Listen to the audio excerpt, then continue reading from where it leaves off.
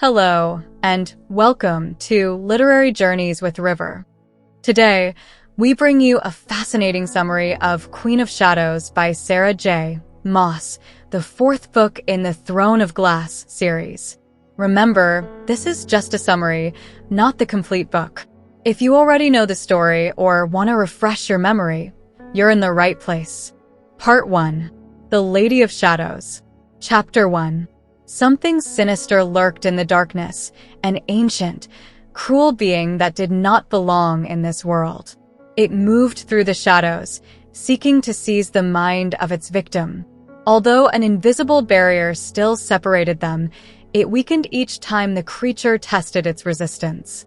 The man, trapped in that darkness, could no longer remember his own name. It was the first thing he forgot, followed by the names of those who once meant something to him. Only one memory persisted in his mind, a moment of terror, despair, and blood. In a room of red marble and glass, he had witnessed a harrowing scene. A woman he loved had lost her head, literally. The dull thud of her head hitting the floor echoed in his memory, again and again. The woman wasn't to blame, nor was he, though the image of her delicate hands tormented him. The man responsible was the one on the glass throne, who gave the execution order. He couldn't remember if he had ever been a prince, but he knew that a prince would not have allowed such an atrocity. A prince would have saved her, but he did not. Now, he was trapped in darkness, with no hope of rescue. The real world still existed beyond the shadows, and the man on the throne forced him to participate in it. Yet, no one realized he had become little more than a puppet, struggling to act and speak despite the shackles on his mind. The anger at their ignorance was one of the few emotions he could still recognize. He remembered the woman's words before she died. "I wasn't supposed to love you." She wasn't supposed to love him, and he shouldn't have dared to love her. He felt he deserved the darkness that surrounded him, and when the invisible barrier finally broke, allowing the creature to infiltrate his being, he would deserve that fate too. Still, he remained bound to the night, a perpetual witness to that scream, the blood, and the thud of flesh against stone. He knew he should fight, that he once had, but the weight of the black stone collar around his neck kept him prisoner. And he knew that, in a short time, he would have to stop resisting. Chapter 2. Aelin Galathynius, the rightful Queen of Terrasen, found herself in an underground lair known as the Vaults. This place, full of lowlifes and criminals, had retained its essence despite changing owners over the years. The atmosphere, suffocating and filled with the smells of stale beer and unwashed bodies, was the same as she remembered from previous visits. Danger was always lurking, and many who entered never made it out. As she took a sip of watered-down beer, Aelin looked around, aware that the place was as deadly as ever. Aelin had come here to discover what had happened in Rifthold during the months she was away, especially who the mysterious client that Arabin Hamel, her former master, wanted to meet. As she stayed alert, she recalled avoiding a uniformed patrol with onyx wyverns at the port. This new symbol seemed to indicate that the King of Adarlan had stopped pretending to be harmless, adopting black as the emblem of death and the dominion of evil. A shiver ran down her spine as she thought of the army the king was building with Valg demons. However, Aelin's mission went beyond discovering the situation in Rifthold. She had been following Turn, an assassin close to Arabin, from the Shadow Market to the tavern, where she noticed the presence of several of Arabin's assassins, indicating the importance of the meeting. Though she didn't see Arabin enter, she assumed he was already inside. As she entered the vaults, Aelin blended in with a group of drunks and located Arabin, careful not to draw attention. Dressed in dark clothes and a hood, she hid in the shadows, aware that her financial situation was precarious and that any attempted theft by a thief would justify her retaliation. As she moved through the crowd, Aelin kept her eyes on the cabinet where Arobynn was meeting his client. The place was filled with prostitution and violence, but Aelin remained focused, knowing that what she was about to do was crucial. Though she felt prepared, the absence of Rowan, her Caranam, was a constant void that weakened her. After weeks of preparation, Aelin had carefully written and burned her plans, ensuring that no trace remained. But the loss of her magic as she approached the rift-hold coast caught her by surprise, leaving her vulnerable in her human form. She then remembered the brutal training Arobynn had subjected her to, preparing her to kill with her bare hands, without the need for magic. Finally, when Aelin got close enough, she saw Arobynn's client rising, visibly upset, and heading towards the exit. Aelin recognized his walk and his face partially covered by the hood.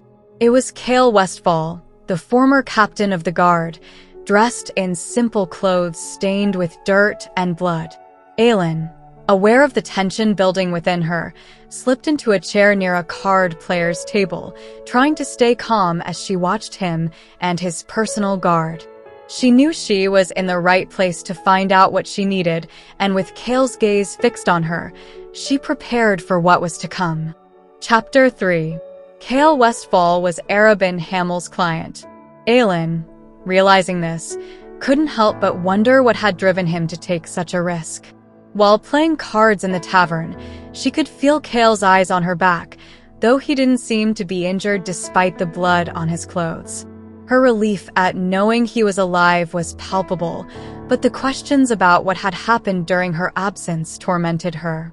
Chaol and his companion, a tense-looking woman, headed towards the stairs without paying attention to Aelin. She moved quickly, making sure he didn't recognize her. But though he didn't see her, Aelin recognized him instantly, with or without a hood. After Chaol and his companion disappeared, Aelin got up from the card table, determined to stay calm. She assumed Arobynn had planned the entire situation, perhaps to unsettle or confuse her. It was clear that Arobynn knew something about Chaol's movements, and the idea of getting answers from him tempted her despite the risks. Finally, Aelin approached the cabinet where Arobynn was waiting for her. He, the king of assassins, looked the same as the last time she saw him, with his elegant bearing and navy blue robe. Arobynn greeted her with a warm, familiar smile, though she knew his presence was always dangerous. Aelin sat across from him, aware of the warmth Chaol had left on the bench. Arobynn, with no visible weapons except for an ornamental rapier, seemed relaxed. Their dialogue began with Arobynn complimenting Aelin's appearance, though she knew he was always playing a game of manipulation. The conversation turned tense when Arobynn hinted that he knew about her recent activities in Wenlin, referring to rumors that painted her as a powerful and dangerous queen. As they talked, Aelin remembered the dark days she had spent under Arobynn's tutelage, the days when Sam, the love of her life, had been killed. The memories of those betrayals kept her alert, knowing that Arobynn always had a hidden plan. Arobynn then revealed the reason he had called her. Aelin's cousin, Aedion, had been captured by the king of Adarlan and was scheduled to be executed in 3 days. The news hit her hard, but Arobynn offered his help in exchange for a favor. He asked her to capture one of the demonic creatures the king of Adarlan was using to control his commanders. Aelin, knowing she had no other choice if she wanted to save Aedion, accepted the deal, but on the condition that Aedion's rescue came first. The meeting ended with Arobynn hinting that he had changed, that he was a different man from the one she had known. But Aelin knew better. As he walked away, Aelin mentally prepared herself for what was to come. She knew she had to act cautiously because Arobynn always had an ace up his sleeve. Alone in the tavern, Aelin decided it was time to start settling the debts she had left unpaid in Rifthold. The night wasn't over, and the Queen of Terrasen was ready to face whatever was necessary. Chapter 4. Aedion Ashriver, the brave and loyal general, knew his death was near. There was no room for hope in his dark, damp cell, where the stench of decay enveloped him along with the constant pain that consumed him. In his life as a warrior, he had always accepted that he would die someday, but he had imagined a glorious death on the battlefield, worthy of being told in songs and legends. However, fate had reserved a very different death for him, one with neither glory nor honor. 3 weeks earlier, in the midst of a fierce battle, Aedion had suffered a wound to his side.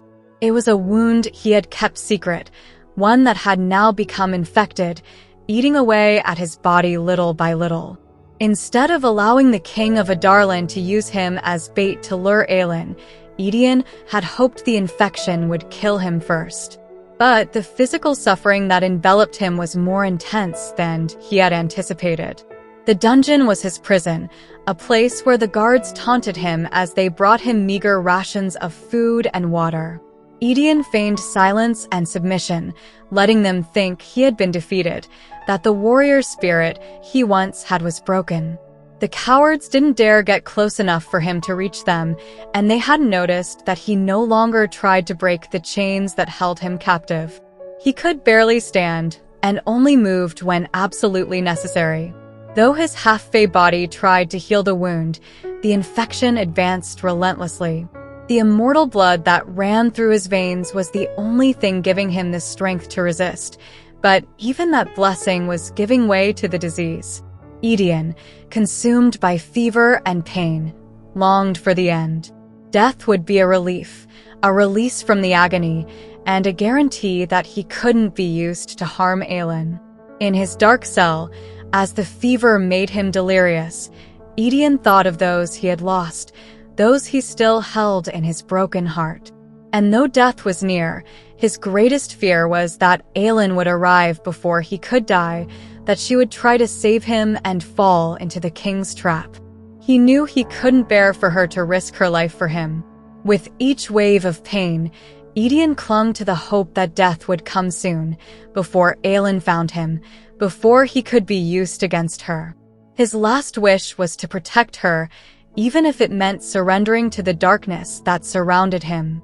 Chapter 5. Aelin ran through the dark, twisted streets of the slums, feeling as though the night might end with her blood spilled. She had sheathed her still bloody knives, careful not to leave a trail behind her. Though her breathing was calm and her mind clear thanks to the harsh months of training in the mountains with Rowan, the threat was real. 20 men were chasing her, men who carried something rotten inside them, corrupted by wordstone, though they wore neither collars nor rings.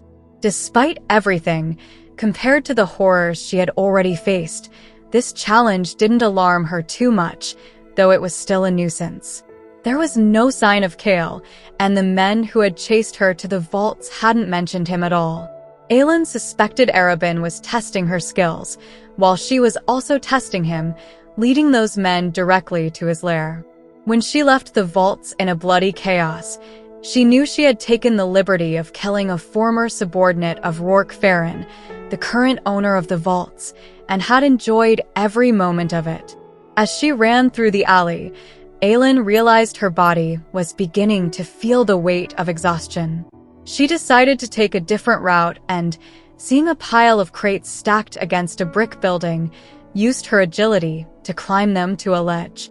As she pulled herself up the ledge and slipped through an open window, she could hear the shouts of her pursuers getting closer. However, she didn't stop.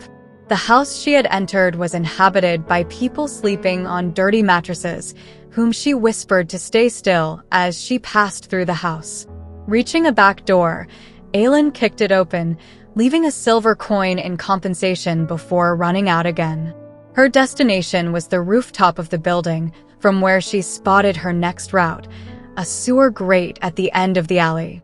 She remembered Arobynn's words about the southeastern tunnels and realized she was being guided towards something bigger. Aelin slid down a pipe and ran towards the grate, which she opened skillfully before disappearing into the sewers. Though she hated those tunnels because of past traumas, she had no choice but to move forward, ignoring the fear trembling in her hands. She headed southeast, following a main tunnel, but stopped when she encountered an unnatural darkness in one of the paths. It was then that a cold, female voice broke the silence. The hooded guard she had seen in the vaults appeared a few steps away from her. Aelin faced her with her knives ready, but the woman invited her to follow her.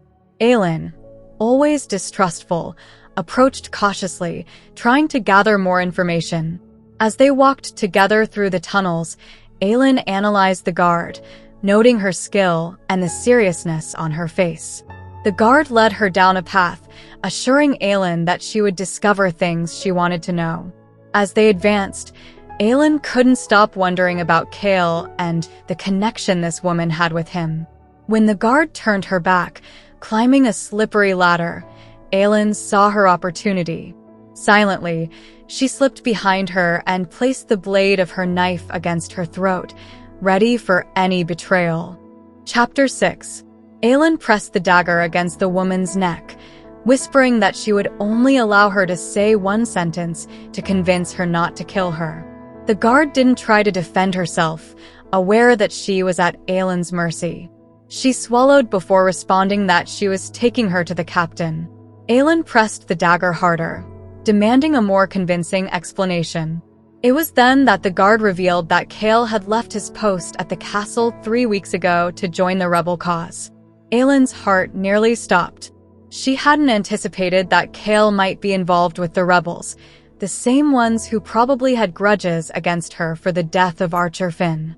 The mention of Chaol and the rebels made her hesitate, but the guard continued, saying that Prince Dorian was still alive, though still in the castle. Aelin slowly lowered the knife, stepping back to analyze the situation. The rebel, now free from the blade, quickly turned to reach for one of her knives, but Aelin, anticipating the move, stopped her with a warning. Removing her hood, Aelin revealed her identity and confronted the woman, who showed no fear. The rebel questioned Aelin's loyalty, reminding her of the deaths she caused among the rebels the previous winter. Aelin, without hesitation, responded firmly, defending her past actions. She argued that she had acted in defense of her friends and that she had no reason to apologize for what she did. She approached the woman, daring her to continue doubting her. The guard, however, remained impassive, though her silence spoke more than her words could have expressed. The tension between them was palpable, but the guard finally indicated that they had reached their destination. Aelin then heard a sound in the darkness, a ragged breath, and whispers coming from the tunnel. She recognized Chaol's voice giving orders, asking them to hurry before a ship left. The sound of Chaol's boots echoed on the rock, approaching her from the shadows. When Chaol appeared, holding an unconscious man with the help of another comrade, Aelin felt a mix of emotions. Their eyes met through the darkness, and though Chaol recognized her instantly, there was no smile on his face. The situation was serious, and their reunion was fraught with uncertainty and tension, in a context where loyalties and plans seemed to waver. Chapter 7. Aelin found herself with a group of rebels led by Chaol in the dark, damp tunnels. Among them were 2 people, nearly unconscious, showing clear signs of being victims of the Valg. The situation grew tenser when Aelin realized that the group of guards pursuing them were not ordinary humans, but were corrupted by the dark magic of the Valg. Seeing Chaol injured, with blood on his face, Aelin felt a mix of relief and pain. He was still the same, though his relationship with Aelin was fractured by everything that had happened. Despite his wounds, Chaol continued to lead the group with determination, showing that he had been fighting hard for the rebel cause.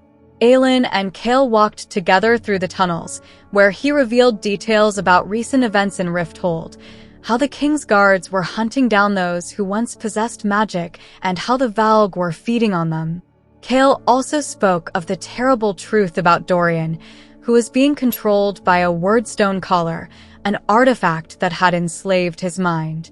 This discovery left Aelin paralyzed with horror, but she tried to stay focused. Chaol, for his part, made it clear that he no longer fully trusted Aelin or what she might do with her power. As the conversation progressed, it became evident that the differences between them were now vast. Chaol was resentful, blaming her for her absence and for not preventing the disaster in Rifthold. Aelin's pain was deep, but she refused to give up. She decided that she needed to free Dorian, even if it meant facing the Valg.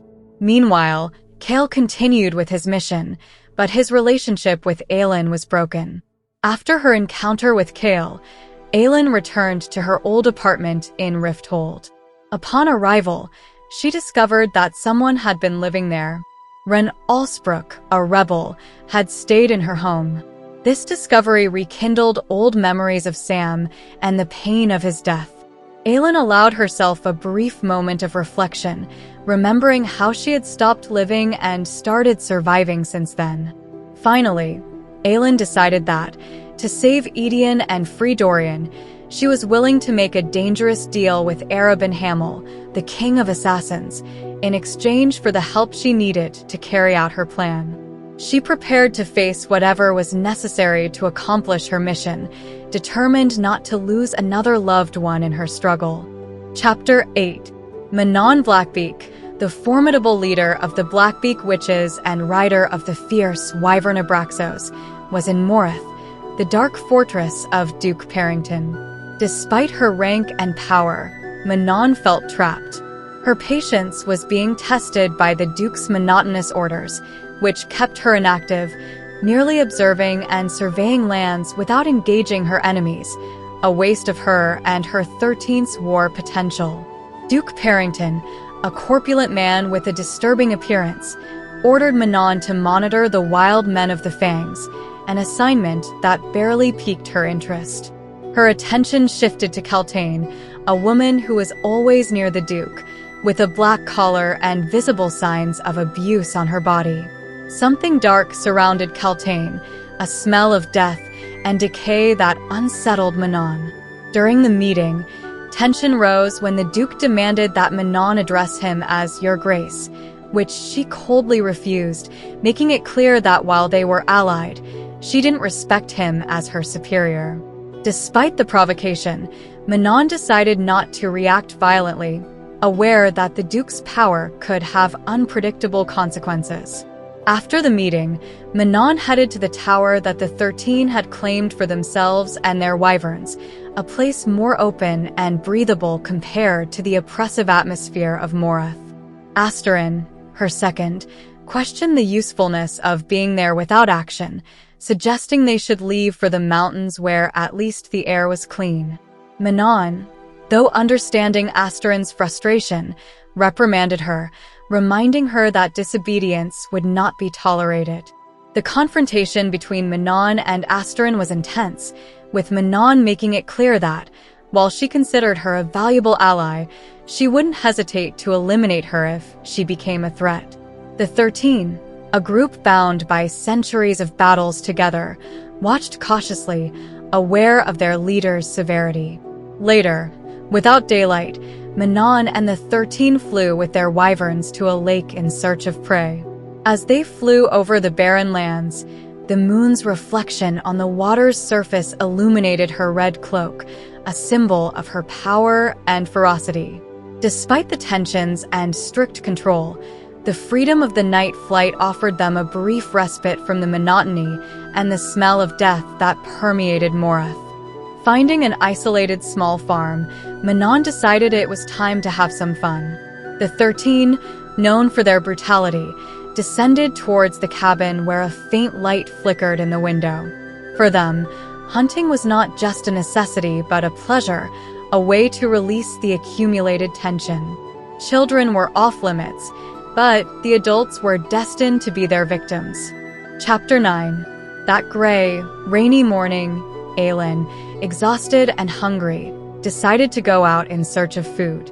Upon returning to her apartment, she found a box on the dining table. Inside, she found a black suit, tight and lethal, accompanied by a note from Arobynn. The suit, custom-made, was a reminder of her past and Arobynn's ability to know her deeply, even in her weak points. As she put it on, she felt her old assassin identity enveloping her once more. At that moment, a carriage stopped in front of her house. Aelin, with her knife ready, opened the door and was met by a hooded woman. It was Lysandra, a courtesan with whom she had a bitter history. Alongside her was a girl named Evangeline. Despite the tension between them, Lysandra begged Aelin to let her speak. Lysandra explained that she had come to warn her about Arobynn.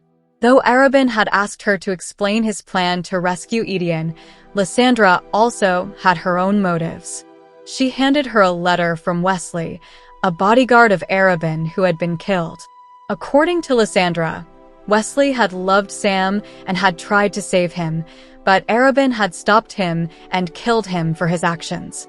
Aelin, despite her distrust, decided to listen. The courtesan revealed that she was still working for Clarice, the madam who had raised her because she was caring for Evangeline, whom she had disfigured to save her from a fate like hers. Aelin, shocked by the girl's story and Lysandra's confessions, realized that perhaps the courtesan had changed, just like she had. Just as Lysandra and Evangeline were about to leave, Aelin stopped them, considering the revelations and the possibility that Lysandra's life wasn't so different from her own. Chapter 10. Aedion, in his cell, felt that death was near. He could almost touch it. With his body infected and weakened, he hoped death would come before his execution, scheduled for 2 days later. As he watched the small window of his cell, waiting for the guards to bring his last meal, the door opened, and to his surprise, Prince Dorian appeared. At first, Aedion thought he was hallucinating, but seeing the black stone collar around the prince's neck, he understood that Dorian wasn't there to rescue him. Aedion tried to strike up a conversation, using Dorian's name, trying to reach the man he once was. He spoke of Sorsha, the healer he loved who was brutally murdered.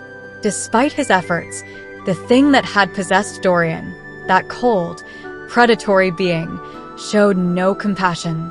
Though for a moment, Aedion thought he saw a spark of humanity in the prince when he mentioned Sorsha's name. However, the demon in Dorian prevailed, and he left the cell, ordering that Aedion's wounds be treated to ensure his survival until the execution. Meanwhile, inside the glass castle, the demon inhabiting Dorian's body brought him to the king's feet. Despite Dorian's resistance, the demon forced him to kneel and deliver a detailed report of his visit to Aedion's cell.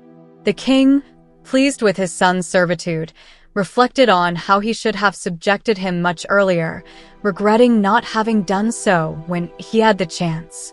Dorian, trapped in the darkness of his own mind, continued to fight, but the demon kept him imprisoned, using his body and voice to serve the king. Chapter 11. The Shadow Market was an ancient place, full of secrets and shady dealings, where anything could be bought if one had the courage or desperation to seek it.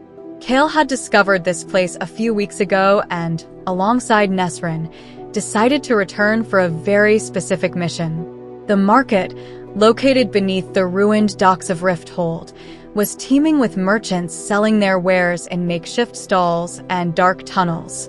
Despite the bustle, the presence of thunder in the underground lair brought an unsettling atmosphere, making everyone more concerned about the impending storm than about Cale and his companion. The two moved cautiously through the tunnels, passing stalls offering everything from spices to weapons. Eventually, they reached a dark corner where two hooded figures, Brullo and Ress, waited by a knife stall. While Nesrin distracted the merchants, Cale exchanged some coins for valuable plans that Brullo had obtained, discreetly hiding the paper in his cloak.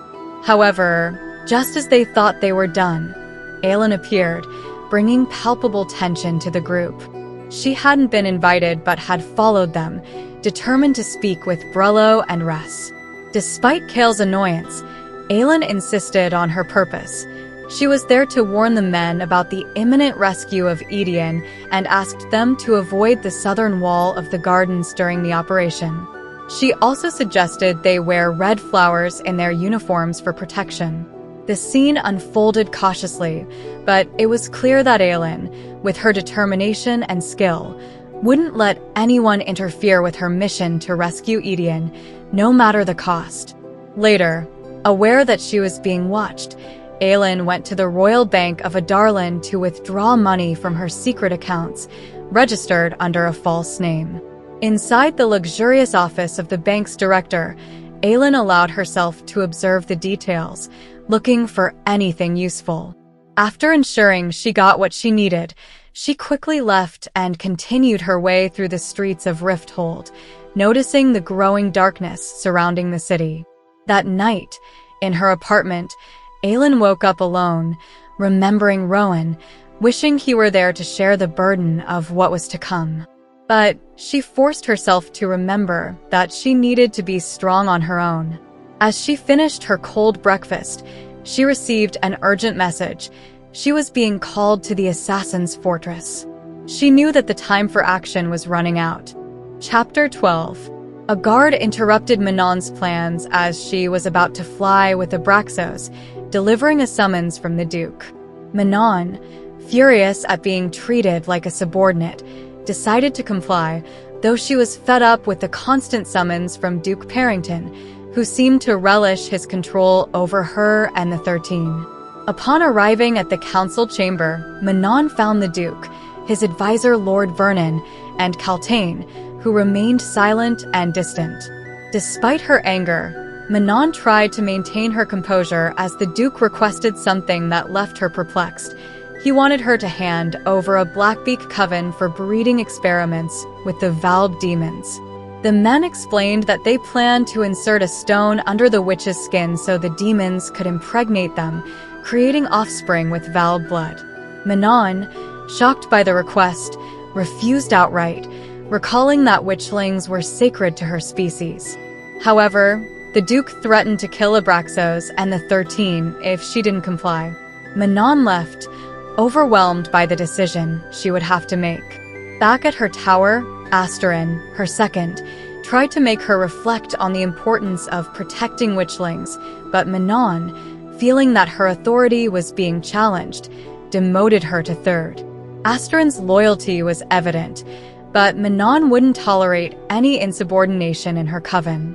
When she reached her room, Manon found a servant, Alide Locken, Lord Vernon's niece, cleaning. Despite Alide's docile demeanor, Manon sensed the girl was hiding something. Upon questioning her, Manon discovered that Alide had a complicated past and was possibly spying for her uncle. Though she dismissed her, Manon decided to keep a close watch on her, suspecting the young woman might have hidden intentions. Later, Manon and Sorrel visited the camp's blacksmith to inspect the weapons he had crafted for the witches. Despite the difficulties of working in the dirty, smoky environment, the blacksmith showed a series of swords and daggers that, though beautifully decorated, were too heavy for the wyverns. Manon requested lighter, more functional weapons, making it clear that aesthetics didn't matter to her. While Sorrel tried to discuss the tension among the 13 and Asterin's recent demotion, Manon reflected on her leadership. The mention of her grandmother and the reminder that the red cloak she wore had been obtained after killing a Crochin didn't help to calm her thoughts. Despite Sorrel's words, Manon felt a hunger that wasn't just physical, but a need to reaffirm her power and control in an increasingly uncertain environment. Chapter 13. Aelin observed the assassin's fortress, feeling the strange calm of seeing that, despite the changes in her life, that place remained the same. The well-kept hedges, the gray stones of the entrance, and the elegant country house were as discreet as ever, hiding the deadliest assassins in Aurelia in plain sight. The entrance, guarded by assassins disguised as guards, welcomed her without stopping her. Crossing the city in broad daylight was another of Arobyn's tests to see if she could arrive undetected while the city prepared for the prince's birthday. But that challenge was nothing compared to what awaited her, especially the mission the next day, rescuing Aedion. As she crossed the threshold, memories of her life in that house hit her hard. It was a place of refuge, prison, and torture. Every corner evoked memories, from the stables where she had knocked out Wesley to her old room, whose windows were open as if waiting for her. Upon entering, the house was as polished and orderly as ever, with no soul in sight except for the butler who guided her to Arobyn's study. Aelin awaited her, his auburn hair shining in the sunlight. The initial exchange was filled with hidden tensions, with Aelin mentioning the new carpet, replacing the blood-stained one, and Aelin recalling the scars on her knuckles, witnesses of the beatings he had given her. Aelin, in his characteristic tone, inquired about Aelin's plans, hinting that capturing a Valg soldier was a crucial step she had yet to complete. Aelin, in turn, made it clear that she wouldn't do it until Aedion was safe, protecting her cousin above all. Aelin tried to provoke her, insinuating about her relationship with Chaol and mentioning Nesryn, the captain's former lover. Aelin, maintaining her composure, responded to each comment with the same sharpness, showing that she wouldn't fall for his games. The meeting ended with Aelin dismissing him disdainfully, leaving Aelin with the certainty that she was ready for whatever came. Afterward, Aelin made a stop at the royal bank before returning to her apartment, where Lysandra awaited her with food. The courtesan, noticing a shadow on the neighboring house's roof, demonstrated her sharpness and ability to detect danger. Aelin, straightforwardly, revealed that she had read Wesley's letter and confirmed that she had destroyed it for safety. The two women, after a sincere exchange about their pasts, agreed to unite in their fight against Aelin, setting aside old rivalries and embracing a new alliance based on the destruction of their common enemy. The conversation between them shifted in tone, with Lysandra revealing her past envy towards Aelin and how she had come to hate her, only to realize that Aelin had manipulated them both. Aelin, for her part, apologized for her past behavior, acknowledging that both had been pawns in Aelин's game. The courtesan, with a surprisingly friendly gesture, proposed a night of indulgence, eating chocolates and enjoying company that both desperately needed. But before that could happen, Lysandra suggested a plan: to kill two birds with one stone in their rescue mission. Intrigued, Aelin was willing to listen. Chapter 14. Chaol and Nesryn crouched on a rooftop, watching the small square where executions were carried out with chilling regularity. Despite their efforts, it always seemed that for every life they saved, many others ended on the butcher's block. As the sun set, the square was adorned with banners and flowers in a grotesque celebration of Prince Dorian's birthday, contrasting with the grim reality of the executions. Nesryn, with her bow ready, couldn't find a good line of sight, while Chaol, frustrated, tried not to direct his anger towards Aelin, who was also with them. Aelin was there, according to her, to help, but her presence irritated Chaol, especially because everything he valued was in her hands.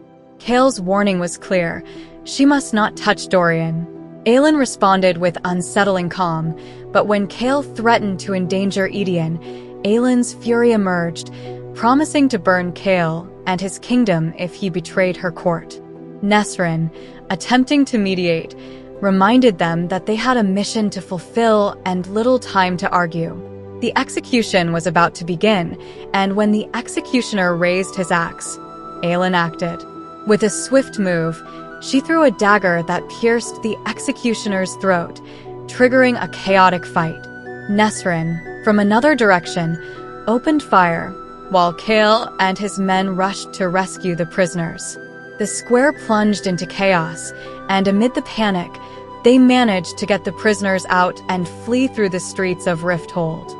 Later, as Chaol ensured the prisoners were safe, Nesryn caught up to him, splattered with blood. She was preparing to deliver the news to the family of the man who died, a gesture that, though painful, was necessary. Chaol, recognizing the harshness of the situation, tried to offer his help, but Nesryn, firm and sure of her limits, preferred to handle it personally. That night, Aelin moved through the shadows, following a patrol of the king's guards. She wanted to confirm the information from Arobynn and Chaol, and what she saw led her to confront the vowed demons possessing those men. The battle was quick and brutal, and when black blood soaked the alley, Aelin knew the threat they faced was real and powerful. With the fight over, Aelin prepared for what was to come, Aedion's rescue the next day, knowing that every decision could mean the difference between life and death. When dawn arrived, Aelin was ready. With her clothes and weapons prepared, she reviewed every step of her plan, every spell learned, as she prepared to save her cousin from certain death. Chapter 15. Aedion Ashriver had accepted his fate. He was ready to die. Despite his attempts to let the fever claim him, his treacherous body had recovered in the last 2 days. Though still weak, he had enough strength to walk when the guards escorted him to the dungeon baths. There, they chained him, washed him, and even dared to shave him, though Aedion tried to use the razor to cut his own throat. But the guards, aware of his value as a spectacle, prevented it. They wanted him presentable, worthy of a general, when he was executed with the sword of Orinth. After cleaning his wounds and dressing him in a loose white shirt and clean trousers, they combed his hair and forced him to climb the stairs. He was flanked by a strong escort, 3 guards on each side, for in front, for behind, and others at every door and exit. Aedion, aware that he couldn't do much in his exhausted state, let himself be led, reserving what little energy he had left.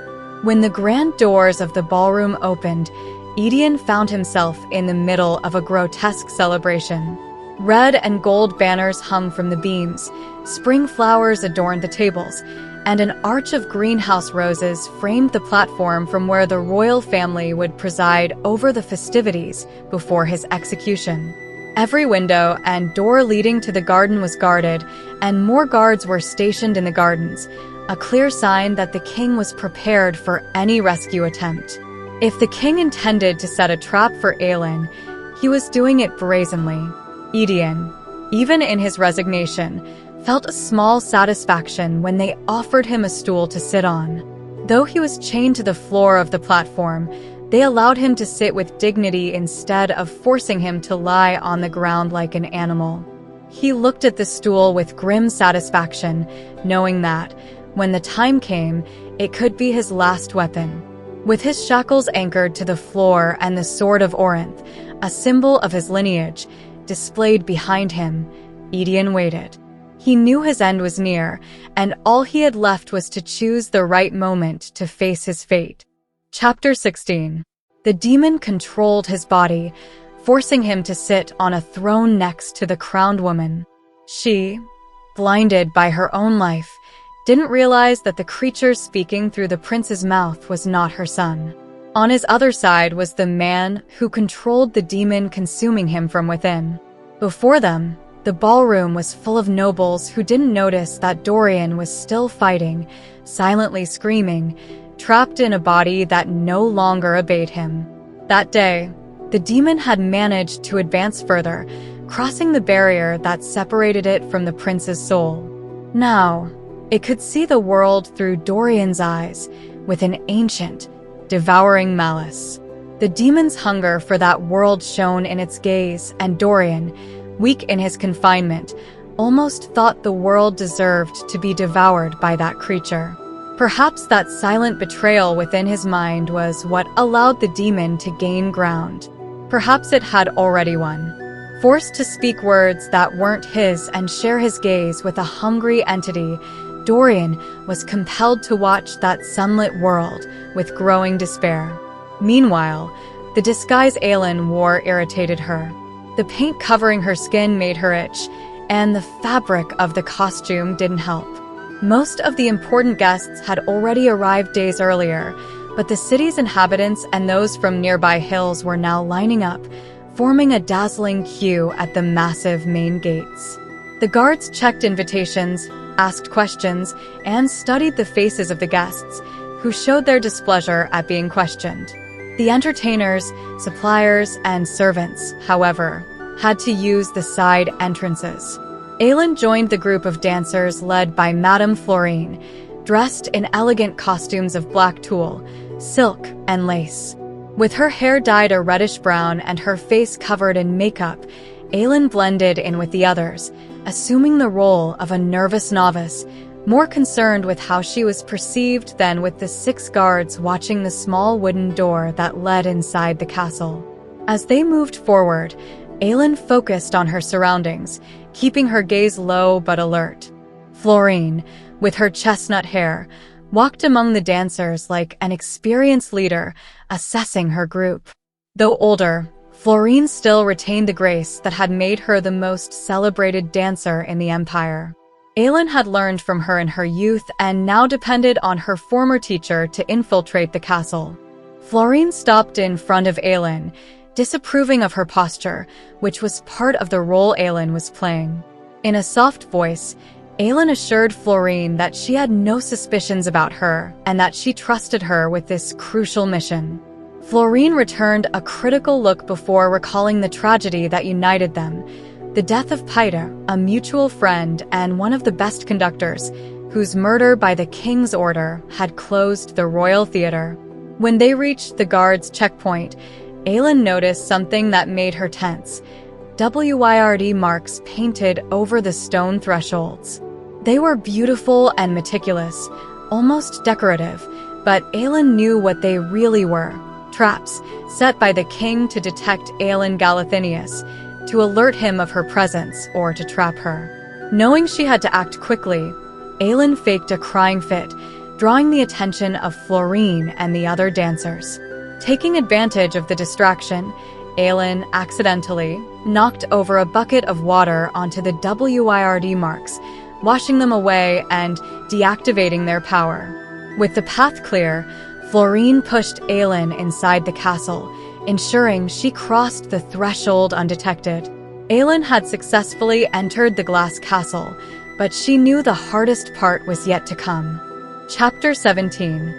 Florine and the dancers were led to a narrow passage reserved for the servants, where they remained huddled, waiting for the moment when the doors would open and they would emerge into the ballroom like dark butterflies, ready to perform the dance of the Maidens of Death. The atmosphere was charged with tension, and although the guards watched them closely, no one stopped or questioned them. Kael's men were in their assigned positions as planned, but Ress and Brello were nowhere to be seen. The aroma of food passing by them, carried by servants, was tempting, but Aelin tried not to let herself be distracted. Among the servants returning from the kitchens, Aelin noticed a slim figure in a white apron, Nesrin Phallic. Although their eyes met briefly, there was no explicit recognition, and before she could interpret her reaction, one of the guards signaled Florine that it was time to begin. Florine, maintaining her composure, reminded her dancers of the importance of grace and lightness. With a basket of black crystal flowers in hand, Florine distributed the delicate flowers among the dancers, reminding them that they were valuable and should not be broken before time. When she reached Aelin, the basket was already empty, allowing Florine to keep Aelin close as a substitute, ensuring that the demon guard's attention didn't focus on her. The sound of trumpets echoed, and the crowd roared in the ballroom, making the floor tremble. Florine, with a stern look, whispered to Aelin that she had seen Aedion, describing him as thin but alert, ready for her. With steely calm, Florine reminded Aelin of the importance of art in a kingdom, and before she could respond, Florine turned to the dancers and urged them to give a performance worthy of the king. The doors opened, and the dancers began their performance, waving their crystal flowers under the light. As Aelin watched, Her blood burned with the promise of fire and vengeance. She reminded herself that her goal was Aedion, not the tyrant sitting on the throne. With the determination of a queen who bows to nothing and no one, Aelin straightened her shoulders and mingled with the jeweled crowd. Aedion, for his part, had been observing the guards surrounding him, identifying who would be the best target in case he tried to escape. As the dancers began their performance, Aedion realized that they were not to blame for the bloodshed about to ensue. However, their dark disguise and graceful movements seemed like a harbinger of death, and Aedion, with a grim smile, accepted his fate.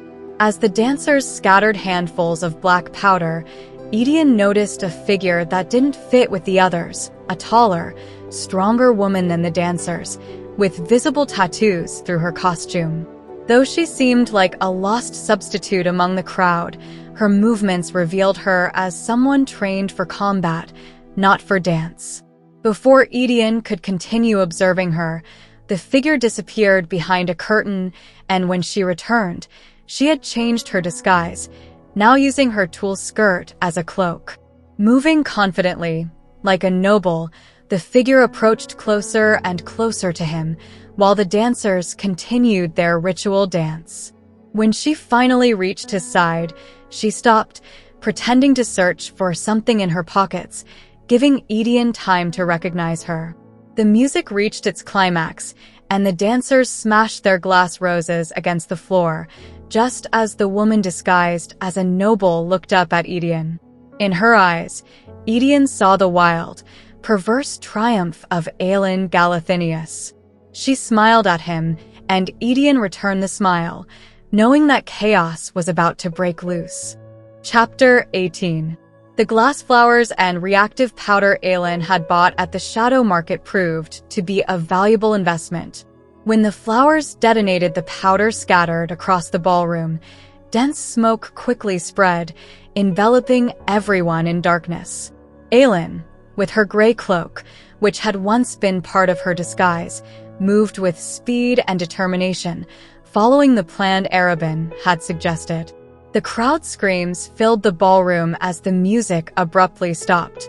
Aelin was already advancing towards the platform, and as the clock tower began to chime to signal noon, she located Aedion. The first thing she noticed was the absence of a black collar on his neck, which brought her immense relief. Without wasting time, she drew the daggers hidden in her disguise and attacked the nearest guard, slashing his throat with lethal precision. As Aelin eliminated the guards one by one, Florine shouted orders for the dancers to retreat. The thick smoke made visibility difficult, and arrows became useless, which worked in Aelin's favor. With a series of quick, deadly moves, Aelin cleared the path to the platform where Aedion was chained, dispatching the guards surrounding him. When Aelin reached her cousin, he had already taken out 3 guards with fragments of the stool he had been sitting on. Aedion, though injured, was ready to fight. With a warning shout from Aelin, he ducked just in time to avoid a guard's blow, allowing her to throw a dagger that found its mark in the attacker's neck. Without a second to lose, Aelin turned to the chains that immobilized Aedion, making a cut on her forearm to use her blood on the WYRD marks she had memorized. Open. The chains fell to the ground just as the 7th chime of the clock sounded. The crowd's screams intensified, and the king's voice boomed above the chaos. Aelin knew there was no time to waste, so she threw the eye collar over Aedion's head and handed him the sword of Orinth, his father's sword. With a brief but significant exchange of looks, Aelin grabbed her cousin by the wrist, and they ran towards the garden windows, where the crowd was in panic, breaking glass and shoving to escape. The dense smoke billowing from the ballroom guided them towards the garden. Aelin pushed Aedion to stay low as they made their way through the crowd. The sword of Orinth in Aedion's hands was a symbol of hope, but also a reminder of the weight of their mission. When they reached the garden, they encountered a line of 6 guards blocking their way. Aelin let go of Aedion's hand and, without hesitation, launched herself at the guards, unleashing a deadly dance she had perfected under Rowan's tutelage. She was a whirlwind of death, a queen of shadows, and those guards stood no chance. When the last guard fell, Aelin turned to Aedion, who was watching with a mixture of awe and admiration. Despite his weakened state, Aedion managed to follow her as they headed for the garden hedges, seeking an escape route. However, the sound of crunching gravel behind them stopped their advance. Aelin felt a chill as she recognized the figure approaching. It wasn't a guard, nor the king. It was Dorian, walking towards them, with an expression that mixed horror with despair. Chapter 19. Dorian, or rather the thing inhabiting his body, appeared before Aelin and Aedion with a cruel smile. He was not the friend Aelin had known, but a dark entity manipulated by the power of the Wyrt, emanating from a shining torque on his neck. Aware of the dangerous situation they were in, Aelin tried to remain calm, delivering a sarcastic response in an attempt to buy time to devise an escape. Without warning, Dorian unleashed a wave of dark power towards them. Aedion shouted to warn Aelin, but she had already prepared a defense with Wyrt marks painted on her body. However, each attack from the Valg Prince weakened the protections. Aelin ordered Aedion to run, but he refused, acknowledging that his friend was no longer there. The thing inside Dorian attacked them again, sending a blast of power that knocked Aelin and Aedion to the ground. Aelin knew she had to act quickly. Determined, she advanced towards the prince, trying to make contact with the real Dorian, pleading with him to show a sign of his presence. But the creature speaking with her friend's voice only displayed malice and hatred. Finally, as the prince lunged at Aelin, she drew a Wyrt mark on the ground with her blood, momentarily halting Dorian. With the sword of Orinth raised above her head, Aelin was about to decapitate Dorian to end the threat. But just before she could do so, an arrow whizzed by, diverting her aim. Nesrin appeared, aiming another arrow at Aedion, and ordered Aelin to lower the sword, revealing that Arobin Hamel had warned Chaol of her intentions. Aware of the imminent danger, Aelin lowered the sword, knowing the moment had passed. She sheathed the sword, took Aedion, and they ran, leaving behind the possessed prince. Aedion, injured and weakened, struggled to stay on his feet as Aelin dragged him through the garden. Finally, they managed to scale a wall with the help of two hooded men waiting for them on the other side. The garden was left behind, but the screams and sounds of battle indicated that the danger was not yet over. They reached a street where Lysandra awaited them in a carriage. Aedion, exhausted, was hidden in a secret compartment while Aelin quickly changed clothes. The king's guards stopped the carriage, but Lysandra, with her cunning, managed to maintain her composure and tricked them into letting them pass. The carriage moved through the festive streets, full of people celebrating the prince's birthday until they finally reached a safe place. Chaol was waiting for them in another carriage, and Aedion was transferred while Aelin and Lysandra continued with their plan. Once at the safe house, Aedion was taken to a room for care. Aelin, exhausted and emotionally shattered, confronted Chaol, who accused her of trying to kill Dorian. Aelin, heartbroken by what she had had to do, defended her decision, making it clear that she had given Dorian a chance, but she couldn't risk the safety of her kingdom. The tension between Aelin and Chaol was palpable, and though they had both survived the day's chaos, their relationship was at a critical point. Aelin ordered Chaol to take the first watch on the rooftop, while she prepared to care for her injured cousin. Finally, Aelin faced Lysandra, who had discovered her true identity. Though the secret was out, Lysandra accepted the truth, and the two women found a new understanding between them, strengthening their alliance amid the chaos to come. Chapter 20. Elide Locken had spent several days in Morith, a place filled with horrors, carrying out her duties under the constant threat of danger. The castle of Morith, with its endless stairs and dark hallways, terrified her. Despite her limp and the pain in her ankle, Aelin forced herself to climb the tower where the wyverns and their riders were, facing the fear she felt with every step. Although the atmosphere in Morith was grim and dangerous, Aelin had learned to survive, using her wits to get what she needed, like herbs to relieve the pain in her ankle. When she reached the top of the tower, she found the vast hall empty, with the wyverns watching from the beams. One of those wyverns belonged to the fearsome Manon Blackbeak, the wing leader. Aelin, carrying a message for Manon, cautiously advanced to the center of the hall. Despite the atmosphere of terror surrounding her, Aelin didn't let fear dominate her. When Manon appeared, her presence was as intimidating as expected. With golden eyes and cruel beauty, the witch circled her like a predator, questioning her intentions. Aelin, skilled at concealing her emotions, remained calm, handing her the letter she carried. Manon, distrustful, tried to intimidate her, but Aelin didn't lose her composure, maintaining her facade of submission. Manon, though dangerous, seemed to show a slight inclination towards wounded or broken creatures, like her wyvern, Abraxos, who also fixed his gaze on Aelin with curiosity. The conversation between the witch and Aelin was tense, full of veiled threats, but Aelin managed to leave the tower alive, though deeply disturbed by the experience. Later, in a private conversation, Manon reflected on the Valg and their possible connection to the witches.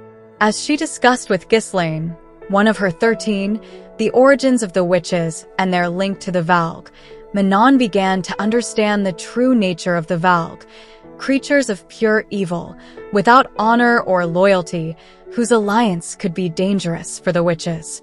The situation in Morith became more complex when a Yellowlegs coven volunteered for the Duke's experiments instead of the Blackbeaks. Faced with a difficult decision, Manon allowed the Duke to use the Yellowlegs, knowing she could avoid sacrificing her own witches, though the implications of these experiments remained uncertain. The chapter culminates with Manon facing the reality of the Duke's and King of Adarlan's plans, which go beyond the conquest of a continent. Their ambitions seem to extend to the entire world. Manon, aware of the possible consequences, wonders what future awaits her people and the new generations of witches if the experiments with the Valg continue. Chapter 21. Inside Dorian's body, the real Dorian fought desperately to regain control as the blood-soaked woman, Aelin, approached him. He recognized something in those turquoise eyes, something that made him fight with all his might against the demon controlling him. But the creature inhabiting him, the Valg Prince, stood firm, resisting Dorian's internal struggle with cruel satisfaction.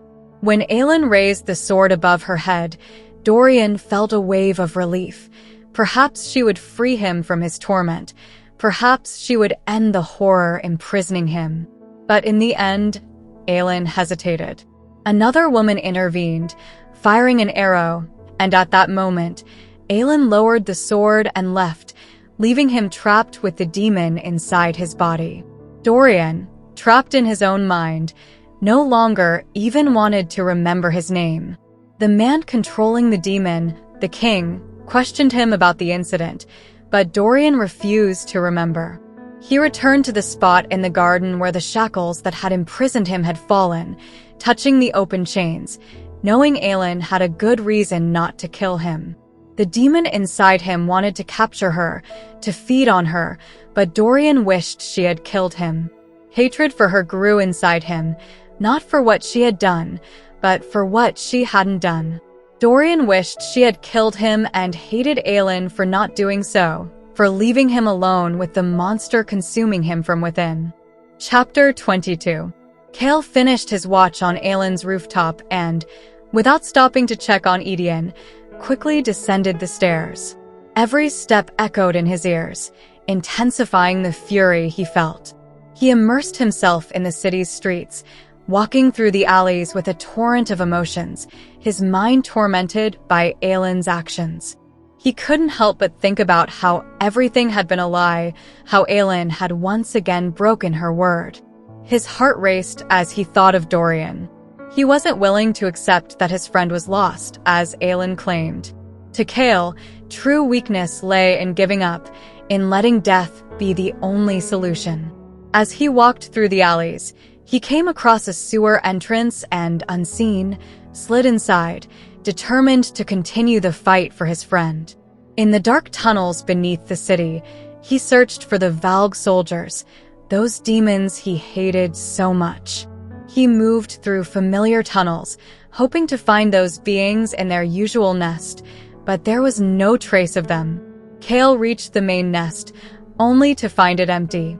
The Valg and their prisoners had disappeared. It was a clear message. They were losing ground in this hidden war. Aelin had provoked the king, and now everyone was paying the price. With the weight of this reality crushing him, Chaol emerged from the tunnels, avoiding the streets filled with frightened people and heading to a quieter district of the city. He recognized Nesrin's house by the smell of freshly baked bread and spices. Without much thought, he approached the back door and was greeted by Nesrin, who invited him inside.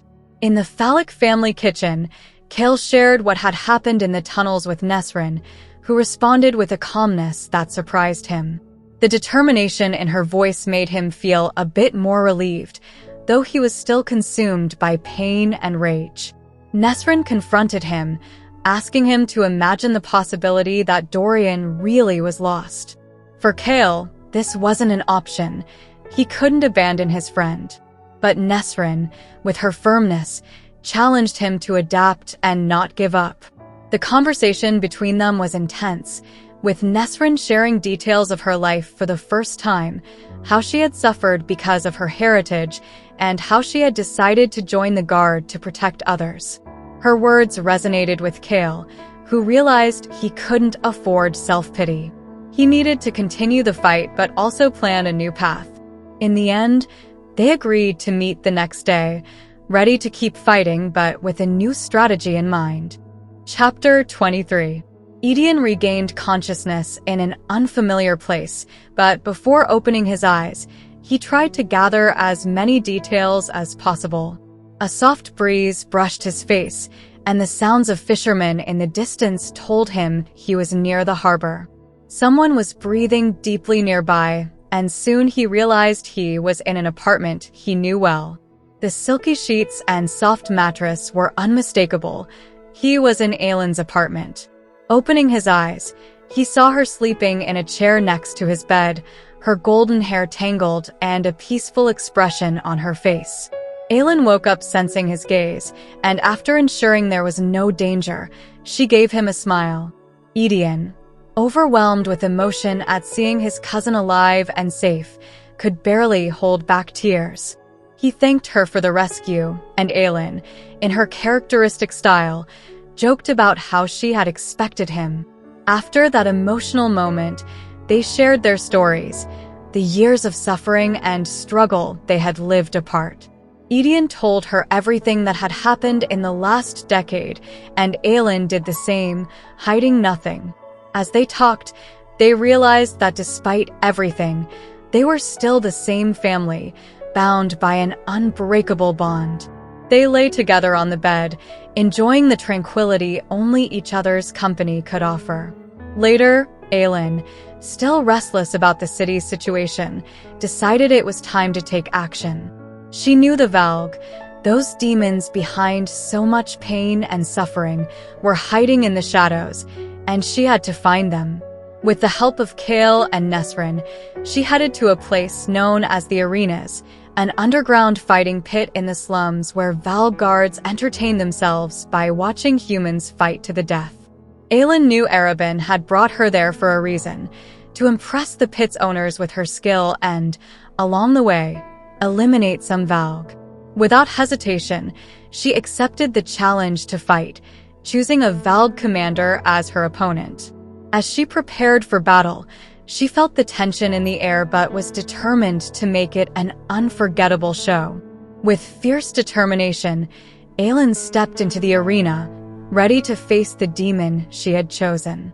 Chapter 24. Chaol watched in awe as Aelin descended into the arena, ready to face the Valg commander she had chosen as her opponent.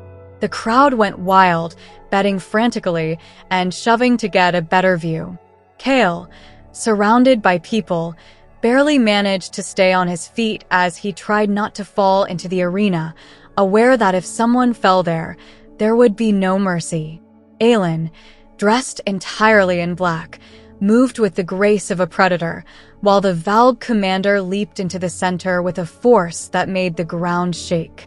Arobynn had given her the option to choose any of the Valg men, but she had opted for the leader, a risk few would dare take. The pit master announced the fight start, making it clear there were no rules, except that knives were not allowed. The fight began immediately with a quick attack from the commander, but Aelin dodged it with surprising agility, grabbing him and kneeing him in the head. The crowd took a moment to react, surprised by how quickly Aelin had dominated the commander.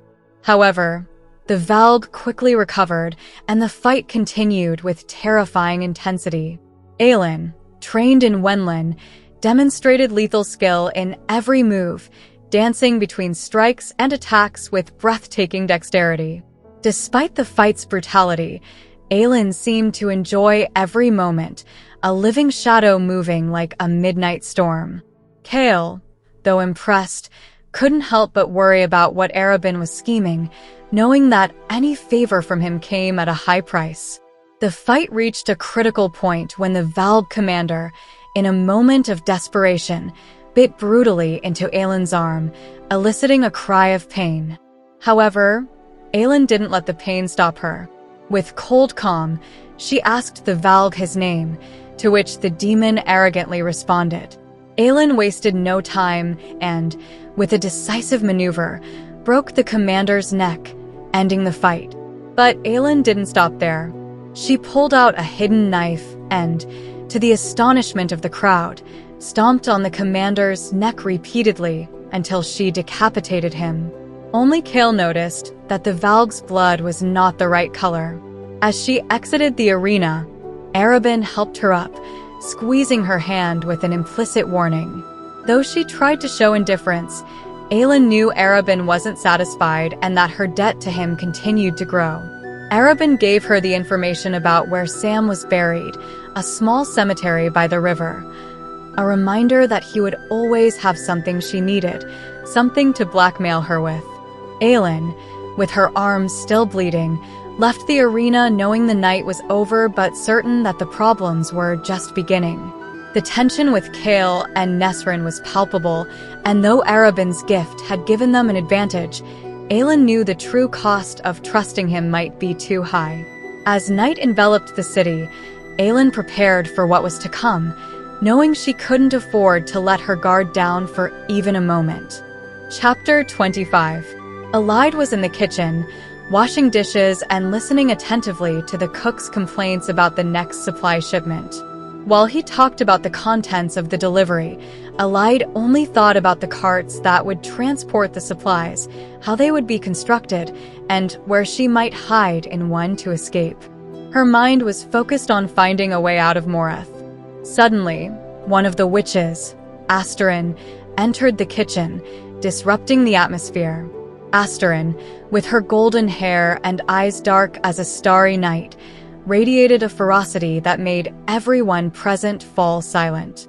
Aelin, trying to stay as discreet as possible, lowered her head and continued with her task.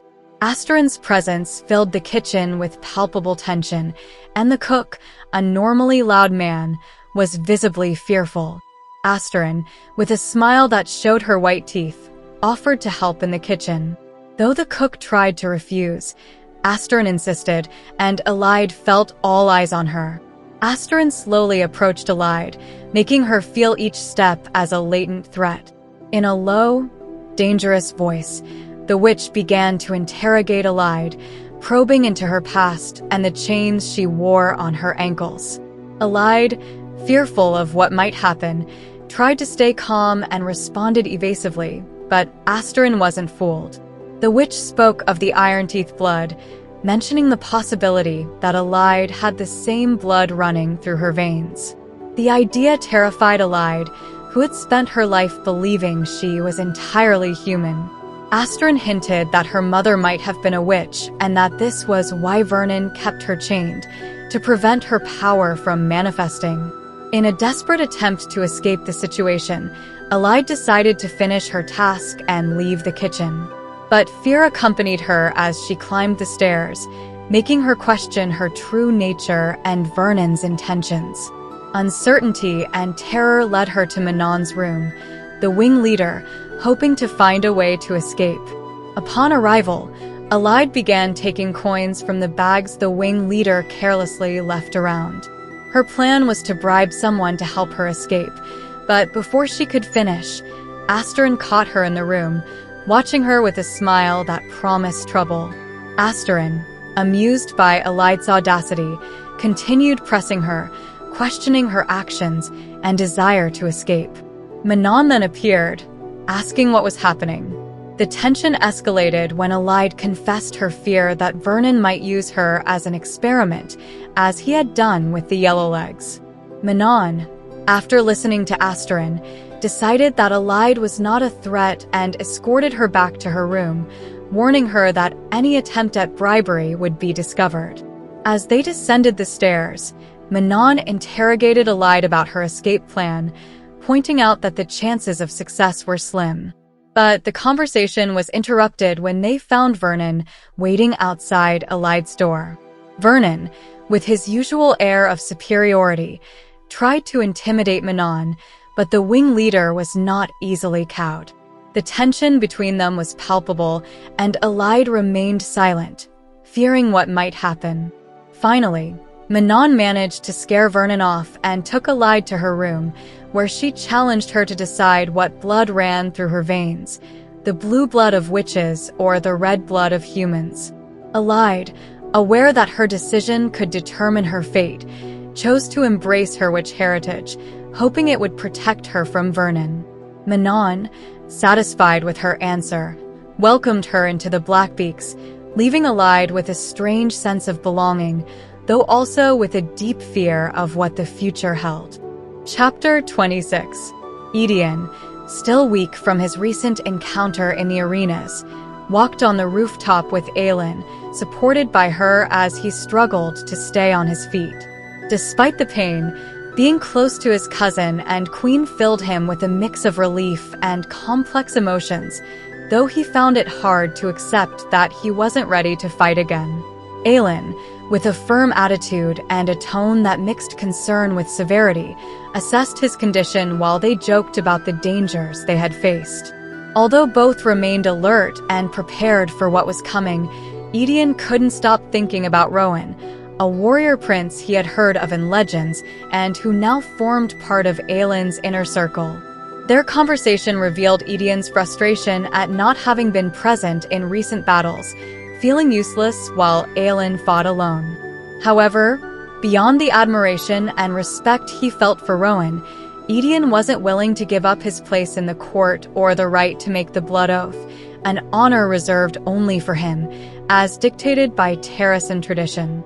The tension grew as they discussed their plans to return to Terrasen, recover the Amulet of Orinth, and unleash magic, all while Aedion battled his pride and the limitations of his weakened body. Aelin, for her part, kept her own secrets and plans, being evasive about the details of her strategy. As the conversation progressed, it became clear that both were deeply concerned about the situation in Terrasen, the upcoming battles, and the role each would play in them. Aelin had to balance her responsibility as a leader with the need to protect those closest to her, while Aedion tried to find his place in a world where everything seemed to be changing rapidly. The discussion was interrupted when Cale, the captain, arrived with troubling news. The Shadow Market had been destroyed by Valg soldiers, sealing the exits and burning those who tried to escape. Aelin, initially incredulous and then furious, confronted Cale with a mix of pain and rage, reminding him of his own complicity in past horrors and rejecting the insinuations that she didn't care about the city or its people. Aedion, observing the exchange, couldn't help but feel the tension between them, especially when Aelin coldly mentioned the possibility of the entire city burning. Despite the confrontation, the captain revealed his desperation to save Dorian, though Aedion made it clear that the situation with the prince was beyond their control. As the night wore on, the distrust among the allies became more evident, with Chaol questioning Aelin's loyalty and Aedion trying to keep the peace. In the end, Aelin, still burdened with guilt and doubts, followed one of the Valve commanders into an underground tunnel, determined to find some clue that might be useful in the battle ahead. There, in the depths of the city, she faced something more terrifying than any demon, a creature emerging from the waters that filled her heart with panic and left her paralyzed as she prepared for what seemed to be an inevitable confrontation. Chapter 27. A creature emerged from the water, its black stone body cutting through the surface with an unsettling calm. Its imposing presence made the Valve commander kneel in a display of total reverence. Aelin watched, her heart pounding wildly as she tried to stay calm. The creature, with its gargoyle-like appearance, was vaguely familiar to Aelin, evoking images of the clock tower statues that had always seemed more than mere ornaments. The eye of Elena, hanging from her neck, began to glow faintly, increasing her concern. The word hound, as Aelin mentally named it, began to speak in a terrifying voice, the voice of the king, demanding news about the escaped general. The Valve commander reported the unsuccessful search, prompting a cold response from the creature, which ordered the hunt to continue. Horrified, Aelin backed away quietly, fearful of being discovered. She decided that although she needed to deliver the prized Valve commander to Erebin, she would first take advantage of the opportunity to gather the information she needed. Returning to the hideout, she found Aedion waiting for her, visibly anxious. His concern quickly turned to reproach when he noticed Aelin had been out longer than promised and returned smelling of the sewers. The tension between them was palpable, but Aelin, with her usual cunning, diverted the conversation to lighter topics, showing some of her scars to ease the tension and share a part of her past with her cousin. As they opened up to each other, Aedion shared his own scars and battle stories, creating a stronger bond between them as they shared wine and memories of their respective struggles. Aedion, in a solemn gesture, offered Aelin the Sword of Orinth, insisting it rightfully belonged to her. However, Aelin refused to accept it, assuring him that only he deserved to carry it, reaffirming her trust and respect for her cousin. Days passed, and Aedion's impatience with the inactivity grew until Aelin, noticing his frustration, decided to take him for a walk through the city. During their outing, they met Nesrin, who joined them. As they walked, a sound and a smell in the air alerted Aedion to the presence of someone unknown. Soon, the figure of a man emerged from the mist, tall and armed, with a familiar scent intertwined with Aelin's. Aelin, recognizing the man, ran towards him, throwing herself into his arms. The stranger welcomed her with an embrace that showed a deep connection, ignoring the others. When Nesrin asked Aedion about the man's identity, he smiled before answering, Rowan. Chapter 28. Aelin trembled with emotion and relief as she clung to Rowan, unable to hold back tears. All the pain and loneliness of the past weeks overflowed in that instant upon seeing the warrior she had missed so much. Rowan, with his solid and comforting presence, held her tightly, assuring her that he had found her by following her scent and that he had much to tell her. Aelin, relieved that he was there, clung to him desperately, feeling the security his presence brought her.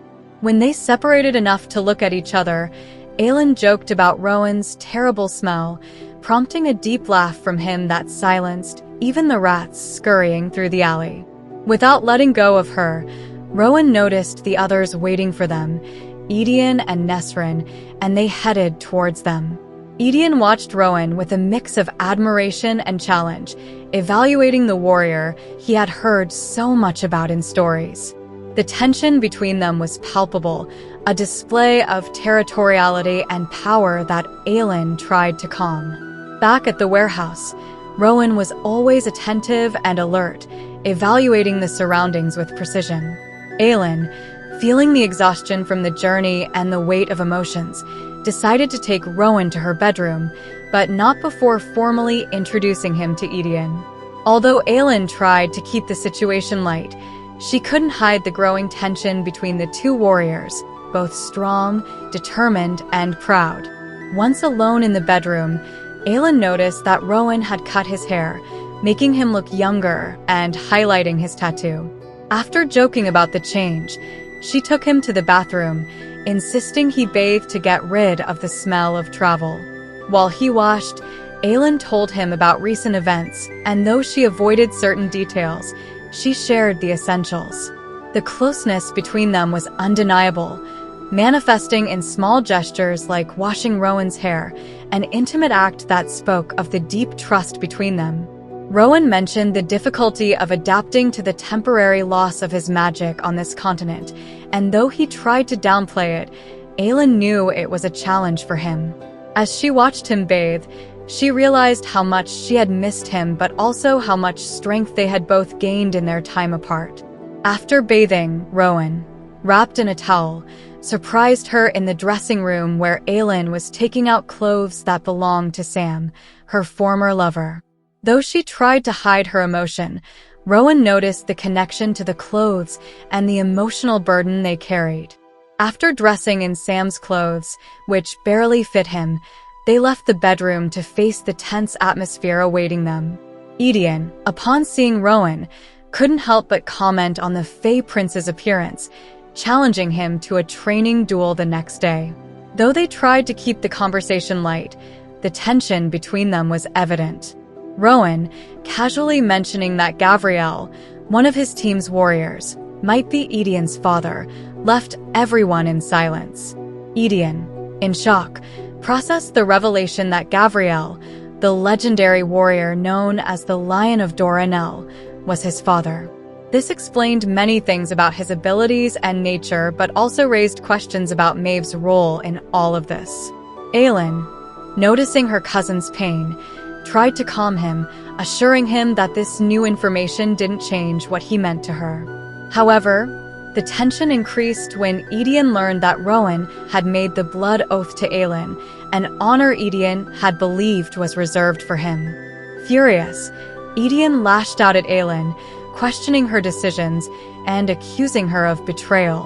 The argument turned violent, with Aelin ordering Aedion to leave before things got out of hand. Aedion, feeling betrayed and furious, stormed out of the house, barely able to contain his rage. As he left, Aelin didn't try to stop him, knowing the wound inflicted would need time to heal if it ever did. Chapter 29.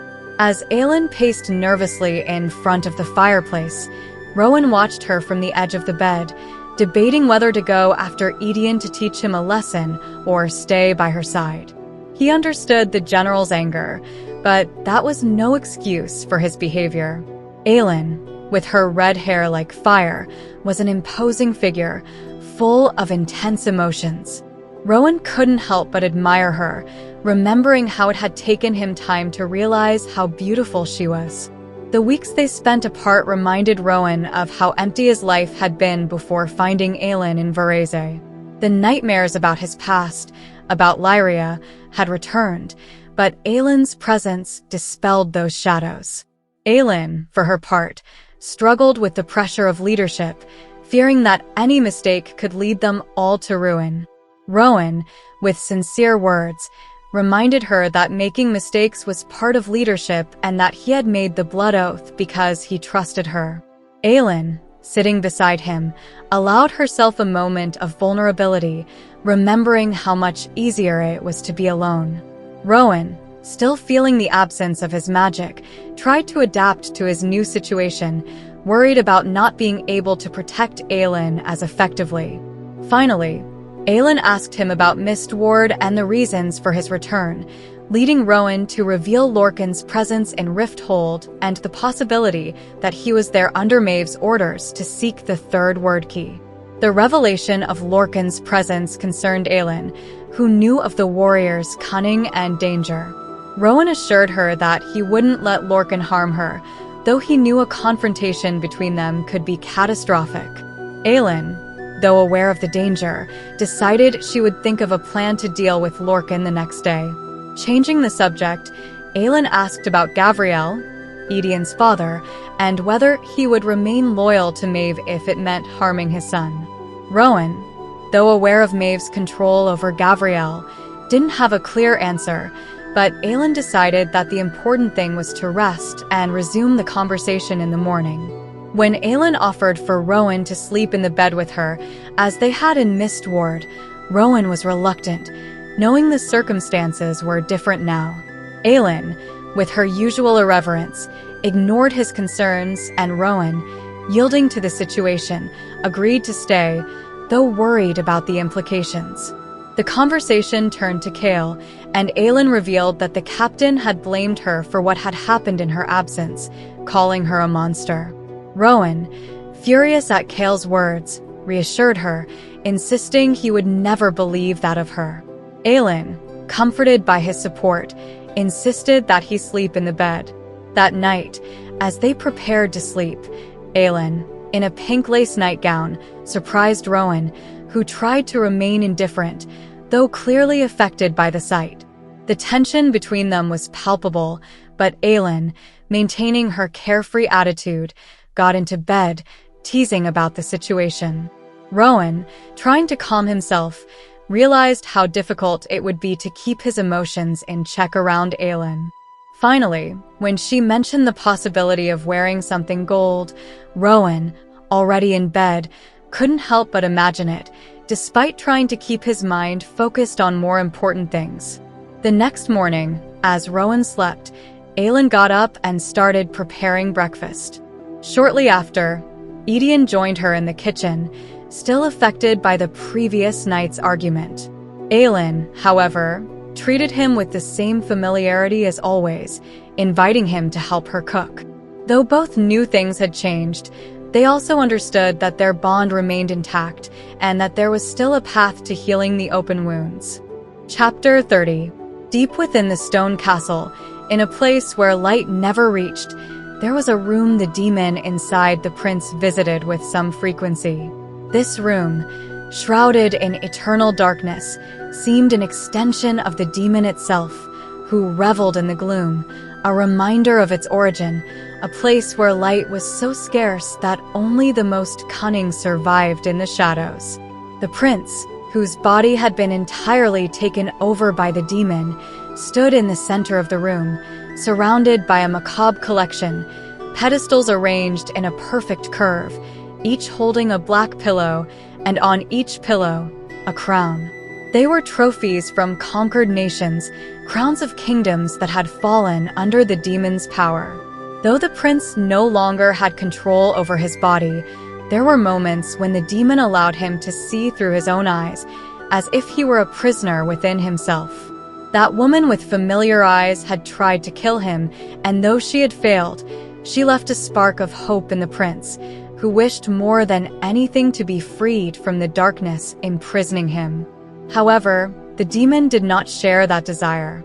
With a cold, serpentine voice, the demon spoke to him, mocking his weakness, reminding him of the inevitable. More crowns would be added to the collection, not just from this world, but from others as well. The prince, who had once been a man with desires and fears, now tried in vain to hide within his own mind, seeking a dark corner where even the demon couldn't find him. But the demon knew him too well, laughing at his despair and helplessness. With venomous words, it reminded him of his cowardice, how his resistance was futile. And though the prince fought to silence that voice, to deny the reality of his situation, he couldn't help but wish that woman had succeeded, that she had ended his misery. In the darkness of the room, surrounded by symbols of the demon's conquests, the prince could do nothing but wish for death, longing for an end that would not come as long as the demon had control over his body and soul. Chapter 31. Manon stormed into Parrington's war tent, her fury evident as she violently pushed aside the canvas door, tearing it with her iron nails. She demanded to know why her 13 were being denied access to the Yellowlegs coven. But as she spoke, she froze at the sight before her. In the dimly lit tent, the Duke stood at the center, turning toward her with a dark and terrifying expression. He ordered her to leave in a heated tone, but Manon had already noticed something or someone behind him. With her attention fixed on that figure, she stepped forward, challenging the Duke's proximity. Behind him, Celaena, draped in a black dress that seemed woven from the night itself, extended a hand toward a young soldier kneeling, trembling in pain. Around her, an aura of dark flames burned, a strange fire emanating from her pale fingers, sliding over the soldier's skin without leaving any marks, but causing indescribable agony. Fascinated by the sight, Manon asked what it was. Though the Duke tried to stop her, she pressed on, insisting on an explanation. It was Celaena who answered, her voice sounding both empty and violent. Shadow fire, a power that had always been latent in her but had now awakened, taking on a new form. Manon watched in horror as the soldier convulsed under the dark fire, his body believing it was in flames though there were no burns. When the Duke ordered her to stop, Celaena obeyed, leaving the soldier gasping on the carpet, blood flowing from his eyes, nose, and ears. The Duke then approached the soldier and, looking into his eyes, broke his neck without mercy. The death resonated with Manon as a warning, a sign of what would happen if she defied the Duke. But she refused to be intimidated, demanding to know why they were being prevented from seeing the Yellowlegs and what was happening beneath the mountains. The Duke warned her that she did not wish to know what was being forged in that place, but he also mentioned something Manon didn't know. Her grandmother was developing a new weapon, a combination of knowledge from the matron witches that could change the course of any battle. With this knowledge, Manon felt a shiver run down her spine, aware of the power being created and the threat it posed. Later, Aelin woke up in the tower, sheltered by the protective wing of Abraxos. She had sought refuge there to avoid whoever was waiting for her in her room. But as she woke, she heard the 13 arguing in the tower. Fearful of being discovered, she tried to slip away while the witches discussed the danger they faced, the shadow fire, and the risks of rebelling against the Duke. But Manon, with her keen sense, detected her before she could escape. Chapter 32. Manon watched Aelin as she slept, curled up next to Abraxos in the tower. She had detected her presence long before entering, thanks to her keen sense of smell. Asterin and Sorrel said nothing, but Manon was aware of the young girl's presence.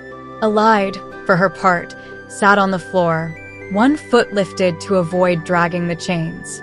She was clever, though not clever enough to realize the witches could see in the dark. Aelin, still shaken by the nightmare she experienced outside her room, confessed that someone had been in her chamber, and unable to identify who it was, she had decided not to enter. Abraxos, the wyvern, tensed upon hearing her, showing his concern for the girl.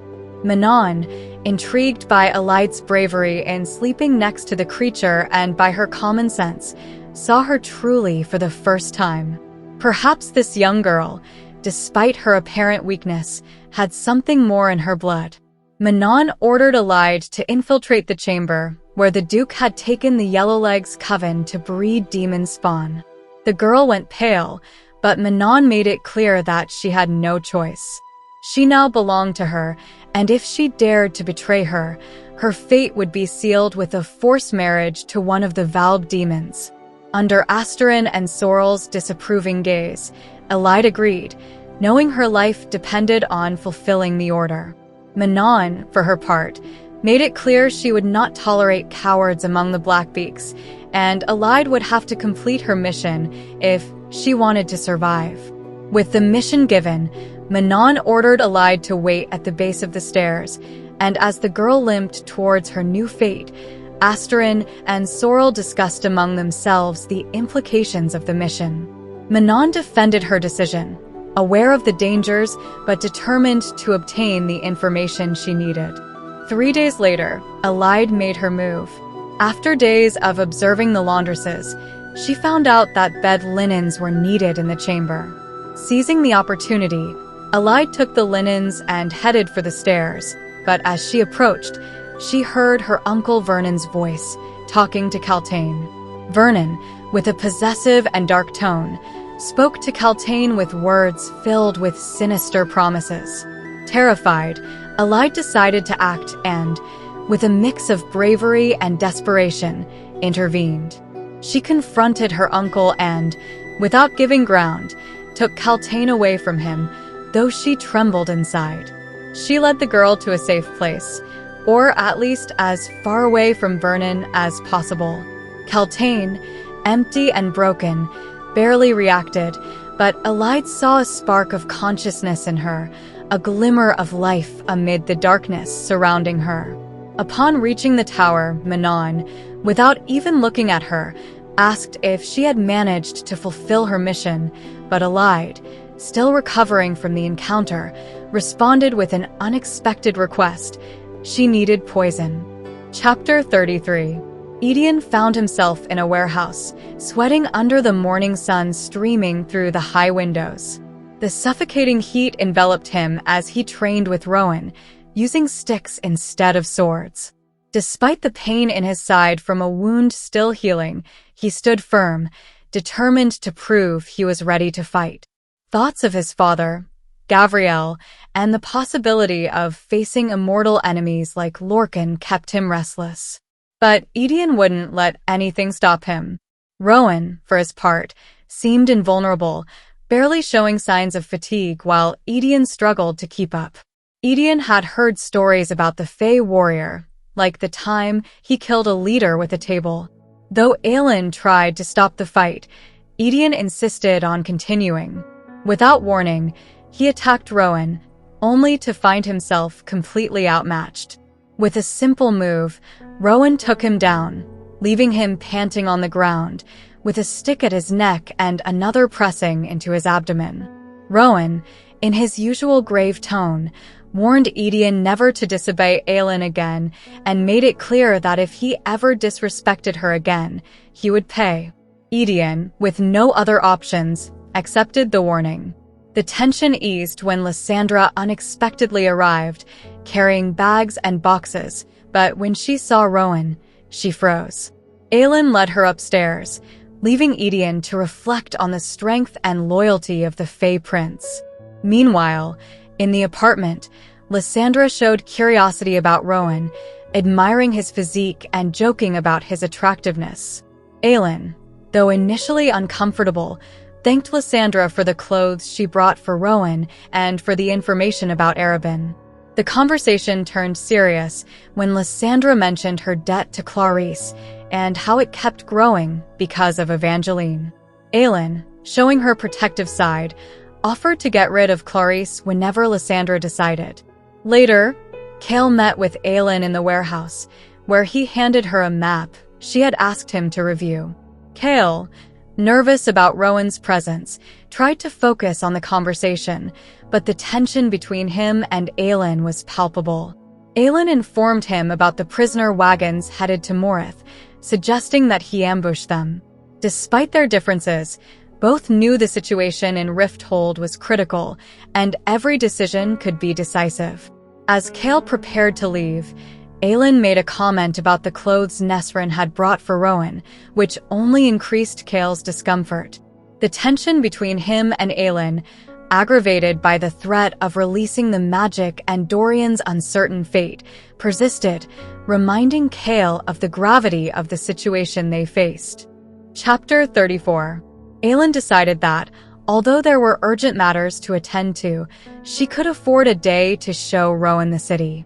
In the afternoon, they walked through Rifthold, visiting everything from the most elegant districts to the crowded markets full of goods for the upcoming summer solstice. Despite their vigilance, they found no trace of Lorcan, but they did encounter the king's guards, some of whom were possessed by vowed demons. Rowan watched them closely, and although Aelin felt a slight regret for those guards who might cross their path, they moved on, aware that there would be time to face them. The stroll continued with a visit to Nesrin's family bakery, where they bought pear tarts, and at the docks, Rowan convinced her to try fried trout. Aelin, despite her initial reluctance, found the fish delicious. She enjoyed the meal and stole several bites from Rowan's plate, who responded with a growl, showing that, despite everything, he was still the fierce warrior she knew. As they walked through the market, surrounded by the scent of fresh flowers, Aelin made a casual comment, hinting that a gentleman would buy flowers. However, Rowan's face tensed when he saw a young florist with dark hair, reminding him of Lyria, his lost mate. The sadness that enveloped him was palpable, and Aelin, wanting to ease his pain, confessed that she didn't deserve Sam either, her lost love. They shared a moment of vulnerability, acknowledging their unhealed wounds before continuing their walk. Later, Aelin took Rowan to the Royal Theatre, a place that had been her refuge in the past.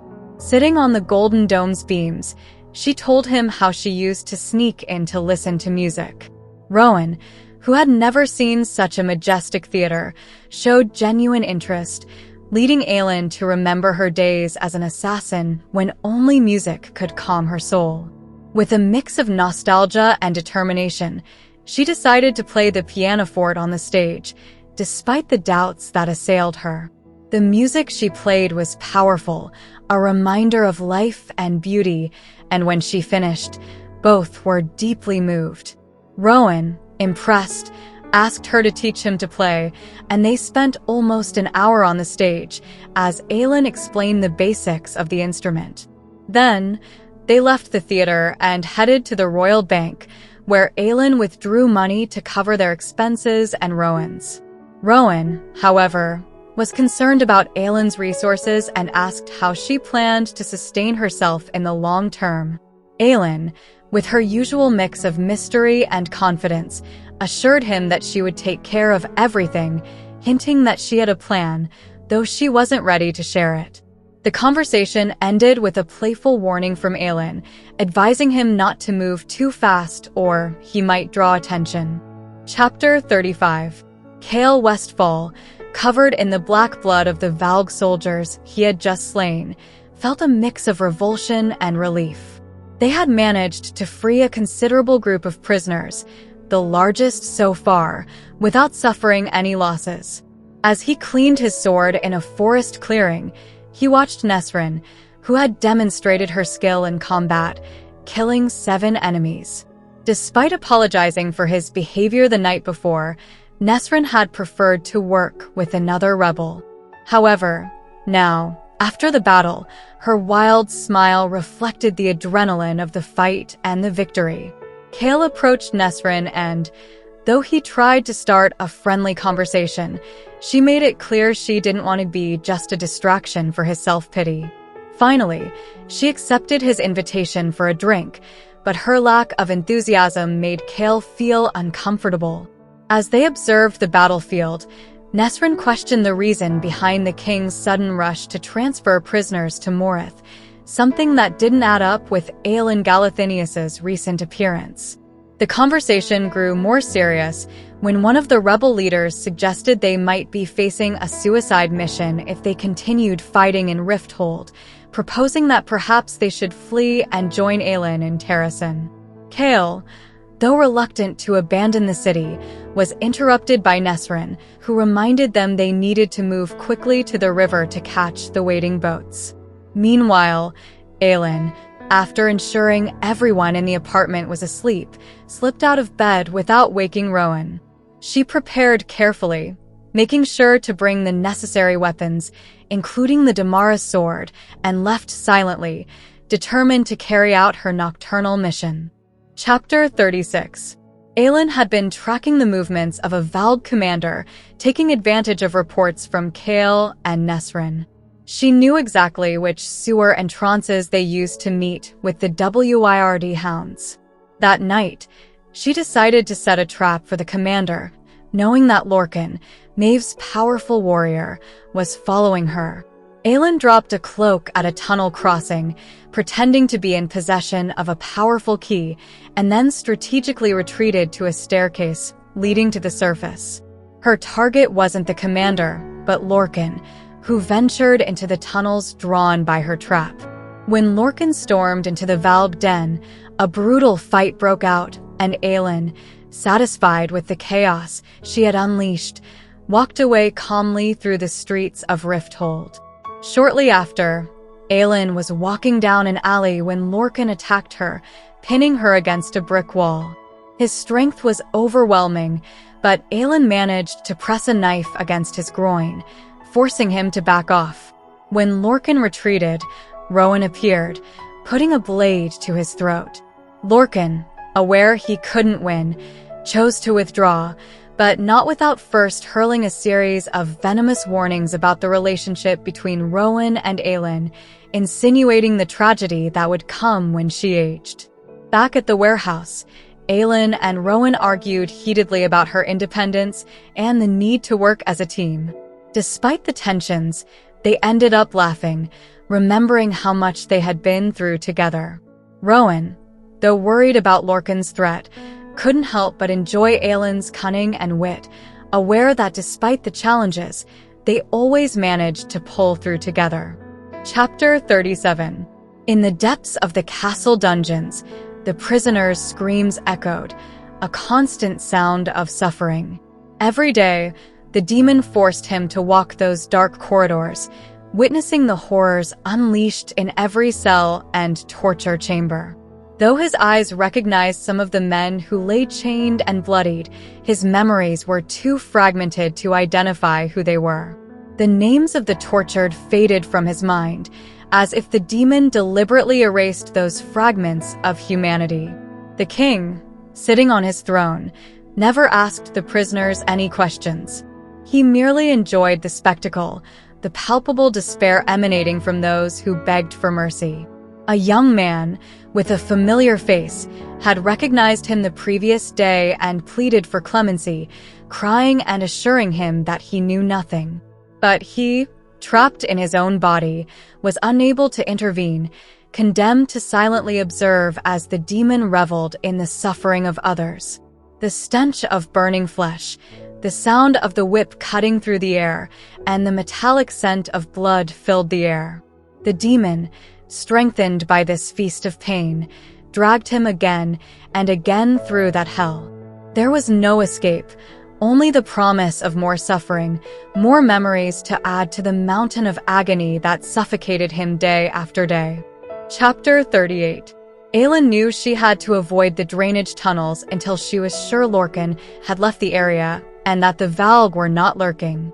The next night, while they dined on what little Aedion had managed to cook, a meal consisting of bread, pickled vegetables, cold eggs, fruit, dried meat, and pastries, the door abruptly opened. Lysandra entered with a greeting so cheerful that everyone dropped the weapons they already had in their hands. Lysandra, not missing a beat, complained about the miserable appearance of the dinner and took a seat next to Aelin, gently pushing her aside to make room on the bench.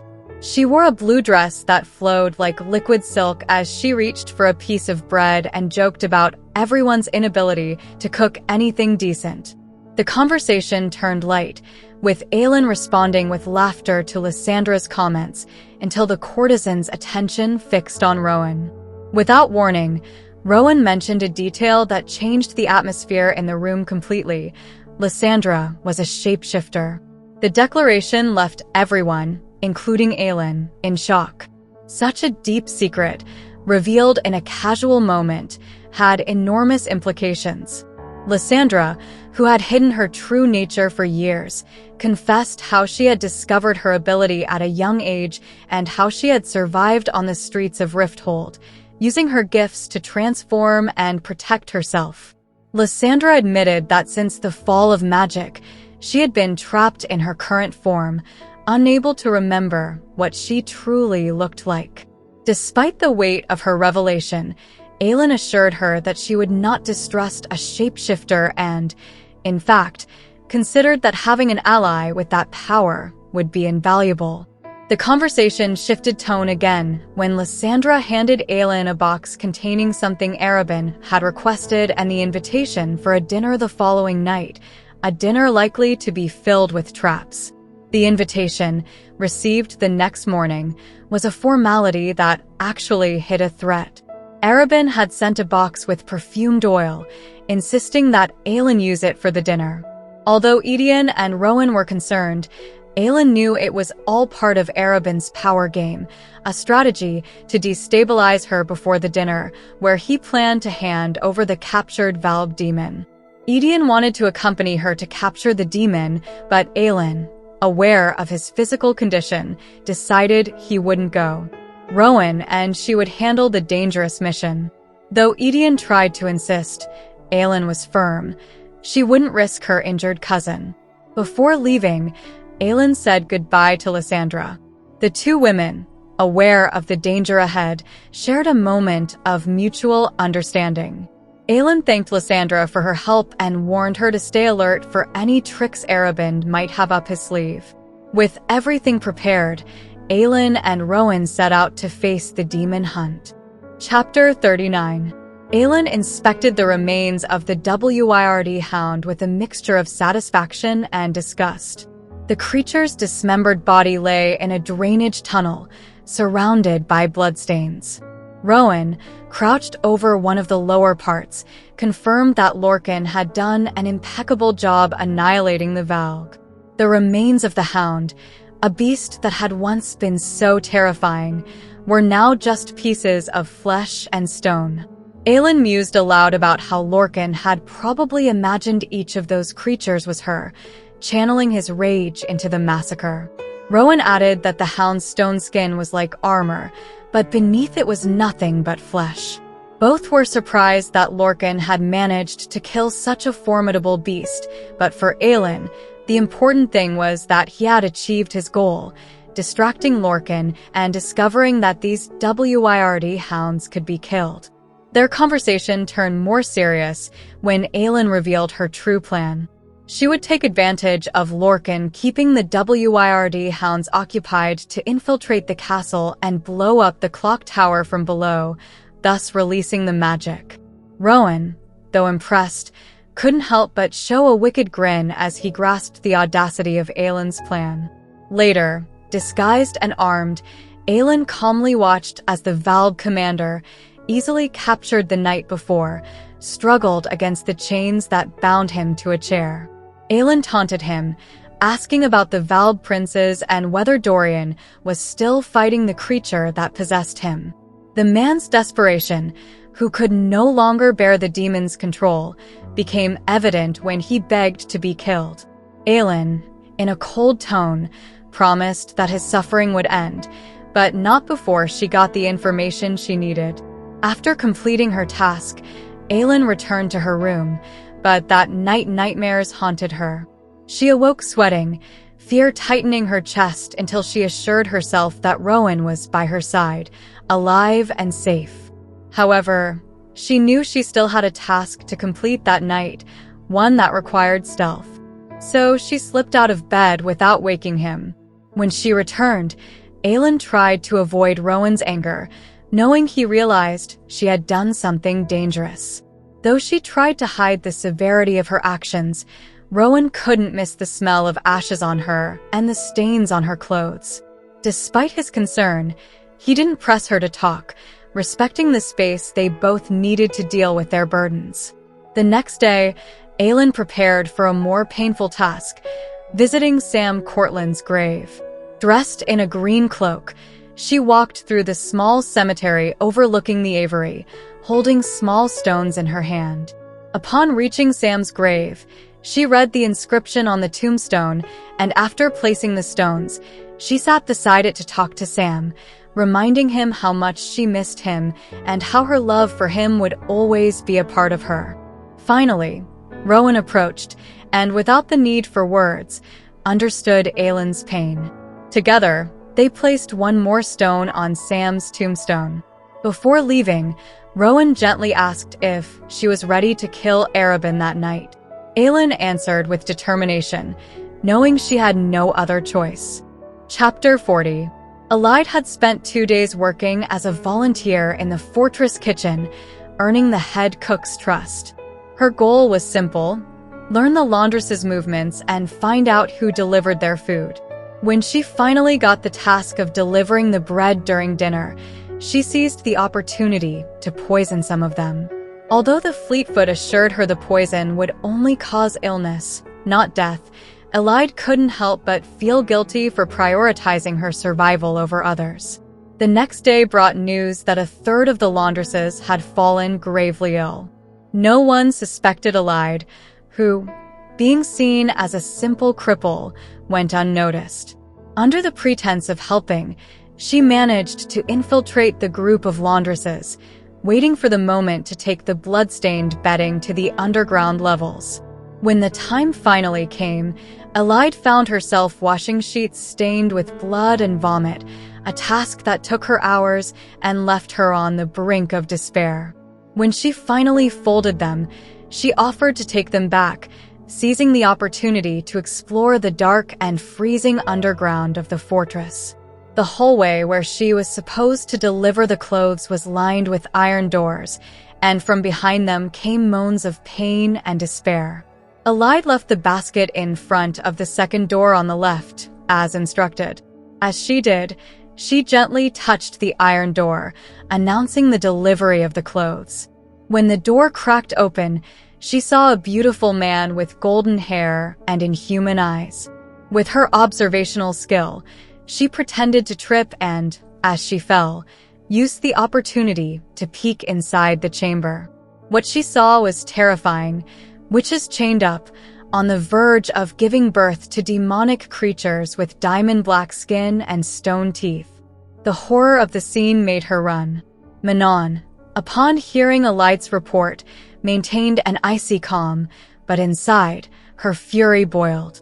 Asterin, Manon's third, couldn't contain herself and exploded in a confrontation, accusing Manon of allowing such atrocities to happen. The second, Sorrel, tried to intervene, but Asterin's rage was relentless. In an act of defiance, Asterin wounded Manon, making her bleed, an act that required punishment. Manon, however, held back. Instead of punishing Asterin immediately, she warned her that she would receive her punishment at breakfast and that any attempt to free the doomed witches would be punished with death. Asterin, with tears of rage in her eyes, left the room, leaving Manon with a tormenting question: was she willing to sacrifice everything for a mission that had become an abomination? Aelin, after witnessing so much horror, offered to clean and bandage Manon's wounds. As she did, the two shared a moment of vulnerability. Aelin confessed that throughout her life, she had hoped that Aelin Galathynius was alive and would return to save Terrasen, the kingdom for which her mother had died protecting Aelin. That hope had sustained her through years of suffering under her uncle Vernon's yoke. Manon, in turn, expressed her doubts about her mission and the nature of evil. She asked Aelin if she thought monsters were born or made, but Aelin, wisely, told her that it was a question only Manon could answer. Chapter 41. Almond oil gleamed on the edge of the bathtub, catching the afternoon light. Aelin, completely naked, stood in front of the bottle, motionless, unable to take it. That oil was more than just a perfume, it was a form of control. Arobynn had chosen that scent with the purpose of saturating every inch of her skin, knowing that a fey male would be close enough to perceive it. For Aelin, applying that oil meant surrendering to Arobynn's will, allowing its scent to envelop and define her. Finally, she closed her eyes, steeled herself, and reached out for the bottle, determined to move forward. Meanwhile, Rowan headed to the rooftop, followed by Aedion. Both men were already ready, dressed for dinner. Aelin was still in her room, getting dressed, but Rowan didn't stray far, vigilant and prepared for any threat. Despite the apparent calm in Rifthold, Rowan remained on high alert, knowing that danger could arise at any moment. On the rooftop, Aedion, lounging with lazy elegance, asked Rowan if Aelin intended to kill Arobynn that night. Rowan confirmed that after dinner and whatever Arobynn had planned with the vowed commander, Aelin intended to return to the fortress and end his life. Aedion, showing fierce determination, made it clear that if Aelin asked him to do it, he would gladly ensure Arobynn's death wouldn't be quick or clean. When Aelin emerged from her room, the two men were conversing in the kitchen. Upon seeing her, Aedion let out a whistle of amazement. Aelin wore a black velvet dress that clung perfectly to her body, with a golden dragon climbing up her back. Rowan, upon seeing her, was completely still, his gaze tracing every inch of the dress, from her hair pinned up with batwing combs to her lips painted a deep red. Rowan's gaze slowly traveled down her back, and Aelin could feel the hunger in his eyes before he regained control. Aelin, nervous about Rowan's reaction, joked about the dress while he tried to regain his composure. Finally, with a laugh, the three prepared to depart, aware that the night would change everything. Chapter 42. The assassin's fortress gleamed under the light of crystal lamps when Aelin and her group arrived. As the carriage pulled up in front of the entrance stairs, Aelin warned Rowan and Aedion to stay alert and, above all, silent, no matter what they saw or heard. She knew Arobynn always had some hidden plan. Nesrin, who had been driving, opened the carriage door, allowing Aelin to step out first. With determination, she left her cloak inside and walked toward the entrance, where Arobynn, smiling with his two white teeth, greeted them. Upon seeing the chained and hooded vowed commander, Arobynn showed slight annoyance, indicating that he would have preferred they use the service entrance for such an unpleasant prisoner. Aelin knew everything about Arobynn was calculated, even the green of his attire, which he probably used to project a connection with Terrasen. Aelin took Arobynn's hands, feeling the warmth and dryness of his fingers, a poisoned courtesy as he praised her appearance and the almond scent he had so insisted she use. Rowan's tension was palpable, ready to strike at the slightest sign of a threat, but he remained contained, as did Aedion, who pushed the prisoner toward the fortress's interior. As they moved forward, Aelin noticed the absence of servants and assassins, which could only mean that Arobynn didn't want witnesses for what was about to happen. They descended a long staircase into the dungeons, a place reeking of mold, blood, and dark memories. Aelin knew exactly where she was. It was the last place she had seen Sam, and every step she took was like a stab to her heart. Upon arrival, Arobynn asked Rowan and Aedion to leave, leaving her alone with him and the prisoner. After a brief confrontation, they relented, knowing she had her own reasons for staying. Arobynn began interrogating the vowed demon, using brutal methods to extract information. Finally, Stephen, the human trapped within the commander's body, revealed that the king used WYRD rings to control his soldiers, binding them with his blood. When Stephen begged for death, Arobynn, with calculated cruelty, cut off the finger with the ring before slitting his throat. The subsequent dinner was awkward, laden with tension. Aelin, always alert, passed a note to Lysandra, who was sitting beside her, before starting to converse with Rowan through their mental bond. Their silent exchange was full of banter and familiarity, but it was interrupted when Arobynn accused her of ruining his properties and driving away his clients in recent weeks. His tone was as cold and controlled as ever, but Aelin knew the real battle between them wasn't fought with words. Chapter 43. Aelin leaned back in her chair, letting the tension dissipate, though she knew the situation was far from resolved. Arobynn had confronted her about her recent movements, accusing her of ruining his properties and reputation. Though she denied it with a smile, her mind was calculating every word, every reaction. Rowan and Aedion, attentive to every detail, remained close, ready to intervene if things went awry. Arobynn accused her of sabotaging his businesses, particularly the hit she had dealt to the dungeons, a den of vice where she had left a safe open for the crowd to loot. But Aelin, ever skillful, defended herself with excuses, knowing that every word had a purpose. Lysandra, sitting beside her, also played her part, feigning surprise and confusion while Aelin continued with her plan. The conversation shifted to the real reason for the invitation. Arobynn wanted to know what it would take for her to stop being a nuisance to him. Aelin knew she had reached the point she desired. All of this, every action, had been carefully orchestrated to bring Arobynn to this negotiation.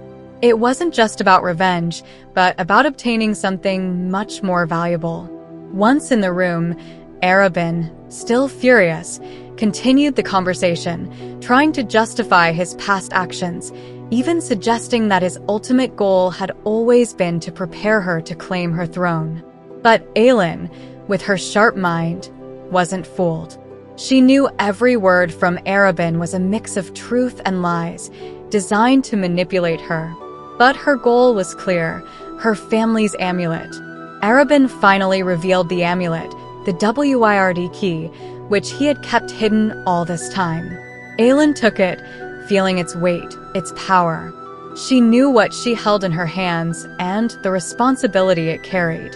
But before she could do anything more, Arobynn, with a smile dripping with danger, slipped a wordstone ring onto her finger, sealing a new chapter in their relationship and raising the tension to a deadly level. Chapter 44. The dagger Aelin had drawn fell to the ground as she felt the cold metal of the ring slide onto her finger. Her thoughts froze when Arobynn, with a triumphant smile, licked the small wound on her hand, savoring her blood. Everything inside her stopped.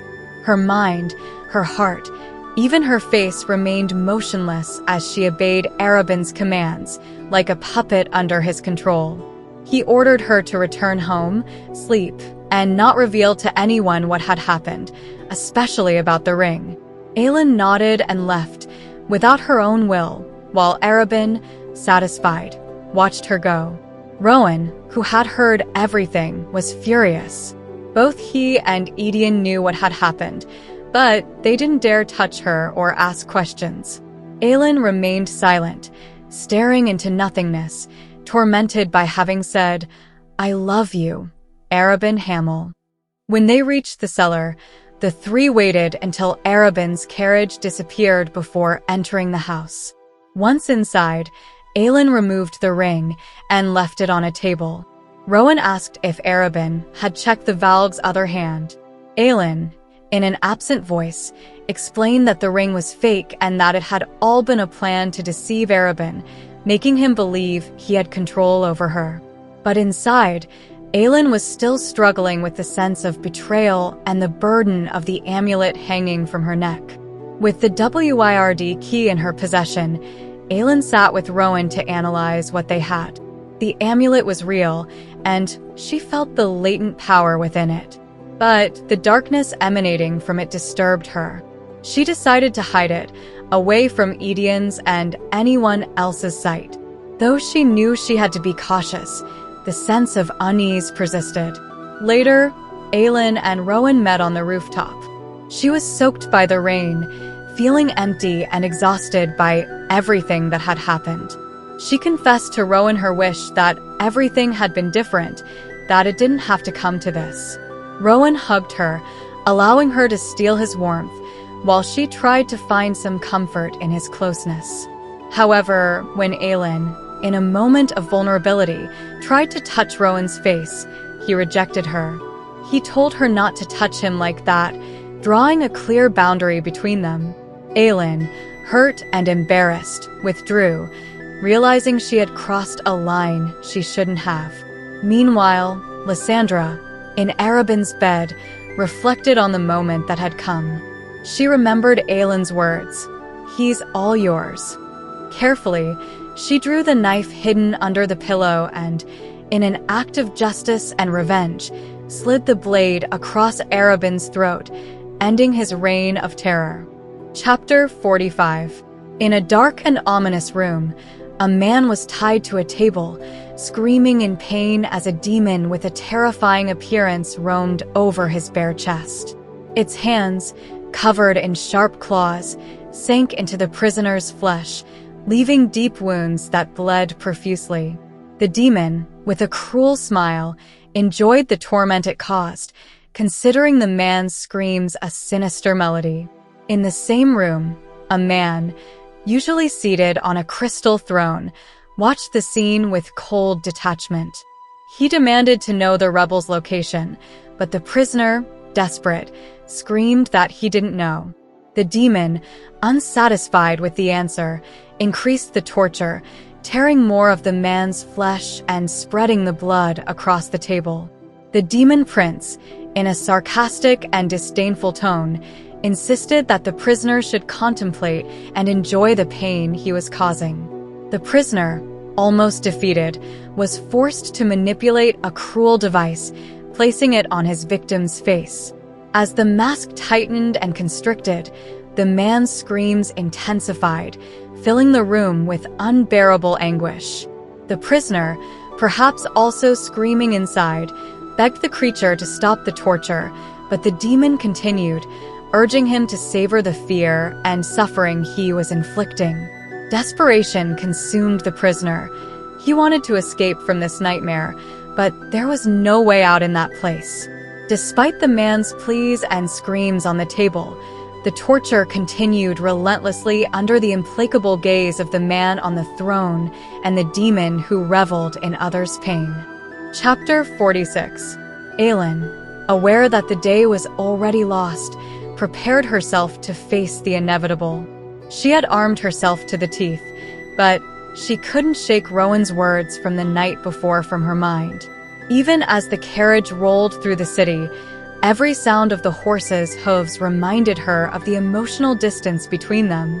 Those words had also haunted her in bed, tormenting her with their weight. "Don't touch me like that." Aelin sat as far away from Rowan as possible in the carriage, trying to maintain a calculated coldness. Though she spoke to him, she did so with a distance they both recognized. Rowan responded curtly, only increasing the tension of the journey. Aedion, for his part, observed the silence, aware that any question could be ill-timed.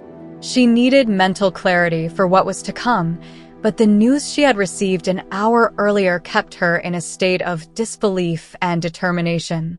Aedion was dead. The information had come from the fortress, where 3 assassins, Tern, Harding, and Mullen, had taken temporary control until the situation was clarified.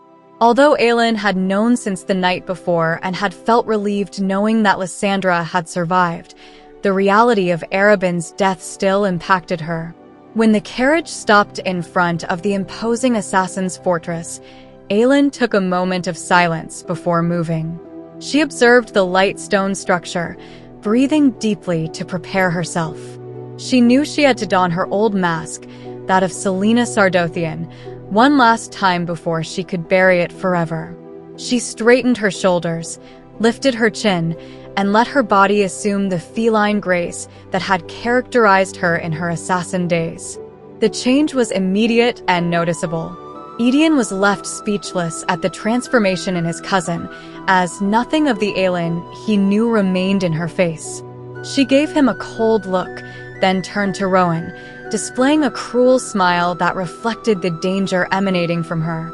Without giving them time to react, Aelin leaned forward, opened the carriage door, and warned them not to get in her way. With a cloak billowing in the spring wind, Aelin quickly exited the carriage, climbed the fortress steps, and without hesitation, kicked open the main doors, ready to face what came next. Chapter 47. Aelin stormed into the assassin's fortress, furious and demanding answers about the recent events. Aedion and Rowan followed closely behind, hidden under hoods, ready for anything. The initially empty hall soon filled with 3 men, Harding, Tern, and Mullen. Tern, the shrewdest of the 3, faced Aelin with a defiant look as she demanded explanations.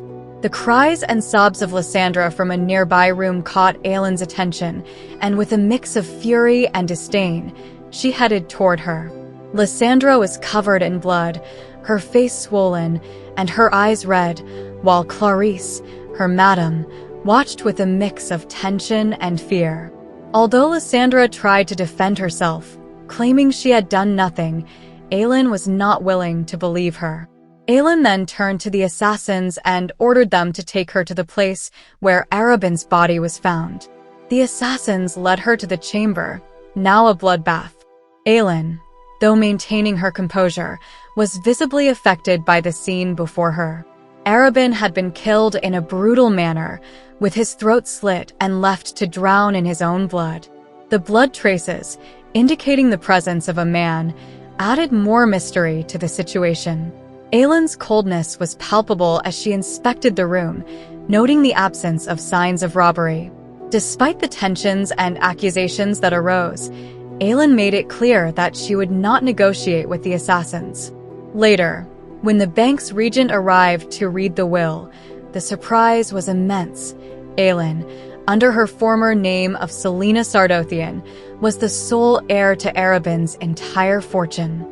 As Clarice and Lysandra reacted in shock, Aelin expelled the 2 women from the fortress, claiming her new position of power. She then turned to the assassins, who also faced the reality that Aelin was now their owner. Although they tried to negotiate, Aelin made it clear that they had no other options but to pay an exorbitant sum if they wanted to recover something of what had once been theirs. With the fortress empty, Aelin descended to the lower levels, accompanied by Aedion and Rowan. There, she faced Arobyn's corpse with a mix of coldness and determination. After a brief exchange with her companions, she revealed that she had altered the will, securing all the wealth for Terrasen. Finally, in an act of personal justice, Aelin took her father's sword and decapitated Arobyn's corpse, ensuring there was no possibility of return, bidding farewell to her former master with one final act of vengeance. Part 2. Queen of Light. Chapter 48. Manon arrived at the breakfast hall before Asterin, and though no one dared to ask the reason, the tension was palpable. The recent conflict between the 2 over decisions regarding the Yellowlegs covens had left both physical and emotional scars. Asterin had taken 3 blows without resisting, and though she bled profusely, she showed no signs of pain nor allowed herself her usual savage smile. Then, she simply walked away, while the rest of the 13 watched in silence, fearing to intervene. The day passed with a cloud of worry hanging over Manon. Though she had ordered Sorrel to say nothing about the Yellowlegs, the doubt over whether Asterin would follow that order tormented her. Alight's words from the previous night still echoed in her mind, words about hope and responsibility that Manon completely rejected but couldn't stop thinking about. Later, Manon attended the Duke's council room, arriving 20 minutes late on purpose. Duke Parrington, accompanied by Vernon and Kaltain, did not hide his displeasure at Manon's tardiness, but she responded with disdain, citing her immortality as an excuse. Vernon, intrigued by Manon's insolence, watched her with a mocking smile, while Kaltain remained expressionless, the fire of shadows absent from her gaze. The Duke demanded another coven, this time from the Blackbeaks, and though Manon challenged him, questioning the nature of his request, the Duke remained firm. Manon knew she had no choice, and though she tried to buy time, the Duke ordered her to make a decision quickly. Additionally, he informed her that he had a new mission for the 13. Flying in the midst of a storm, Manon led the 13 toward their destination. The thrill of the flight was dampened by Celaena's presence, whom Manon held tightly as wind and rain lashed their bodies. Abraxos, her loyal wyvern, maneuvered through the gusts of wind as the group headed toward a hidden village in the White Fang Mountains. The plan was clear: attack the rebels hiding there, and Celaena, with her shadow fire, was key to completing the mission. When they reached the village, the Duke ordered Celaena to burn the houses from the air. Without hesitation, Celaena unleashed her dark fire, reducing the place to ashes while the inhabitants' screams echoed in the storm. Manon, from above, watched the destruction with a mix of coldness and bewilderment. Though she had followed the Duke's orders, she couldn't help but feel responsible for the massacre that was taking place. Finally, when Celaena showed signs of exhaustion, Manon decided to land. Abraxos, sensing his mistress's tension, descended slowly, giving Manon time to reflect on what was happening. Upon reaching the ground, she left Celaena in Abraxos's care and advanced toward the terrified survivors, followed by the 13. However, she avoided looking at them, fearing what their faces might reflect about the decisions she had made. Manon drew her sword, Wind Cleaver, ready to complete the mission. The screams of terror began anew, filling the air as the leader of the 13 prepared to fulfill what was expected of her, though the weight of her actions was beginning to weigh on her conscience. Chapter 49. By mid-afternoon, Aelin signed all the necessary documents and left the fortress, leaving behind her new and terrible owners. Aedion, still stunned by Aelin's machinations, silently accompanied her as they made their way to the lower quarters. When they reached the warehouse, Aelin, without a word, continued walking towards the river, ignoring her companions. Rowan tried to follow her, but Aedion intercepted him, giving him a defiant look before following his cousin. When he caught up with her, Aelin, with her characteristic sarcasm, told Aedion not to try to stop her, but he refused to leave her alone. Walking together through the cobblestone streets, they arrived at the river, where Aelin stopped to observe the murky waters. Aedion bluntly expressed his concern about the person she had become. Aelin, though she tried to justify her actions, listened in silence as Aedion confessed his guilt for not being by her side during those difficult years. Aedion insisted that he was there to share the burden and protect her, but Aelin, in a rare moment of vulnerability, confessed that to her, he was not expendable. That simple statement filled Aedion with a mixture of gratitude and pain, reminding him of the depth of their connection. When he asked her about her plans, Aelin was direct: free the magic, overthrow the king, and if necessary, kill Dorian. Aedion, horrified at the possibility of losing his friend, knew there was nothing he could do to change her determination. Although he tried to get more details, Aelin remained evasive, making it clear that she wouldn't reveal everything until it was necessary. Hours later, Aelin returned to her chamber, where Rowan was waiting for her, half asleep. Though they exchanged a few words about searching for Lorcan, the tension between them was palpable. After changing into a nightgown that highlighted her figure, Aelin climbed into bed without looking at him. Rowan, consumed by his own thoughts, realized he had made a mistake by rejecting her the previous night. Although he wanted to explain his reasons, he knew it wouldn't be easy, especially since his past with Lyria still haunted him. The next day, Aelin and Lysandra, disguised as wealthy ladies, headed to a bakery in search of information. With Nesrin's help, they identified Nellie, an employee with connections to the shadow market. After a discreet conversation and the exchange of coins, Nellie revealed that the survivors of the market were hiding in the catacombs beneath the drainage tunnels. Later, Aelin, accompanied by Rowan, Aedion, and Kale, returned to the shadow market.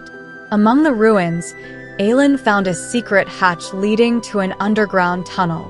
With determination, she opened the grate and, Despite Rowan's warnings about the dangers of hellfire, Aelin plunged into the darkness, determined to find the lost storehouse and use what was hidden there for her own purposes. Chapter 50. Aelin, along with Chaol, Rowan, and Aedion, stood at the top of a small staircase, observing the unsettling scene before them.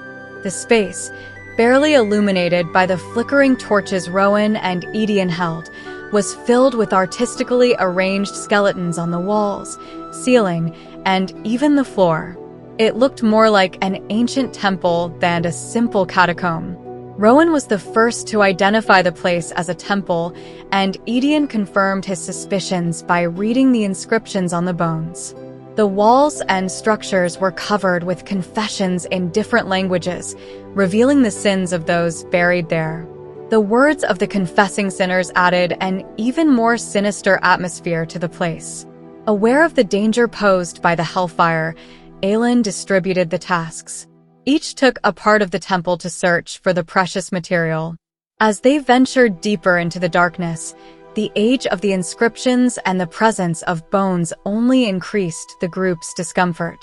Rowan, with his keen perception, noticed that the place emanated an ancient evil, something that even unsettled Aelin. The search continued in silence, but they found no trace of the hellfire. Instead, Aelin and Rowan arrived at an altar in the deepest part of the temple, where the inscriptions on the bones were almost illegible due to their age. The cold in that part of the temple was so intense that their breath condensed in the air.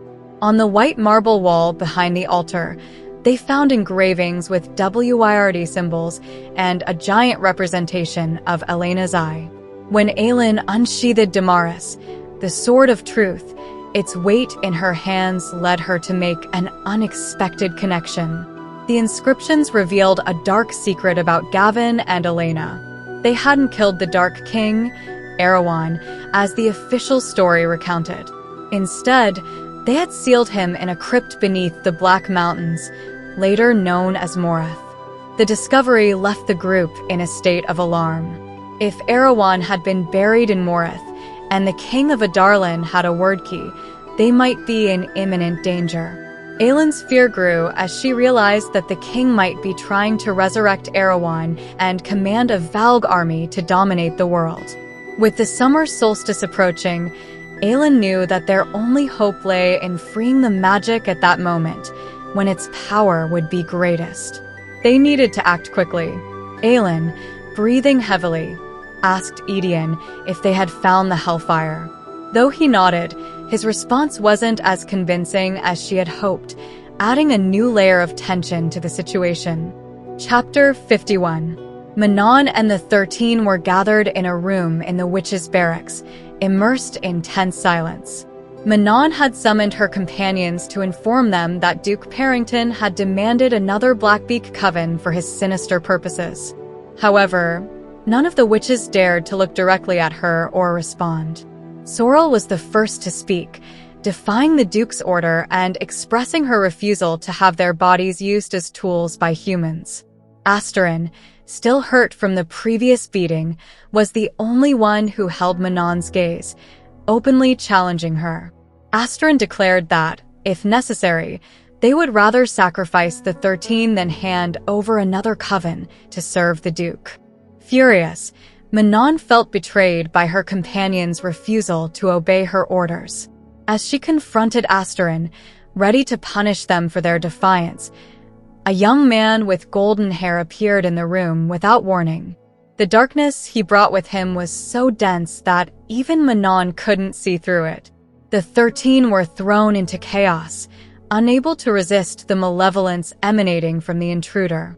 Manon, guided by her instinct and memory, managed to locate the young man in the darkness and attacked him, knocking him to the ground. As they fought, the man, possessed by a Valg demon, revealed that his name was Roland and that he wished to be freed from his suffering. Before he could say more, Manon, filled with rage, decapitated him, ending his torment and dispelling the darkness surrounding him. When the light returned, Manon was met with a disturbing sight. Some of her companions were completely devastated by the experience, while others, those with golden eyes like hers, seemed to have resisted the attack better.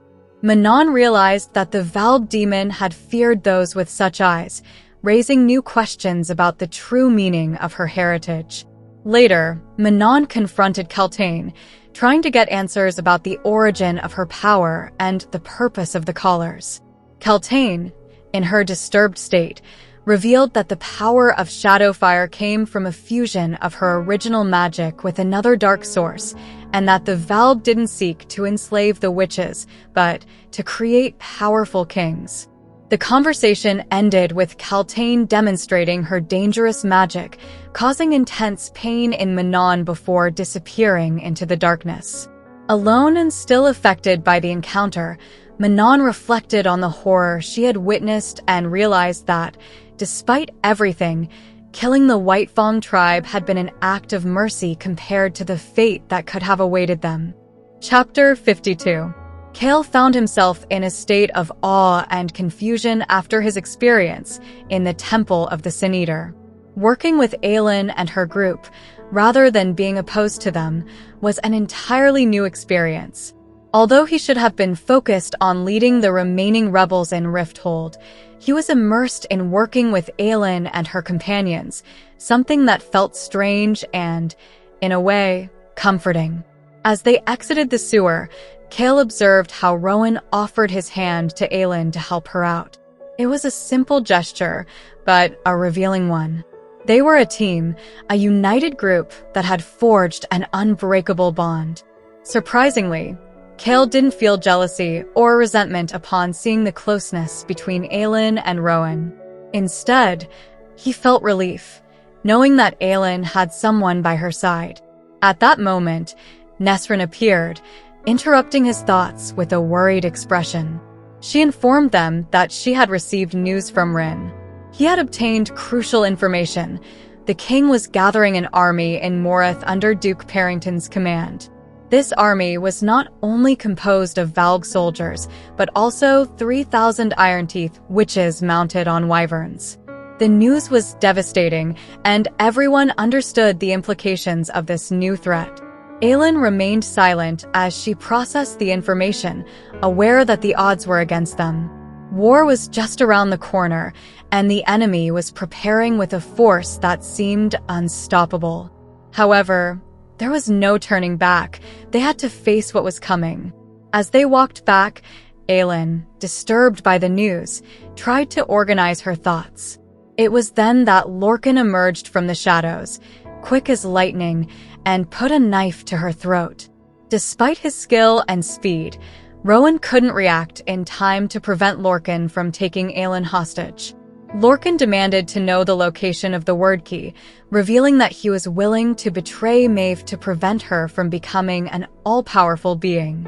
Although Aelin and Rowan knew that Lorcan was a master manipulator, they couldn't help but feel trapped by his tactic. Finally, Lorcan released Aelin and disappeared as quickly as he had appeared, leaving them both with more questions than answers. That night, after the encounter with Lorcan, Rowan and Aelin tried to process what had happened. Rowan, full of guilt, confessed his fear of having failed to protect her. Aelin, for her part, tried to reassure him, assuring him that she trusted him completely. The tension between them became palpable, a mix of fear, desire, and complicity. Though both knew they were facing immense danger, they found comfort in the promise of facing it together. Finally, although the desire between them was evident, Rowan decided it wasn't the right moment to give in to their feelings. Aelin, accepting his decision, decided it was time to rest, though she knew their relationship had changed irrevocably. They were both in trouble, but they also knew that together they were stronger. Chapter 53. In the depths of the dungeon, the demon prince delighted in his macabre feast. The voice in his mind urged him seductively, like a lover whispering dark promises. Drink, savor it. And he obeyed, immersing himself in the despair emanating from the prisoner who lay sobbing on the floor. The prisoner was broken, not just by physical pain but by the devastation of his memories, which seeped from his mind like an unending stream of suffering. Every drop of fear, of anguish, was inhaled by the demon prince with the eagerness of an addict, relishing the power and vitality it provided him. The prince hated himself for it. He cursed himself for becoming a being who found pleasure in the misery of others. However, the man's despair enveloped him, filled him with an intoxicating energy that was impossible to resist. It was a dark force that kept him alive, a paradox in which his self-loathing fueled the cycle of pain and pleasure. The prisoner, for his part, had nothing. No hope, no future, no escape. If ever given the chance, he would undoubtedly seek death as a release from his torment. But for the demon prince, this endless cycle of suffering and consumption was the only reality. This was his eternity, a constant cycle of birth, death, and rebirth, where pain and fear were the only sustenance left to him. Thus, the prince continued to drink from the man, learning not only to endure it, but to enjoy it. Because in this void, in this existence devoid of light, the pain of others was the only thing that kept him tethered to life. Chapter 54. Manon stared intently at the letter she had just received from a trembling messenger. Aelin, who was in the room, tried not to appear too interested in the witch's reaction, but it was hard not to notice, as every word Manon read elicited a growl. Aelin lay back on her straw pallet, her body aching, trying to find some relief in the fire that had already dwindled to embers. She decided to get up to stretch her sore body, and as she did, she found a water skin in the kitchen. With some cunning, she also grabbed a couple of bags of nuts, telling herself they were for the Fleetfoot leader. She hid everything under her pallet without Manon noticing. Aelin dreamed of the day the provision cart would arrive because when it did, she would take the opportunity to escape. She knew she had to be discreet, especially in Manon's absence, who announced from the desk that she would be leaving with her 13 in 3 days. Intrigued and somewhat fearful, Aelin dared to ask where, and Manon vaguely replied that they were going to a forest in the north, though she didn't finish her sentence. Without giving further explanation, Manon crossed the room and threw the letter into the fire, warning Aelin not to draw attention to herself in her absence. Aelin, though frightened, promised to stay out of trouble, as she had a bolder plan in mind: escape. She knew that once she was gone, few would care about her absence. 3 days later, the 13 were ready for the meeting.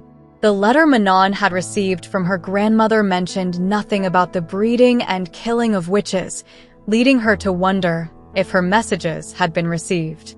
Manon prepared to meet the king of Adarlan, who wanted to inspect the weapon her grandmother had been developing. She also planned to confront her grandmother in person about the atrocities occurring in Morath. As she prepared for the mission, Manon noticed the distance between herself and Asterin, and the silence of the rest of the 13 after the incident with the Valg prince. Abraxos, her wyvern, was ready to fly, and the army stretching across the mountains and valleys of Morath was a reminder of the horrors yet to be revealed. Without further delay, Manon gave the signal, and the 13 flew to their destination. Meanwhile, Celaena, marked by the scar on her arm, was in an internal struggle with the demon prince inhabiting her body. Although the Duke had subdued her and the prince believed he had control, Celaena had begun to slowly devour the demon from within. With the power of shadow fire running through her veins, Celaena awaited the moment to break free and unleash her true strength. Though she had forgotten her former name, she now identified only with one: Death, Devourer of Worlds. Chapter 55. Aelin had always believed in ghosts, but she didn't think they usually came out during the day. Just before dawn, Rowan's hand gripped her shoulder, waking her with a tense look and a warning. Someone had broken into the warehouse. Rowan, always prepared, was already armed and ready to act before Aelin could even grab her own weapons. Silently, she followed him until she found him next to Aedion, both standing tensely and alertly in front of the apartment door. As Rowan opened the door, revealing the darkness of the staircase, Aelin saw something that made her run downstairs. Evangeline was collapsed on the landing, sobbing in terror. Her scarred face was pale, and her eyes, full of fear, widened at the sight of the two men. Aelin quickly reached her side, worried that the girl was injured, but Evangeline shook her head. Between sobs, the girl revealed that the king's men had taken Lysandra. Arobynn had left instructions in his will, revealing that Lysandra was a shapeshifter, and upon finding out, the king's men had tried to take Evangeline as well, but Lysandra had fought to allow her to escape. Aelin felt a wave of despair and fury upon hearing Evangeline's words. Rowan, always attentive, lifted the girl and comforted her while looking at Aelin with a clear message. They had to leave the house immediately until they knew if Arobynn had also betrayed Aelin. Aedion, understanding the gravity of the situation, had already begun securing the exit through the warehouse window where Evangeline had entered. Without wasting time, Aelin decided they would take Evangeline to Nesrin's father to take care of her. Though she knew this had been Arobynn's final trick, meant to hurt her even after his death, Aelin didn't allow herself the luxury of vengeance at that moment. She needed to save Lysandra. Chaol and Nesrin arrived at that moment with urgent news. The next day, there would be a meeting in Oakwald between the king, Dorian, and the Fleetfoot leader of the aerial cavalry, and they would be delivering a new prisoner to be taken to Morath. Upon hearing this, Aelin knew they had to act immediately. Panicked and urgent, Aelin asked Chaol and Nesrin to go into the tunnels to rescue Lysandra, knowing that only they, as humans, could move unnoticed in the dark. The memory of the suffering she had endured during her encounter with the Vald Prince haunted her, and she couldn't bear the thought of Lysandra going through the same. Desperate, she begged them to save her. Chaol, seeing the determination and pain in Aelin's eyes, understood the seriousness of the situation. Nesrin, taking Aelin's hand with confidence, promised they would bring Lysandra back.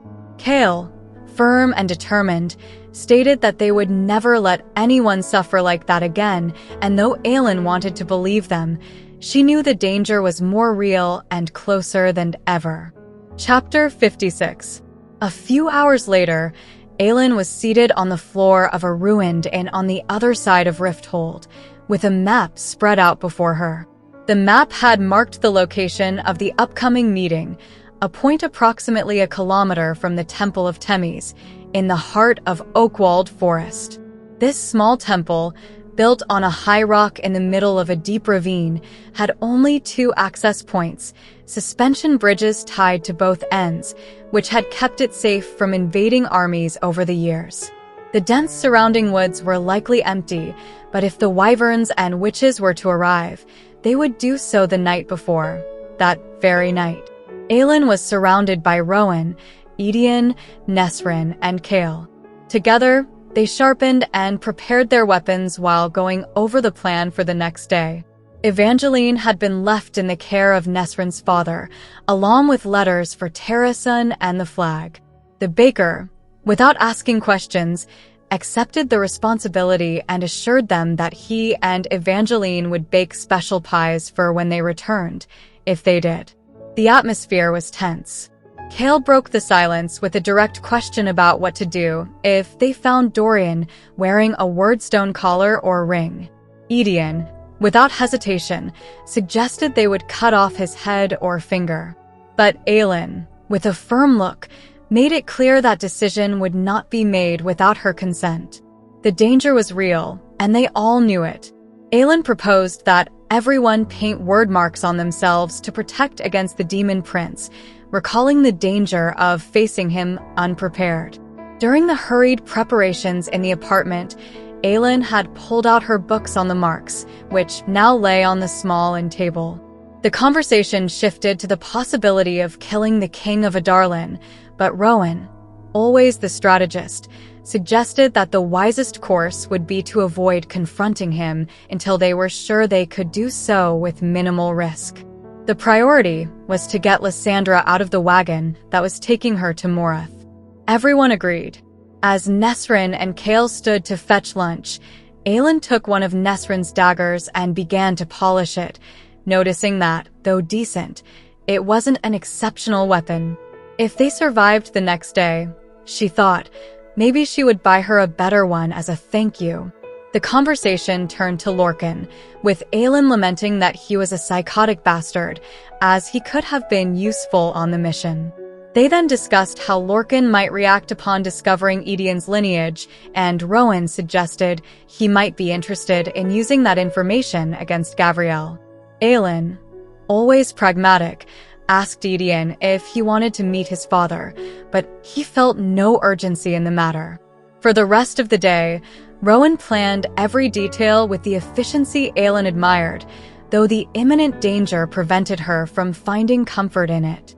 When night fell and everyone prepared to rest, Rowan suggested Aelin sleep, but she, restless, mentioned how uncomfortable the inn's bed was. Rowan tried to distract her from her dark thoughts with soothing words, assuring her they would get Lysandra back. Aelin, however, couldn't stop worrying about what might happen if something happened to Rowan or Lysandra. In an attempt to ease the tension, Rowan promised that when they returned, he would prove her fears wrong, offering to do so with either words or his teeth and tongue. The conversation took a more intimate turn, with Aelin teasing him with soft caresses and provocative words. Though both knew it wasn't the right time, the connection between them grew stronger, leaving Aelin with a smile on her lips when she finally turned over to try to sleep. Rowan, however, had to calm himself with some cold water, making it clear that, though the desire was strong, tomorrow's mission had to be their priority.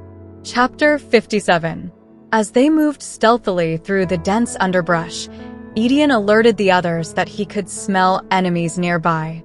He and Rowan led the group, dressed in colors that camouflaged them in the oak-walled forest, where even the birds continued to sing, unaware of their presence.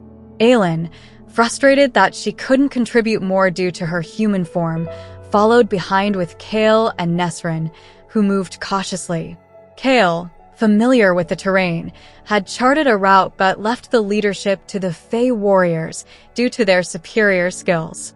As they ventured deeper into the forest, Aelin wondered if the trees, belonging to Brannon's legendary forest, would protect them from the horrors that awaited. Rowan, always alert, signaled for them to stop near 3 massive oaks. Aelin, following his direction, noticed sounds coming from a nearby clearing, the flapping of enormous beasts with leathery wings. At Rowan's signal, the group dispersed and climbed the surrounding trees, approaching a meadow where they saw towering wyverns, fierce creatures with saddles and venomous spikes on their tails. Aelin was both awed and horrified by the magnitude of these beasts, especially noting the spider silk woven into their wings, which increased their lethality. Beside her, Rowan whispered details about the creatures, confirming the threat they posed. In the meadow, 13 wyverns rested, but what disturbed Aelin most was the presence of a group of young, beautiful witches, led by one who stood out with terrifying beauty, silver hair, and golden eyes. This woman, identified by Rowan as the wing leader, moved with lethal confidence, inspecting the wyverns and issuing orders that Aelin's ears couldn't catch. The other witches followed her as if she were the center of their universe, a testament to her power. The prospect of facing these creatures and their riders seemed hopeless. Aelin felt panic rising within her as she imagined her army being annihilated. Rowan, sensing her unease, reassured her by reminding her of her past achievements, though even he knew the battle would be arduous. As the group descended from the trees to plan their next move, Aelin's concern for her friends, especially Lysandra, intensified. She knew any mistake could be fatal. The return to a safer position was again led by Aedion and Rowan, who guided the group to a rocky promontory from where they could observe the meadow without being seen. From there, they saw the matron of the Blackbeak clan arrive, an older witch with black hair, accompanied by other witches pulling a covered cart. This scene brought unsettling memories to Aelin, as the cart's design seemed strangely familiar. Finally, the tension peaked when the royal entourage from Adarlan appeared. Among them, Aelin spotted the king, and with a knot in her stomach, she saw Dorian, her old friend, riding beside him with a black collar around his neck and a vacant expression, stripped of all humanity. Chapter 58. Manon Blackbeak loathed this forest. The trees were so close together that they had left their wyverns behind to reach the meadow near a ruined temple on foot. She and the 13 had scouted the area, choosing a protected spot for the meeting, adhering to the rule of never allowing mortals to select the site. Manon's grandmother arrived first with her coven, pulling a cart that contained a mysterious weapon. Upon meeting, the matron ordered Manon to remain silent and not cause trouble. Shortly after, the king appeared, his entourage making a deafening noise as they advanced. They brought with them a prisoner cart, and the stench of the Valg filled the air, sending a shiver down Manon's spine. From a distance, she observed the crown prince, Dorian, who stared at her. Despite his appearance, Dorian was not human, as evidenced by the dark collar he wore. The king approached the matron and acknowledged her presence with a slight nod. Although it was an insignificant gesture, Manon felt furious at the deference shown to that cruel man. When introduced to the king, Manon responded to his words with arrogance, earning her grandmother's disapproval. Even so, the king praised her ferocity, and the conversation between them was tense, marked by the evident animosity and repulsion Manon felt toward the king and his court. Meanwhile, Cale, hidden in the underbrush, struggled with the reality that Dorian, his friend, had been consumed by darkness. Aelin's voice, always present in his mind, reminded him of the need to free Lysandra, who was imprisoned. Time was of the essence, and with Rowan, Aelin coordinated a distraction. The wyverns began to roar, and the guards turned their attention away from the prisoner cart, giving Aelin the opportunity to act. Aelin unlocked the door and found Lysandra curled up, injured but without signs of valve control. Skillfully, she helped her escape, and the two reunited with the others in the forest, just in time before the matron and the king returned to investigate the commotion. Aedion and Nesrin also arrived, confirming that they were safe, though Aedion was still trembling with barely contained rage. Aware of the many variables at play, Aelin decided they needed to leave. This was neither the time nor the place to confront the king.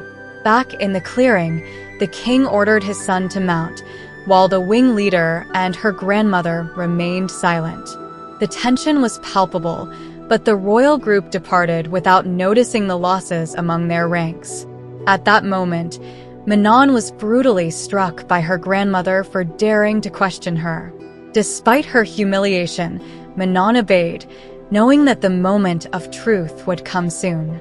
When the matron gave her permission, Manon climbed into the cart to see the weapon, while Aelin and her group took the opportunity to escape. They headed for the rendezvous point, but upon arrival, Aelin found Lysandra alone, leaning against a tree with eyes full of fear. Cale had disappeared. Chapter 59. The demon inhabiting Dorian took control as soon as his mind was once again subdued by the collar's spell. Dorian's soul was forced into the dark corners of his consciousness, fragmented and shattered, but one image persisted in his mind, the golden eyes of Manon Blackbeak. The promise in those eyes, a mixture of death and release, was etched into his memory. Cale, aware that time was running out, knew he had to act before the king returned to the castle with Dorian. With the firm decision to kill his friend to free him from his torment, he stealthily approached the royal entourage, dagger in hand, guilt weighing on his soul. But upon reaching the clearing, he found himself face to face with Manon and her 13 witches, rather than the royal entourage. The witches awaited him with predatory smiles. Aelin, Rowan, and Aedion, who had left Nesrin caring for Lysandra, ran after Cale, guided by Rowan's sharp sense of smell. Fear gripped Aelin as she thought about what could happen if Cale acted recklessly. When they reached the clearing, they saw Cale trapped by Manon, her iron claws digging into his neck. The 12 witches behind her watched with delight. Rowan tried to negotiate Cale's release, but Manon wouldn't budge, showing her row of iron teeth with a threatening smile. Aelin, seeing the desperate situation, offered herself in exchange for Cale, dropping her sword, Goldrin, as a gesture of surrender. Manon, intrigued by Aelin's audacity, finally released Cale, throwing him toward her. Manon and Aelin stared at each other, two powerful and determined women sizing each other up. Manon, though tempted by the idea of taking Aelin prisoner for the king, decided it wasn't worth it, with bigger problems to face. With a gesture, she ordered her 13 to mount their wyverns, ready to leave. But Aelin couldn't resist a final provocation, mentioning Baba Yellowlegs, a witch Manon knew well. The mention enraged Manon, who lunged at Aelin, only to crash into an invisible wall, completely immobilized by a spell. Aelin seized the opportunity to order her group to flee. They ran toward the ruined temple, the only nearby refuge, where the wooden bridges over a deep ravine were the only means of escape. Aedion was the first to cross, followed by Cale, while Aelin and Rowan prepared to cross in turn. But the witches didn't stay behind. Manon, freed from the spell, leapt onto the first bridge with inhuman agility, and the golden-haired lieutenant fired arrows with deadly precision. Rowan, in an act of sacrifice, threw himself over Aelin to protect her, taking an arrow in the shoulder that was meant for her. The danger wasn't over. The witches were getting closer, and Aelin's group barely managed to stay safe as they ran toward the other shore, knowing only a miracle would save them from Manon's and her coven's fury. Chapter 60. The world stopped when Rowan fell, wounded by the witch's arrow. Aelin, torn by fear and fury, saw him struggle to stand, bleeding profusely. The arrow had come within a centimeter of piercing his heart, and the sight of his blood soaking the ancient rock of the temple awakened in Aelin a cold and lethal rage. As the witches advanced relentlessly, Aelin forced Rowan to cross the second bridge to safety, using a firm and authoritative voice that brooked no argument. Though furious, Rowan obeyed, staggering across the bridge just as Manon, the wing leader, hurled her sword at Aelin. The latter dodged the mortal blow and, in a calculated move, destroyed the first bridge, cutting off the witch's access. But Manon didn't stop and attacked Aelin, managing to wound her arm. Aelin and Manon faced off in a fierce battle. The witch, driven by honor and vengeance, was determined to kill Aelin, but the Queen of Terrasen was not intimidated. The clashing of swords and Manon's claws echoed off the temple rocks as both fought with brutal intensity. Despite her pain, Aelin moved with agility, dodging Manon's lethal attacks. Finally, in a strategic move, Aelin drove Manon into one of the temple's pillars, causing the structure to collapse. The temple began to crumble, and Aelin, instead of fleeing to the safety of the other side of the bridge, decided to go back for Manon, who was trapped under the rubble. The rocky island trembled, threatening to collapse at any moment. Asterin, Manon's lieutenant, screamed desperately from the other side of the ravine, begging her leader to get up. Despite the hatred between them, Aelin couldn't let Manon die. She lifted her, despite the witch's resistance, and helped her cross the second bridge just as the rocky island crumbled. Manon, wounded and dazed, was received by Cale, who helped her up to the edge of the ravine. Aelin, exhausted but determined, watched as the temple disappeared into the abyss before reuniting with Rowan and her companions. The Queen of Terrasen had risked her life to save an enemy, creating an unexpected bond between them. Manon, lying between the stone posts, watched from afar as Aelin ran to Rowan, desperate for his condition. The witch, still weak, reflected on what had happened. The Queen of Terrasen had saved her life, an action Manon didn't know how to process, as she now had a life debt to her enemy. As her wyverns, Asterin, and Sorrel arrived to pick her up, Manon realized how deeply her grandmother and the King of Adarlan desired the destruction of them all. Chapter 61. The return through Oakwald was an endless torment for Aelin. With each step, Rowan's life seemed to slip away. Nesryn had extracted the arrow from his shoulder, and Aedion had applied herbs to stop the bleeding, but Rowan still hung between Cale and Aedion, barely conscious. Lysandra, pale and trembling, offered to help carry him, but the others declined. Aelin, seeing Rowan's blood staining Cale's tunic, felt nauseous. The group moved increasingly slower. Lysandra suggested they needed to rest, but Aelin knew they couldn't stop in the middle of the forest. Rowan needed urgent medical attention. It was then that Cale proposed taking him to Nesryn's father's farmhouse, where the caretaker lived with a midwife who could help them. Aelin, though full of distrust, agreed, warning that if she suspected any betrayal, she wouldn't hesitate to kill them. They reached the stone farm at dusk, greeted by the joyful barks of Fleetfoot, the dog Aelin had met before.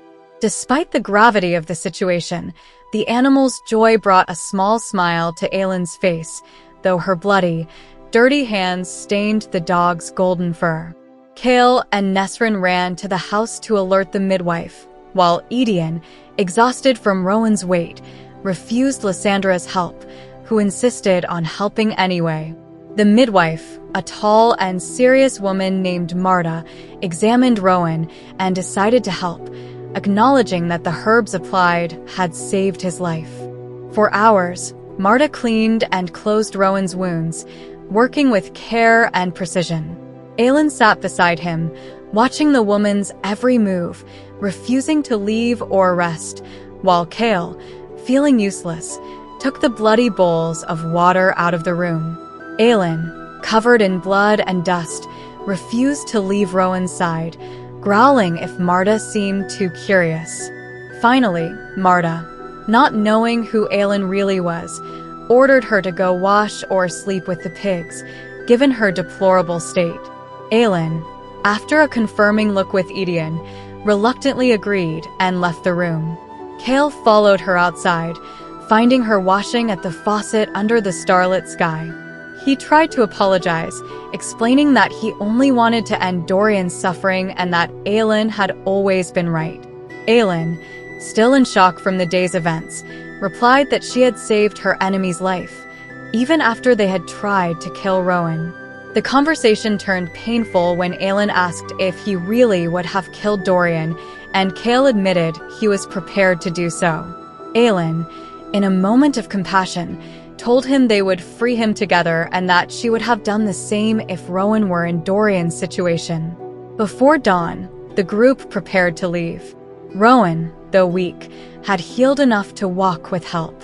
They said their farewells to the farm, with Aelin bidding a final goodbye to Fleetfoot, who had slept by her side through the night. Together, they ventured into the morning mist, heading to Rifthold for the last time, with Rowan supported by Aelin and Aedion, ready to face whatever fate had in store for them. Chapter 62. Manon descended with the Braxos in a violent landing in front of the king's entourage, causing the horses to startle. The 13 circled above, a reminder of the power they carried. The king, unperturbed, greeted her coldly while Dorian, his son, showed discomfort. Manon, without preamble, informed the king about the rebels who had attacked his men and freed the prisoner. Although she and the 13 had dealt with them, She made it clear to the king that she wasn't interested in capturing prisoners and wouldn't allow her squadron to be used as mere transport. Manon approached Dorian, challenging him to meet her gaze. She saw in him a trapped man and, with disdain, suggested to the king that he send him to Morith, implying it would be a fitting place for him. However, she decided not to inform him about Aelin or the other rebels, remembering the life debt she owed her enemy. Before leaving, Manon defied the king by questioning the purpose of the terrible weapon her grandmother had created, a construction of mirrors that amplified power, turning it into a weapon of mass destruction. The king, annoyed by her inquiry, warned her not to ask more questions. Manon, rising into the skies once more, reflected on the nature of that weapon and the horror it could unleash. As she ascended, she watched Dorian until he disappeared from her view, wondering what it would be like to be trapped in his place. Elsewhere, Aelin Galathynius anxiously awaited the arrival of the supply cart, which was more delayed than usual. Each day without news increased her nervousness until finally, on the third day, she heard the sounds announcing the cart's arrival. She took advantage of the chaos to slip out of the kitchen and run to Manon's tower, where she had prepared a small hiding spot with water and food. However, upon entering the room, she found her uncle Vernon sitting on the witch's bed, waiting for her with an inquisitive look. Chapter 63. Vernon confronted Aelin in the tower room, making it clear that he knew of her attempt to flee.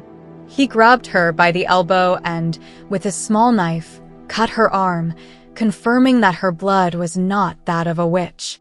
Despite her efforts to resist, Vernon subdued her, twisting her arms and squeezing her neck with force. Ignoring her denial, he dragged her out of the room, reminding her that her blood mixed her family's magic with that of the Blackbeaks.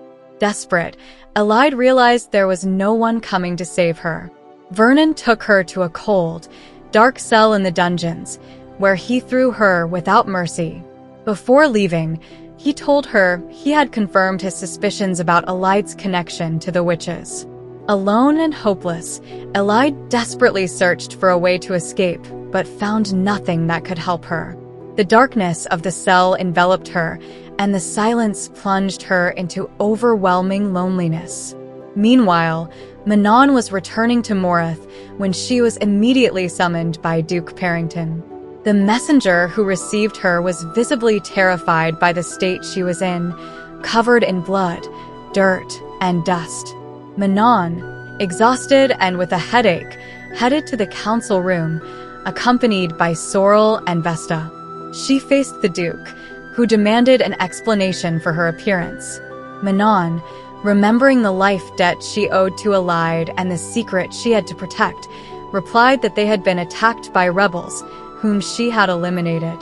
The Duke handed her detailed reports on the enemies and the objectives of her mission, including information about Aelin Galathynius, who was believed dead but had resurfaced in Wenlin, and about Aedion, a shriver, who had been captured and then rescued by unknown forces.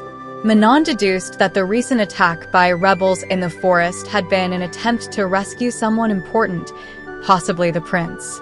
The Duke mentioned the construction of a powerful weapon and defended its necessity, assuring they were prepared for any eventuality. Manon, increasingly irritated, confronted him, but finally agreed to read the reports. Before leaving, the Duke pressured her to choose a coven, giving her a deadline until the next day. Manon, exhausted, demanded a day to rest before making any decisions, threatening consequences if she were disturbed. Later, Asterin, her cousin, took her to a secluded place in the mountains. There, in a field of wildflowers, Asterin revealed a story she had kept secret for 80 years. She told how, after an accident, she was rescued by a human hunter with whom she lived for 5 months. From that relationship, she became pregnant, but when she returned to the Blackbeak Keep, her grandmother confined her and, after giving birth, attacked her brutally when the babe was born dead. The matron marked her with the word dirty, an indelible reminder of her supposed disgrace.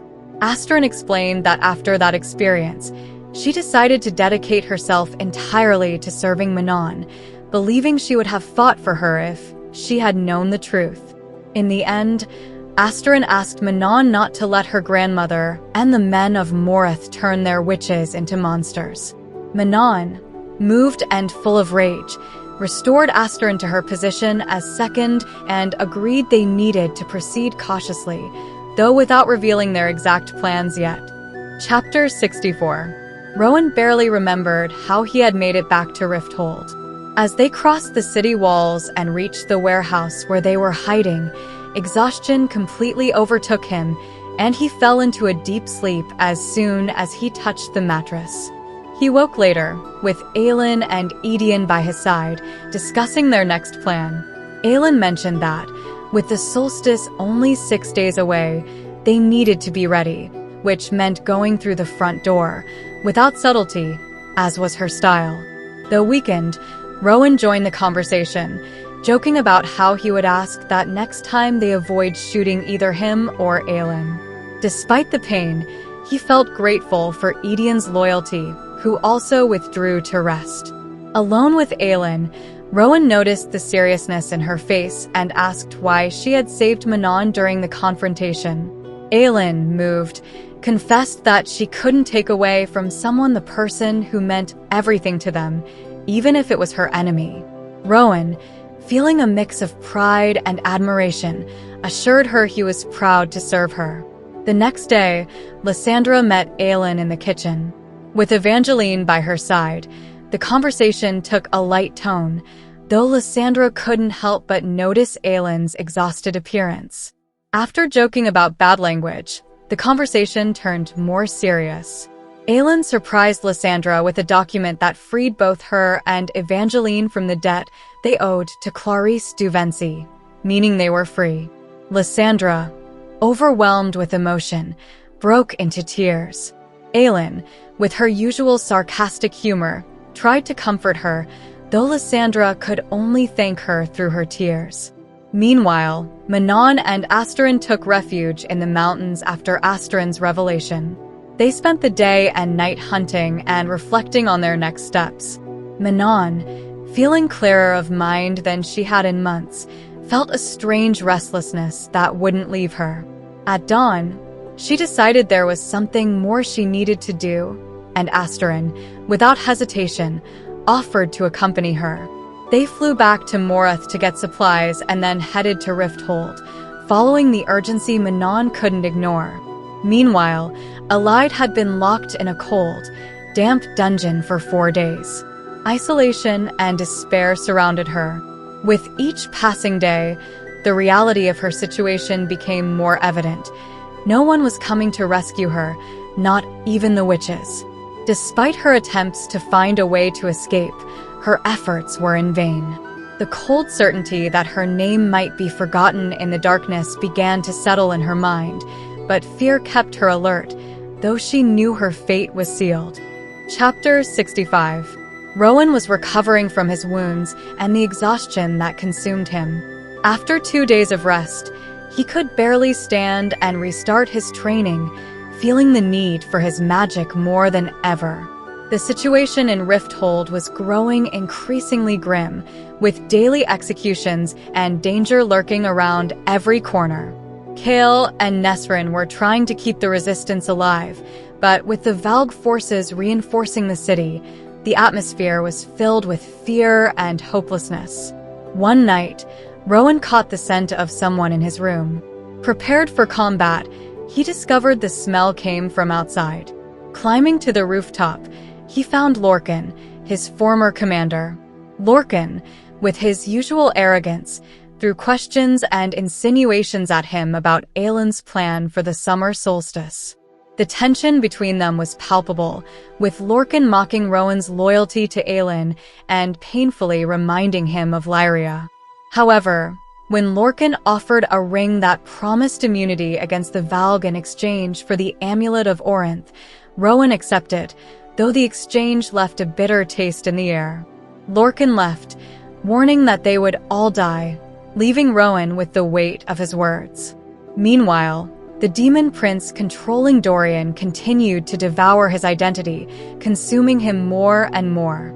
In the darkness that surrounded him, only one name persisted in his mind: Manon. The demon suppressed him, but the memory of her remained, a small spark of resistance. On the rooftop of the apartment, Aelin and Cale gazed at the glass castle, bathed in the light of the setting sun.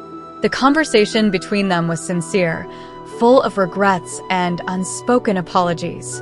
Cale admitted his mistake in serving the king, and Aelin acknowledged the value of their friendship. They parted with a promise not to look back, but to move forward, though the path ahead was filled with uncertainty. That night, as Cale and Nesrin returned from a rebel meeting, she took him to a small temple of the sea god. In that sacred place, they shared a moment of intimacy and hope. Nesrin, moved to tears, asked Cale to promise he would survive the castle the next day. He, touched by the request, promised her he would, sealing his promise with a silent prayer. Back in the room, Rowan and Aelin were preparing for the battle that awaited them. With the plan in place and the jars of hellfire ready to be used, the tension between them grew. Aelin, determined to enjoy what little they had before facing danger, presented herself to Rowan in a seductive golden nightgown, a gift from Lysandra. In that intimate moment, they both set aside their worries about the future and focused on the present, sharing a kiss that sealed their promise to face anything that came together.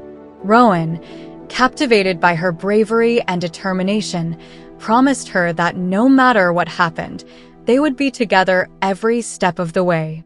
Finally, as they embraced in the darkness of the night, Aelin confessed that Rowan made her want to live, not just survive, but really live. That feeling, more powerful than any promise or plan, united them in a stillness filled with hope and determination for what was to come. Chapter 66. Aelin ventured into the streets of Rifthold at dawn, searching for breakfast in the bustling market of the lower districts. The sun was beginning to warm the air, and the cloak she wore became uncomfortably hot. As she walked, the weight of her sword hung at her side, a reminder of the confrontation she would soon have with the king who had devastated her life and enslaved her kingdom. She knew the confrontation was near, and the chances of survival seemed grim. As she moved among the people preparing for the solstice festivities, Aelin sank into her thoughts. She remembered how she had ordered Lysandra and Evangeline to leave the city, ensuring they were safe in case things went wrong. Now, Lysandra and her ward were free, without the marks of their former masters, and Aelin hoped they were far from danger. In the market, while buying pastries and meat pies, a vendor briefly distracted her, and it was then that she noticed something strange was happening. Alerted by the vendor about a disturbing message, Aelin decided to investigate. She headed toward a corner of the market where a crowd had gathered around a dead-end alley, murmuring uneasily. Upon arriving, she saw what everyone was staring at, a message written in dark blood on a wall, a warning meant only for her. The message, scrawled in giant black letters, was simple but devastating. Which killer? The human still lives within him. As she read it, Aelin immediately understood its meaning and the danger it implied. Without wasting time, she ran through the city streets, darting through alleyways until she reached Cale's house. The message changed everything, and the revelation that Dorian was still fighting within his body, controlled by the demon, filled Aelin with a new urgency and fear for what she was about to face. Chapter 67. Aelin and Cale, accompanied by Rowan and Aedion, cautiously made their way to the drainage tunnels, carrying the 2 urns of hellfire. The atmosphere was so tense they barely dared to breathe. The cold and stench of the stone passageway, shrouded in darkness, added an extra weight to the already dangerous mission. Fortunately, Rowan and Aedion, with their sharp fey vision, didn't need torches to see in the dim light. Upon arrival, Rowan shook hands with Cale, wishing him luck. Then, turning to Aelin, she avoided eye contact, focusing on a small tear in her cloak, a reminder of some past battle. However, that moment of introspection didn't last long. Aelin hugged him tightly, perhaps aware that it might be the last time she did so. Rowan's hands lingered on her, conveying silent support before Aelin turned to Aedion. Aedion's eyes met hers, reflecting the same determination. He touched her face, recognizing in him a part of herself, a deep connection they shared through their lineage and for Terrasen. A solemn exchange of words united them further in their purpose. Aedion, with reverence, drew his sword and knelt before her, offering Orinth, his symbol of loyalty and devotion. With unwavering firmness, Aelin took her father's sword, feeling the weight and security it provided. Aedion stood and resumed his place beside Rowan. Aelin looked at the three men who meant everything to her, her family and closest allies in the battle to come. With a smile that radiated courage and hope for a better future, she uttered the words that would mark the beginning of her final fight. A call to defy fate, to shake the stars. Chapter 68.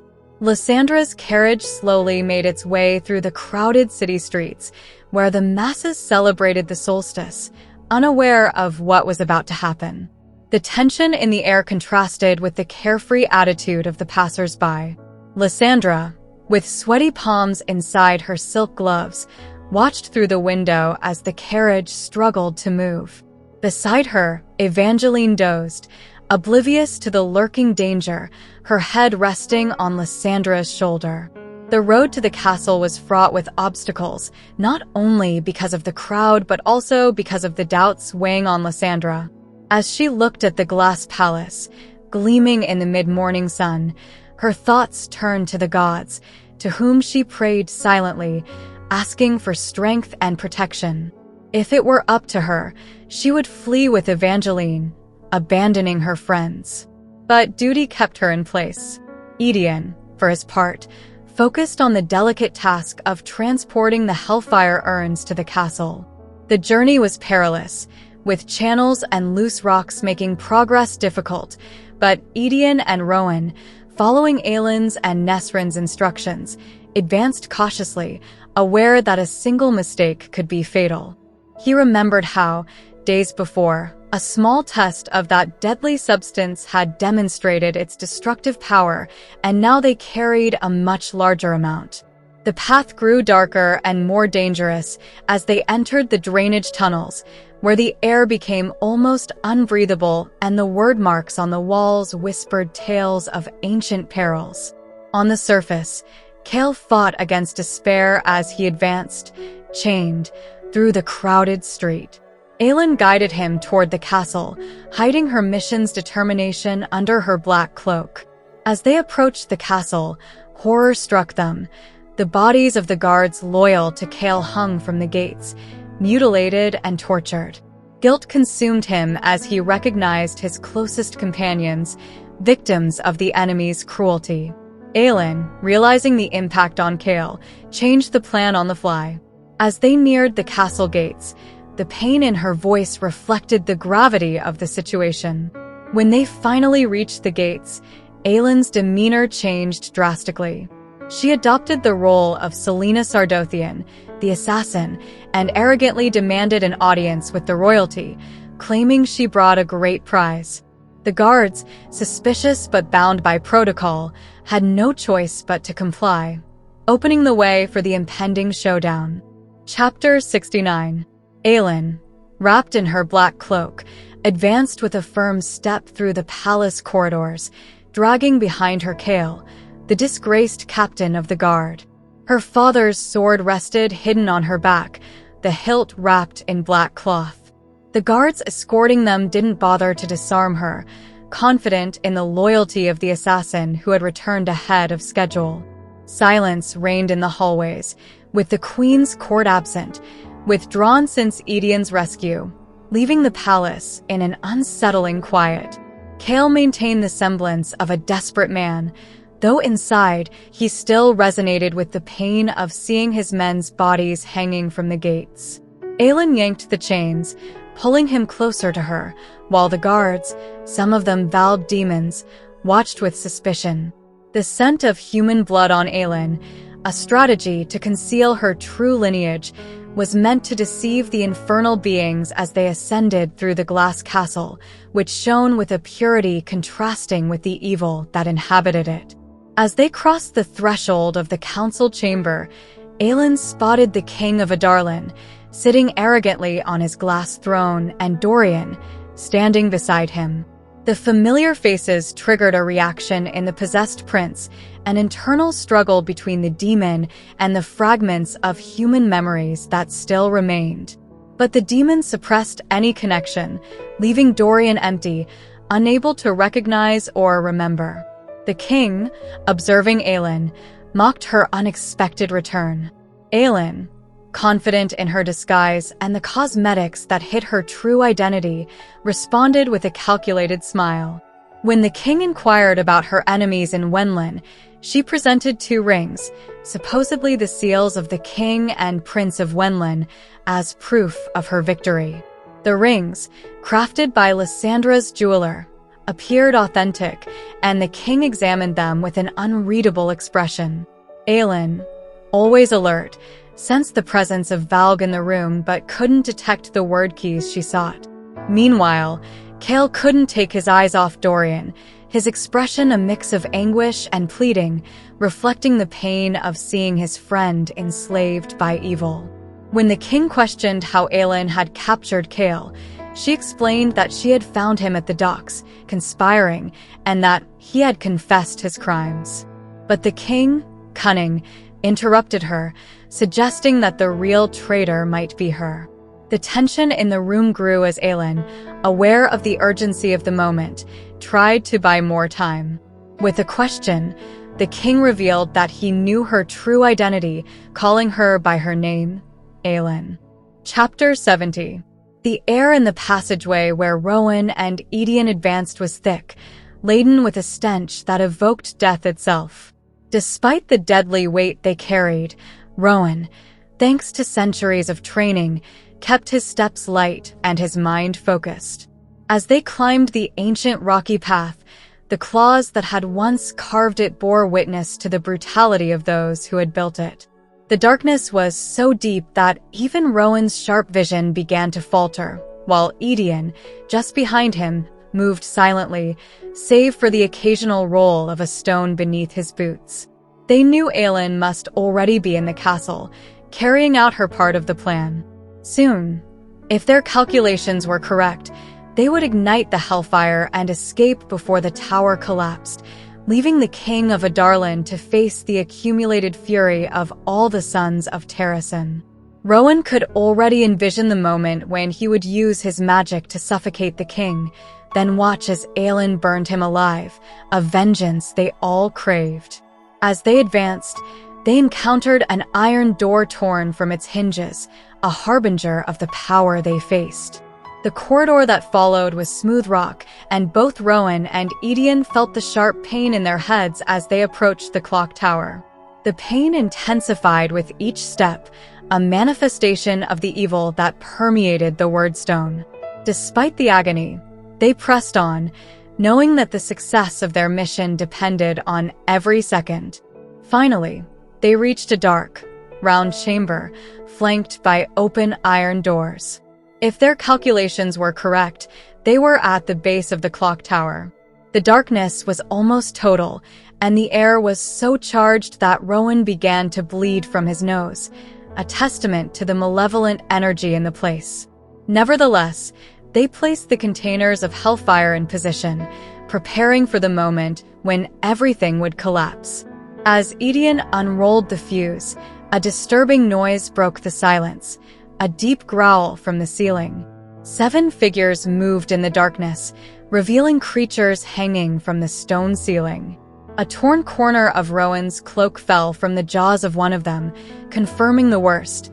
Lorcan had not killed the WYRD hounds. He had merely given them Rowan's scent. Meanwhile, in the throne room, Aelin faced the king of Adarlan. He, with a slow voice laden with mockery, revealed that he had discovered her true identity. Aelin, aware that every word from the king was a maneuver to buy time, responded with disdain. The king tried to provoke her by mentioning her relationship with Dorian, while Dorian, possessed by the Valg, remained impassive, a shadow of the prince he once was. The king ordered his guards to withdraw, leaving Aelin, Chaol, and Dorian alone with him in the hall. With a coldness that cut through the air, the king began to torture Dorian, using darkness to make the prince kneel. Chaol, desperate, begged for his friend's release, but the king delighted in his suffering, reminding Aelin of the times he had controlled her life without her knowing. When Aelin tried to intervene, she was repelled by an invisible wall of darkness, the WYRD marks on her body acting as a barrier that pushed her back. With each lash of darkness, Dorian suffered more, until he fell to the ground, exhausted and gasping. The king, reveling in his power, taunted Chaol and Aelin, reminding them of the fragility of their situation. But Aelin was not willing to give up. With a defiant look, she pulled the Eye of Elena from her suit, an artifact that not only protected against evil but also served as a key to open Erewhon's tomb. The king, upon seeing the bright blue stone, rose from his throne, furious. But just then, the bells of noon began to toll, while the clock tower remained standing. Chapter 71. Rowan swung his sword furiously, slashing one of the WYRD hounds, whose howl echoed as the blade pierced the stone and reached the flesh beneath. However, the creature did not fall. Another hound leaped at him, and Rowan responded with precise strikes. Alongside Aedion, he fought relentlessly, but both were forced to retreat, moving away from the spool of fuse that Aedion had left behind. The tolling of the clock bells resonated in the air, signaling noon, and with each chime, the situation grew more desperate. The WYRD hounds cornered them, keeping them away from the fuse and the plan that had to be executed flawlessly to save Aelin. With a fury born of the thought of Aelin facing the king alone, Rowan roared and attacked with all his might, but at that moment, one of the creatures managed to evade his guard and lunged at Aedion. Rowan smelled the general's blood before he saw the wound, attracting more hounds to him. Aedion's blood, with its fey essence, was a delicacy for these creatures. Meanwhile, the other hounds turned on Rowan, keeping him even further from the fuse and therefore from Aelin, whose life now hung by a thread. In the castle, Aelin carefully retreated toward the glass doors, just as they had planned, while Chaol watched her. The king, entirely focused on the Eye of Elena that Aelin held, demanded to know where she had found it. With each backward step, Aelin remained calm, her mind working quickly to buy time. She knew the king was aware of the power that ancient relic represented. When she finally reached Chaol, Aelin slid past him, leaving him with a touch of comfort and gratitude before continuing toward the doors. The king, seeing his opportunity, ordered Dorian to pursue her. Darkness unleashed from the prince, and in the blink of an eye, he raced after her with supernatural speed. Aelin broke through the glass doors and fled, knowing she couldn't stay ahead of Dorian for long. Chaol, armed with Aelin's sword, positioned himself between the king and the exit. The cold spread through the hall as the king descended from his platform, while Chaol stood firm, determined to stop him. The king looked at him with disdain, reminding him of the countless crimes he had committed, but Chaol did not waver. "It ends now," he said, determined to face him to the end. Aelin ran down a corridor flanked by glass windows, with Dorian chasing her, ice exploding behind her. Time seemed to run out as she climbed the stairs, the cold biting at her heels, the ice threatening to trap her at any moment. Spears of ice sprouted from the walls, forcing her to dodge them with agility, though not without consequences. She felt her breath burn in her throat, but she didn't stop. Finally, she reached a glass bridge connecting two towers. The transparent floor revealed the dizzying drop below, and before she could decide her next move, the glass exploded, sending sharp fragments that cut her back. With no other choice, Aelin turned toward the broken window and, with a scream that tore through the air, leaped through the hole, preferring to risk the fall than face the darkness that Dorian unleashed behind her. Chapter 72.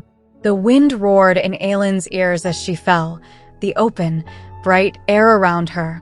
Landing on a glass bridge a level below, she felt her knees crack from the impact, but she barely had time to register the pain.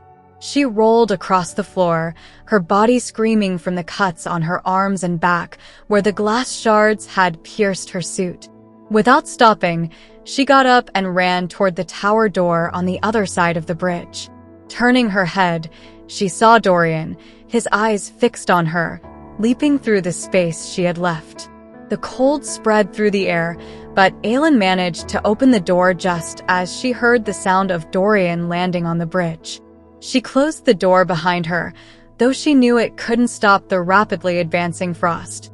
Sobbing through gritted teeth, Aelin climbed the spiral staircase of the tower. In her mind, the names of those she loved echoed like a mantra: Rowan, Aedion, Chaol. The cold reached her when the door at the base of the tower was torn from its hinges, stealing her breath. But Aelin had already reached the top, facing another glass bridge connecting to another tower. Shadows surrounded her, the upper turrets of the glass castle suffocating her, trapping her in a cage of darkness.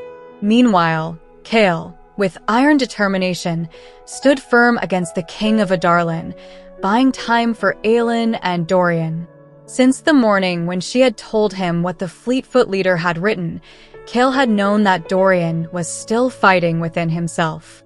Despite everything, their only hope lay in Aelin freeing Dorian from the collar that enslaved him, even if it meant sacrificing her own revenge. The king mocked Chaol, approaching with slow but sure steps.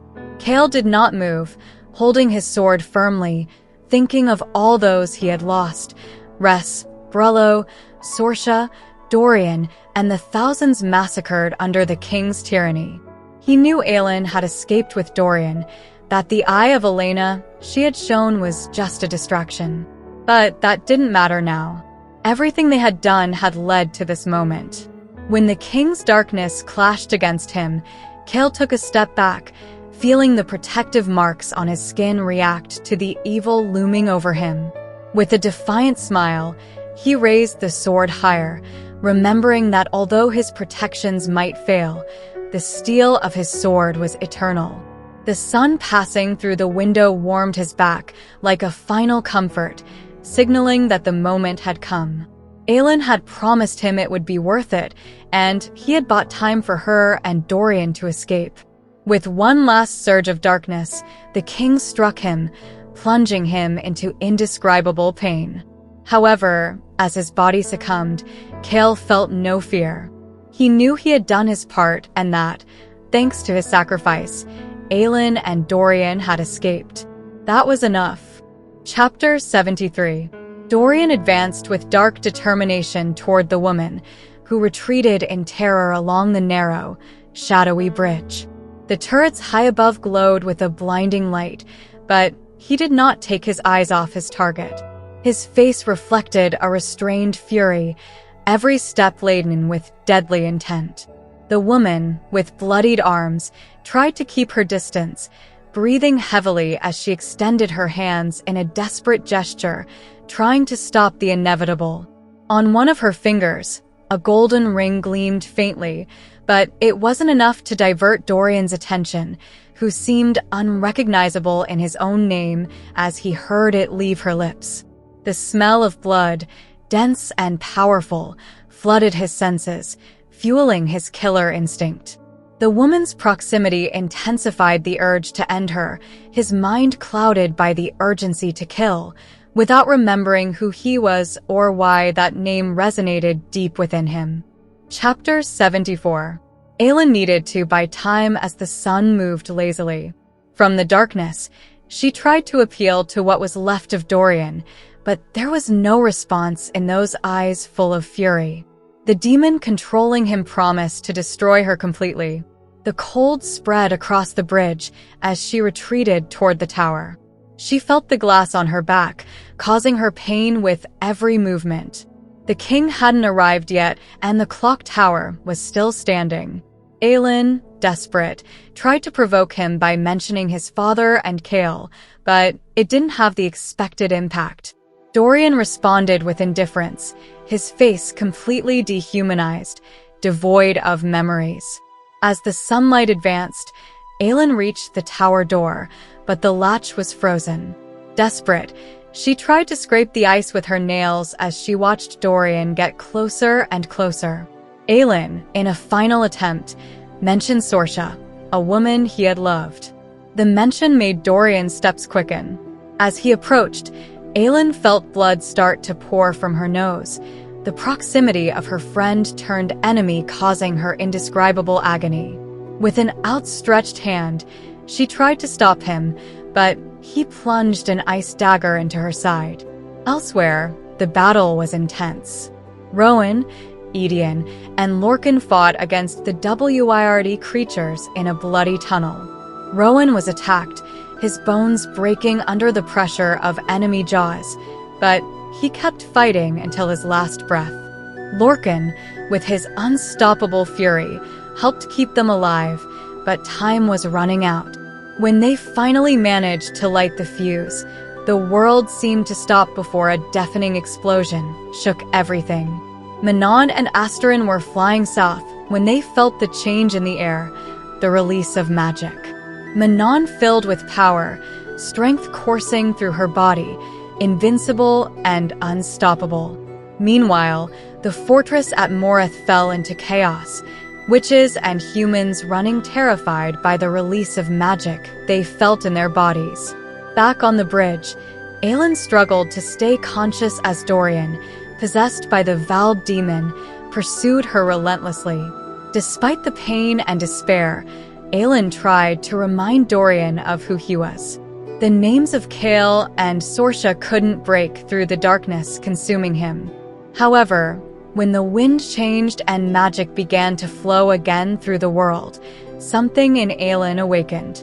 Fighting for survival, she pressed her wound until the blood stopped flowing, her tears mingling with the power she felt growing within her. The golden ring Aelin had placed on Dorian's finger began to glow, pulsing with sunlight. The prince stepped back, but the ice continued advancing toward her. In a final effort, Aelin extended her hands toward Dorian, her friend, and unleashed all her magic, an explosion of power that filled the castle with light and hope. Chapter 75. Amidst the chaos of fire, light, darkness, and ice, Aelin stood on the bridge. Her wound had closed, healed by magic, and her intact skin shone beneath her dark suit. Around her, fire and light tugged at Dorian, who fought against the darkness consuming him. Aelin's words echoed in his mind. "We're going to return." That light broke something inside him, opening a crack in the darkness. As the demon's darkness screamed, Dorian pushed, trying to regain control. Finally, through his own eyes, he saw Celaena Sardothien standing before him. Meanwhile, Aedion, Rowan, and Lorcan faced a desperate battle against the Valg soldiers in the tunnels. All three were exhausted, their strength nearly depleted. Rowan, barely conscious, leaned on the rubble while Lorcan fought with all his might. Aedion, with only 2 knives left, knew they wouldn't survive. The situation worsened as more Valg soldiers flooded the tunnels, approaching with bloodlust. Despite everything, Aedion and Lorcan kept fighting, defending Rowan, and buying time for their queen to focus. But when the soldiers surrounded them and reorganized, The situation seemed hopeless. Just then, a ghost leopard, Lysandra, burst onto the scene, ripping the sword from the vowed commander's hand and unleashing her fury. Transformed into her beastly form, Lysandra had arrived to save her friends. As the soldiers fell under her claws and fangs, Aedion and Rowan watched in astonishment. With the path cleared, Rowan asked Lysandra to go to the queen. Without hesitation, Lysandra raced through the city's streets toward the glass castle, where Aelin still fought. Magic and darkness clashed at the top of the castle as Lysandra made her way through the terrified crowd. Upon reaching the castle, Lysandra found 30 Valg guards armed with crossbows. Without stopping, she leaped at them, dodging arrows until a bolt fired by Nesrin Phallic knocked out the arrow, threatening her life. Together, Lysandra and Nesrin eliminated the guards, clearing the path to Aelin. Lysandra, transformed into a whirlwind of death, raced to the castle, knowing her queen was fighting for her people and her world. As she ascended, wind and magic surrounded her, driving her forward toward the final battle being fought in the highest towers. Chapter 76. Aelin struggled to control the pain throbbing in her head. The power she had unleashed was too much, too fast. Although she tried to transform into her Fae form, that only intensified the stench of the Valg. Meanwhile, Dorian, on his knees, pounded his hand in an attempt to tear off the golden ring burning his flesh. The prince, dominated by darkness, continued to launch attacks that Aelin blocked with walls of fire, but she felt her blood heating dangerously. With her voice nearly broken from dryness, she urged him to try, while he, in a fit of rage, promised to kill her. Suddenly, a deep laugh echoed behind her. Aelin turned just enough to see the king of Adarlan, who had appeared on the other side of the bridge, mocking Cale's effort to buy time to save his son. The king, with coldness, mentioned how he had killed Cale effortlessly, which resonated in Aelin's mind as a dull and painful blow. As the king approached, Aelin drew her father's sword, Orinth, preparing for battle. However, something in the king's words awoke something in Dorian, who, with a trembling and broken voice, asked if it was true that he had killed Cale. Dorian's eyes burned as his hands trembled with anger and pain. The light in his hand intensified, but the collar remained tight around his neck. The king, furious, hurled a spear of darkness at Aelin, but Dorian, with one last vestige of control, raised a wall of ice that shattered the darkness into 1,000 pieces. In that instant, Dorian remembered who he was. He remembered his name was Dorian Havilliard, the crown prince of Adarlan, and that Aelin, his friend, had returned for him. Despite the demon's screams tormenting him, Dorian felt the cold, pulsating wordstone collar on his neck.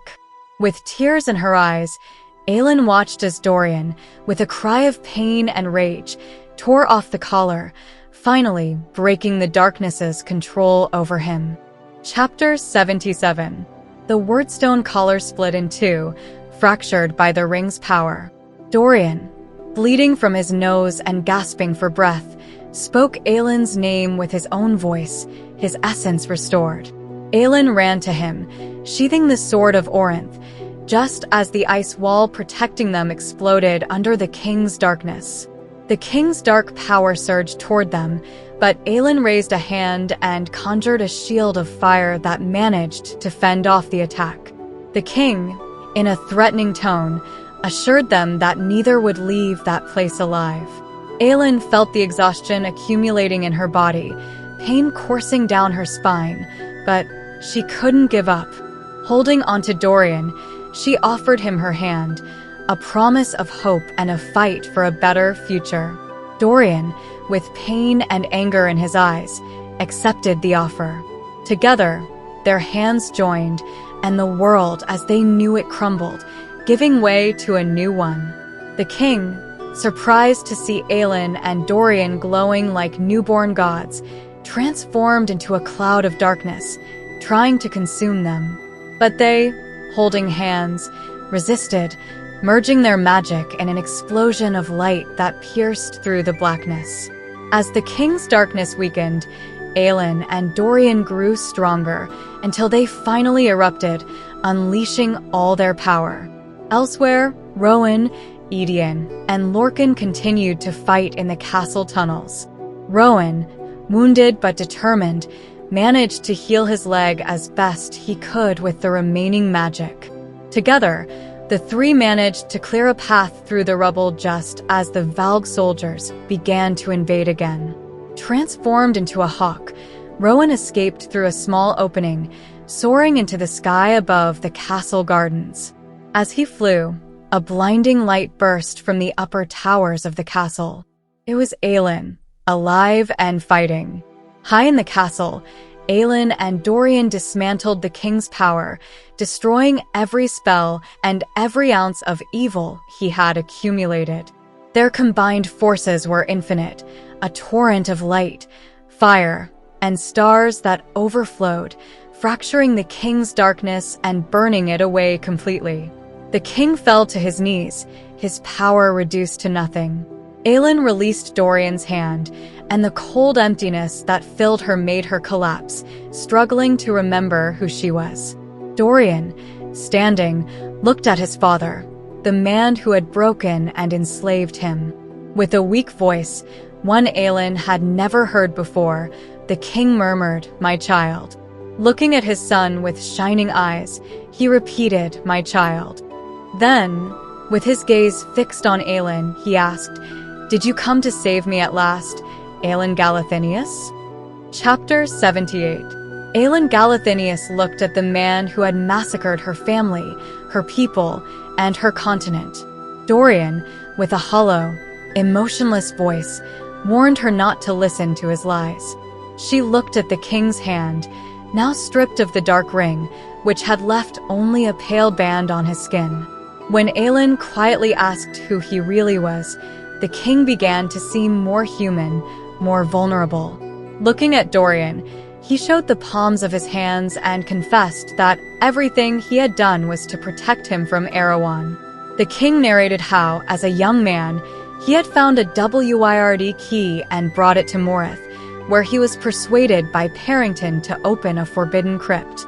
In doing so, Erewhon had taken Parrington's body and allowed his subordinate to possess the king. Dorian, horrified, tried to end the confession, but Aelin, processing the truth, realized that Erewhon was free, and not only that, but Erewhon was Parrington. The Dark King had been among them all along, and none of them had detected it. The king continued, revealing that he had used all his strength to keep this secret hidden from Erewhon, thus limiting his own abilities to detect others like Aelin. He also confessed that he had ordered the construction of the towers and the spell to ban magic, believing it would protect his son. However, his limited control did not allow him to fight the demon, and he could not prevent the atrocities that followed. Dorian, showing no mercy, rejected the king's explanation, pointing out that nothing he had done really protected him. Aelin, for her part, struggled with disbelief and pain, remembering how the king had massacred millions, including her family. The king, with tears in his eyes, insisted that everything he did was to protect his son, and that he had tried to get Aelin to help him destroy Erewhon but failed when her mother knocked her unconscious. The king, now a consumed and weak man, begged Aelin to end him, revealing that Chaol was alive, though broken, and that he had left a light around him. Aelin felt a surge of hope mixed with disbelief, while Dorian, without hesitation, accused his father of being a liar and prepared for the inevitable.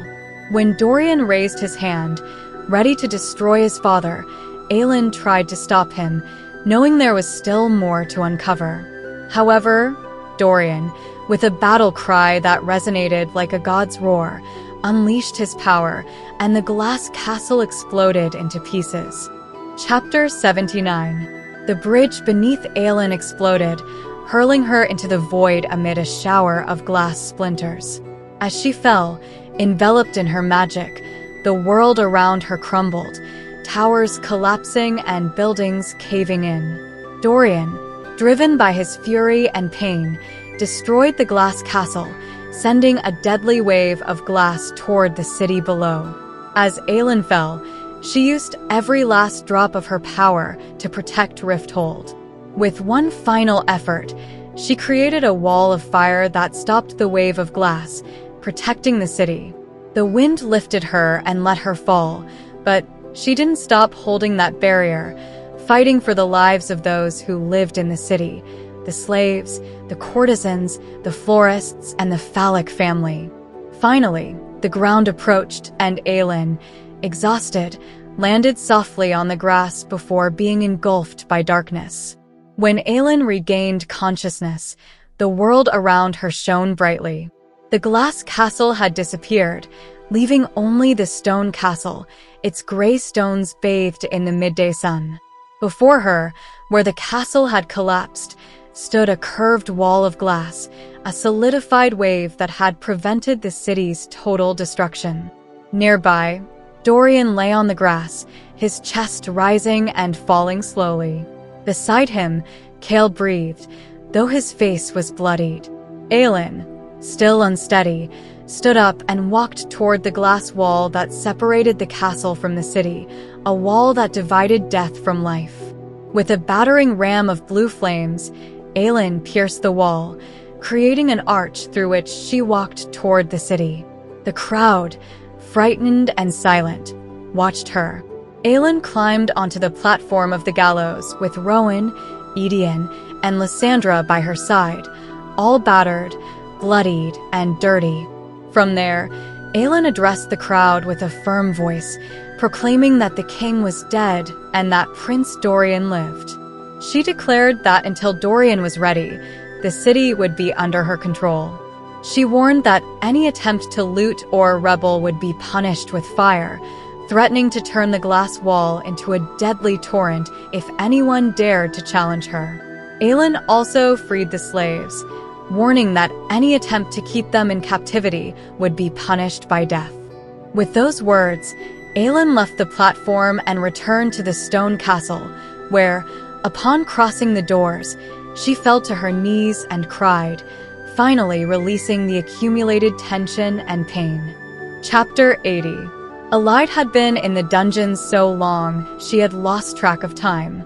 She felt that something had changed in the world, as if a wave had shaken the very air, and for a moment she thought she heard the wind whisper her name. But no one came to explain anything to her or to free her. She was alone. Vernon, her uncle, opened her cell door. The torchlight he carried blinded her momentarily. The hallway beyond the door was empty, and Aelin knew he hadn't brought any guards. There was no need, as he knew it would be futile for her to try to escape. In a calm voice, Vernon mentioned that now that magic had returned, he was interested in exploring what potential might be in her blood. He mentioned the Duke, and the darkness of the fate that awaited her became evident when he called for Cormac. A young man of supernatural beauty appeared, but his green eyes were filled with a terrifying coldness. He wore a black collar, and darkness emanated from him like thin tendrils. As he looked at Aelin, her most horrific memories flooded back to her mind: the pain, the terror, the slowly broken leg. Vernon, annoyed by Cormac's reaction, ordered him to control the darkness. The memories disappeared, but Aelin, overwhelmed, vomited her last meal. Vernon, laughing cruelly, informed her that she would soon be under Cormac's care, suggesting that the magic in her blood made her valuable for dark experiments. Then, with an icy tone, Vernon told her he did it because he could, and left, leaving Aelin alone and desperate. Meanwhile, Manon was ready to rest after the recent events. However, noticing the absence of Aelin's scent in the room, something unsettled her. Inspecting the room, she realized Aelin hadn't been there in days. Worry drove her to run through the fortress, seeking answers. Finally, a laundress informed her that Aelin was in the dungeons and that only Vernon had access to her. Wasting no time, Manon headed for the 13th barracks. She knew she had to act quickly to save Aelin from whatever Vernon and his allies were planning. Chapter 81. Aelin had lost all hope when two expressionless maids forcefully dragged her away to be washed. Despite her attempts to resist, the women stripped her and subjected her to a brutal cleaning, ignoring her pleas and showing no mercy for her suffering. They dressed her in a simple green dress, leaving her vulnerable and exposed. Weakened by fear and struggle, Aelin tried to escape as they left, but the guards locked her back in, laughing at her desperation. Shortly after, four guards entered her cell, informing her that the prince awaited her in the catacombs. Despite her pleas, they dragged her out of the cell, her bare feet scraping the ground as she tried to resist.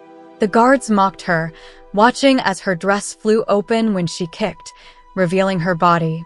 Aelin wept, aware that her tears would not save her. Just as despair overwhelmed her, a hand with iron nails pierced the throat of one of the guards, killing him instantly. Manon Blackbeak appeared behind them, bloodied and fierce. With astonishing speed, Manon eliminated the other guards, moving with the grace and lethality of a phantom. When it was over, Manon, covered in blood, told Aelin they needed to run. Manon knew that rescuing Aelin was a decision that would put her at odds with others, but she couldn't ignore the chaos already unfolding in the fortress. She had heard the news.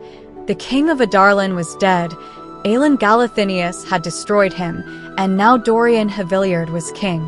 While witches and fortress inhabitants sought answers, Manon had only one goal: to save Aelin. She summoned the 13 and headed for the dungeons. She knew time was crucial. In the third group of dungeons, near the catacombs, she found Aelin. The guards were laughing cruelly at the young woman when Manon arrived, but her fury was unstoppable. With terrifying brutality, Manon eliminated the guards, freeing Aelin. Manon helped Aelin up, breaking the chains from her ankles with a single strike of her iron nails. But as they tried to escape, more Valg soldiers and demons approached, threatening to surround them. Manon, remembering the regrets she had accumulated, knew she couldn't let Aelin die. Although the situation was desperate, she was willing to fight to the end to protect the girl. Just as they were about to face an almost impossible battle, Aelin froze as she looked toward the cell door.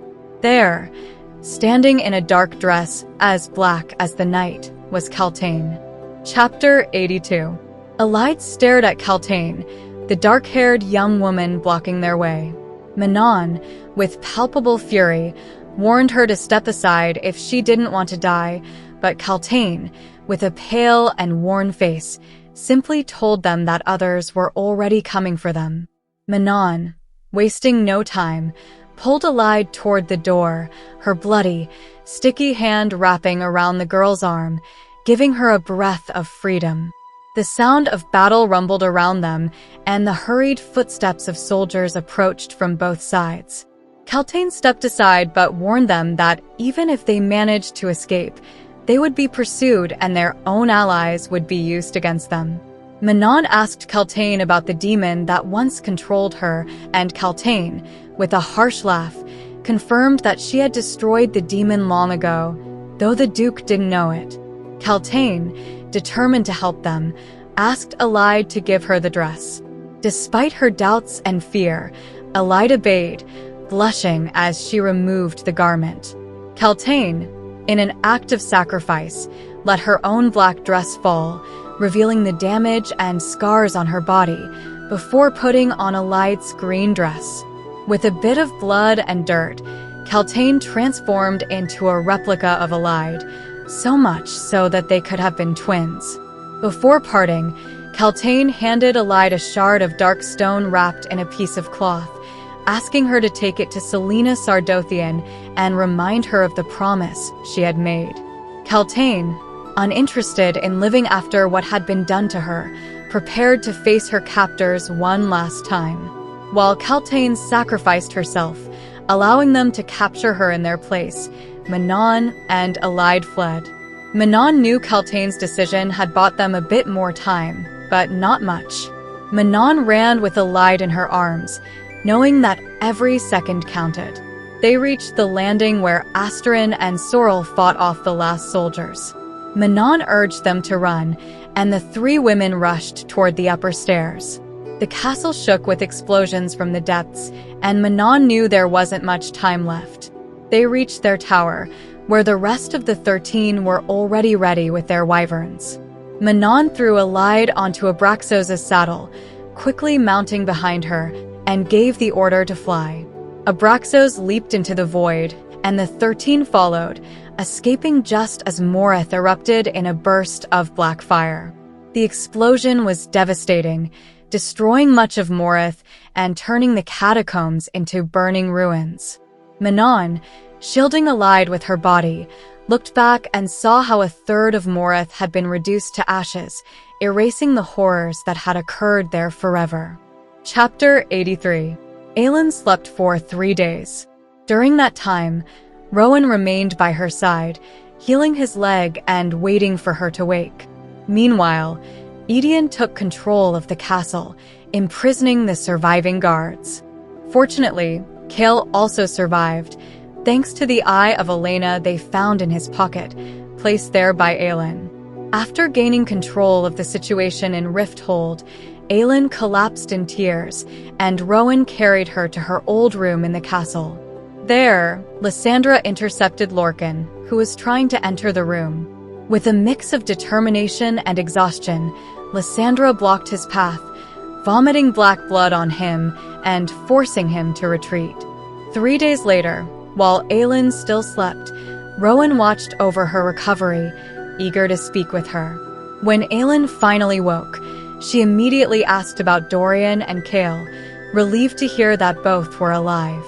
Then, Rowan told her everything that had happened in her absence, from the battle to the last days of organizing in the castle. Aelin and Rowan shared an intimate moment, discussing their fears and worries. Both acknowledged the depth of their connection and the importance of what they had experienced together. They kissed, finding comfort in their closeness and promising to face whatever came together. Meanwhile, Aedion, who had come to give a report, witnessed the intimate moment between Aelin and Rowan, realizing how deep their bond was. In the hallway, Lysandra also watched, tears in her eyes and a smile on her face, wishing she could someday find a love like the one Aelin and Rowan shared. Later, Aelin, now recovered, went to meet with Dorian. Rowan accompanied her to the hallway, assuring her that he would be close if she needed him. With a sigh, Aelin entered the room where Dorian was, ready to talk to him. Chapter 84. Dorian Havilliard woke up in an unfamiliar room, but for the first time in a long time, he felt free. Despite the pale band that marked his neck, there was no pain or darkness, just the song of birds and a peace that seemed strange. He took a moment to process this before getting up, bathing, and dressing. When he spoke with Aedion, now in charge of castle security, he learned that Cale had survived, though he had not yet woken up. Although awake, Dorian felt empty, as if something important was missing inside him. Aelin visited him, and her presence, now more regal and serene, surprised him. Although Aelin assured him that the kingdom was his and that he had the right to rule, Dorian couldn't help but wonder if he deserved it after everything he had done while under the control of the Valg Prince. The conversation was difficult, but Aelin reminded him that he was not responsible for what happened and that he still had the chance to bring light to the darkness, to do something good with his life. Cale, for his part, woke up thinking he might be in the afterlife, but quickly realized he was in a castle room. To his surprise, Dorian was beside him, alive and free of the collar that had controlled him. The reunion was emotional, and both friends shared tears and deep relief at having survived. However, Chaol's joy quickly faded when he realized he couldn't feel his legs. Dorian explained that his spine had suffered severe damage and that the only hope for him to walk again was to seek treatment at the Terrasen on the southern continent. Although Chaol was reluctant to leave Dorian again, his friend convinced him that he needed to do this in order to fulfill his new role as Hand of the King. Meanwhile, Nesrin Falik, now acting captain of the King's Guard, entered the room, full of emotion and relief at seeing Chaol alive. The interaction between them was tender and painful, as Nesrin confessed her fear of losing him during the castle's destruction. Chaol, despite his situation, tried to remain optimistic, assuring Nesrin that they would find a way to move forward together. The promise of an adventure on the southern continent became a beacon of hope for both of them. Chapter 85. Aelin couldn't stop crying as she flew with the 13 northward. She wasn't afraid of the flight or the looming death, but Kaltain's sacrifice overwhelmed her.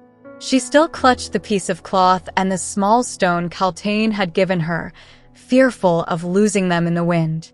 As the sun began to set, the witches landed in a clearing in the oak-walled forest. Exhausted, Aelin lay down and let herself drift into a deep sleep, still wearing Kaltain's dress and clinging to her gift. When she woke, she found clothes beside her, a shirt, pants, boots, and leather flying gear. The witches slept nearby, protected by their wyverns, who remained still and watchful. Aelin walked to a stream, where she shed the dress and sat in the cold water, letting the current wash over the remnants of her chains. When her teeth began to chatter from the cold, she dressed in the new clothes, which were a bit large but warm, and tucked the piece of cloak with the stone into an inner pocket. Thinking of the name Kaltain had given her, Celaena Sardothien, Aelin felt the weight of the debt she owed. She didn't know who this person was or how to find her, but she committed to honoring Kaltain's promise. Manon appeared, carrying a bundle in her hands. With a firm voice, the witch told Aelin that she shouldn't cry for Kaltain, as the young woman had made her choices for herself, not for others. Although her actions had saved Aelin and the captive witches, Kaltain had acted to free herself from her own prison. Manon also revealed to Aelin that they would take her north, but then she would have to continue alone. They couldn't accompany her further without raising suspicion. Aelin felt overwhelmed by the vastness of the world before her. She asked Manon where she should go, and the witch suggested heading north to Terrasen, avoiding the mountains and staying off the main roads. Manon explained that Aelin Galathynius had killed the king of Adarlan and destroyed his glass castle, causing Aelin to start sobbing. She also mentioned that Lordran Allsbrook was active as a rebel in the north, giving Aelin renewed hope. Manon handed her a bundle of money and taught her how to hide 3 daggers in her gear. Then, with a key, she removed the chains still on Aelit's ankles, freeing her completely. Manon gave her one last piece of advice, to head north and find her queen in Terrasen, though she warned her to hide her Blackbeak heritage. Aelin thanked Manon, though the witch dismissed the need for gratitude, saying it was a debt she already owed. With final instructions, Aelin set out on her journey north, limping under the trees of Oakwald. As she moved forward, the forest swallowed her, and only the hum of nature accompanied her. Before leaving, the 13 and their wyverns flew over Aelin. The smallest of the shadows, Abraxos, bid her farewell with a cry before disappearing into the sky. Aelin raised her hand in response and, with renewed determination, continued her journey to Terrasen, to her queen, and to a future where she would fight instead of fleeing. Chapter 86.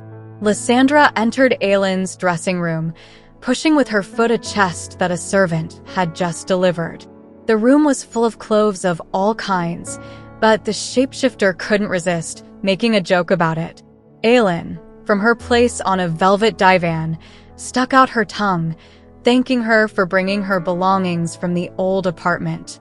The castle was full of tension. Aelin, despite everything, didn't want to leave Dorian alone, who was still struggling with the burden of guilt and pain. Although she had managed to get him out of his room to walk around the castle, the young king looked like a living dead. The white line around his neck, where the collar had once been, was a constant reminder of what he had suffered. After helping Dorian out of his room and ensuring he wasn't alone, Aelin returned to the dressing room with Lysandra. While her friend was busy with the clothes, Aelin took a small box from her pocket and handed it to her. Lysandra, with a cautious expression, opened the box and found a ring inside. Aelin explained that there was a territory in the north, fertile land that belonged to the Allsbrook family, but was unoccupied. It was a place full of ghost leopards, and Aelin thought no one better than Lysandra could govern those lands. The ring bore the symbol of a leopard and a key, representing the freedom Lysandra now possessed. Lysandra, surprised and emotional, felt she didn't deserve such an honor. But Aelin, firmly, assured her that no one deserved it more. Aelin slid the ring onto her friend's finger, assuring her that if her people couldn't see the value of a woman like Lysandra, then they didn't deserve to be under her rule. Lysandra, still stunned, accepted the title and hugged Aelin tightly, sealing her place in the court as a new lady. That night, Aelin only wanted to rest, but during dinner with her court, an unexpected visitor interrupted the evening. Dorian arrived, with a shy expression, asking if he could join them. Aelin invited him to sit, insisting it was no trouble. As Dorian joined the table, Aelin formally introduced him to Rowan and Lysandra, explaining the crucial role each had played in recent events. The dinner was a reminder of how much things had changed. 10 years after their lives first crossed in a world full of shadows and wars, they now sat together as friends and rulers of their own territories. Aelin raised her glass and proposed a toast to a new world, and Dorian, with shadows in his eyes but a spark of life, toasted to freedom. Chapter 87. The Duke of Moreth had survived, as had Vernon. A third of the fortress had been destroyed, taking with it guards, servants, 2 witch covens, and a Lydlochen. Although the loss was significant, the Duke didn't consider it devastating. Manon, on the other hand, knew it had been fortunate that most of the covens were outside training when the explosion occurred. Even so, she thanked the 3-faced goddess for protecting her own. Manon stood in the Duke's council room, listening as the man ranted. He didn't hide his frustration. The destruction of Moreth represented a major setback, forcing him to delay his plans. The men under his command worked day and night to clear the ruins, searching the debris for Kaltain's body and the stone she carried. However, Manon kept the secret that that stone was now in Elid's hands, who was heading north, limping but determined. The Duke addressed Manon with a harsh voice, informing her that her grandmother would arrive in 2 weeks and wanted her covens prepared for the upcoming battles. Manon nodded, obedient in appearance, though she knew her grandmother's arrival would mean a change in the game. As she left the meeting, Manon stopped beside Vernon and dug her iron nails into his shoulder, eliciting a cry from him. She leaned in close, whispering a warning in his ear. Although Elid was dead, Aelin Galathynius was alive, and she wouldn't forget what he had tried to do. Later, while observing a new tower they had taken from a lesser coven, Asterin asked Manon about the future. Manon, contemplating the gray sky in the distance, replied that for now, they had to stay, waiting for her grandmother's arrival to raise the new towers. But inside, Manon wasn't sure what she would do when she saw her. Glancing sideways at Asterin, Manon asked how the human hunter with whom she had once shared her life had died. Asterin, after a moment of silence, replied that he had been a very old man who probably went into the forest to never return. It was a simple answer, but one loaded with emotions that Asterin had kept hidden for a long time. Then, Manon asked a question she had never imagined asking. What was it like to love? Asterin, with eyes shining with emotion, described love as something that had destroyed and rebuilt her, a joy so intense it hurt. She spoke of the love she had felt for her child, a love that surpassed any other emotion, more powerful than rage, lust, even magic. Manon, for the first time, didn't recite the usual words about obedience, discipline, and brutality. Instead, she admitted that things were changing, a change that Asterin received with a smile. After all, as immortal beings, witches needed those changes to avoid succumbing to eternal boredom. Manon nodded, allowing herself a smile too, as they both looked toward an uncertain but full of possibilities future. Chapter 88. Rowan flew over the castle, vigilant, while Aelin decided to make one last visit to Elena's tomb just as the clock struck midnight.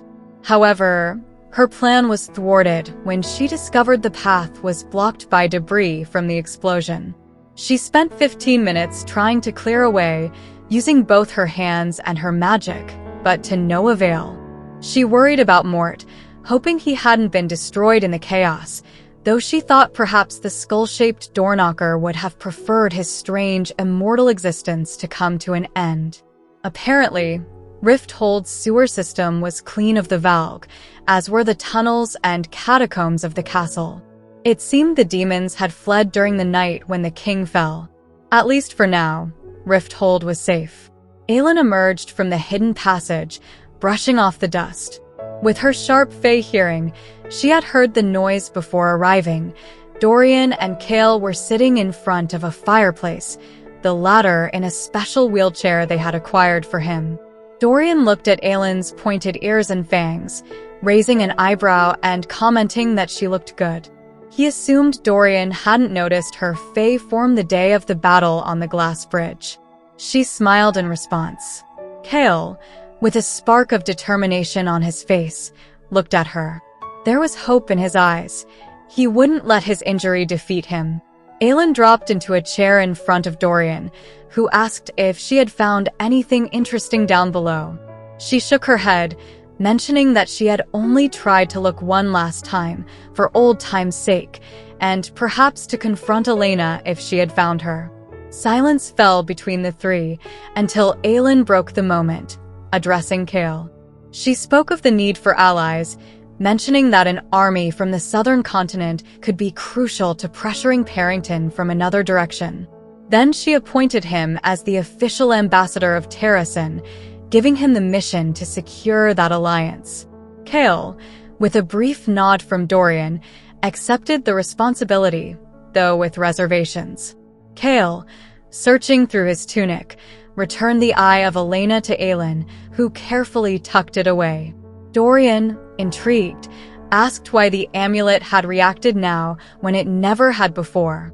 Aelin, her voice breaking slightly, explained that she believed Cale's heart's courage had awakened the amulet's power. The next morning, Aelin prepared to leave, leaning against her gray mare in the castle courtyard. Aedion had insisted they leave for the north soon, and after a brief and chaotic preparation, they were ready to go. Before departing, Aelin said goodbye to Cale, showing him her magic one last time and leaving a golden flame rose on his nightstand as a keepsake. Dorian arrived to see them off, offering any additional help they might need. Aelin, grateful, assured him they would be fine.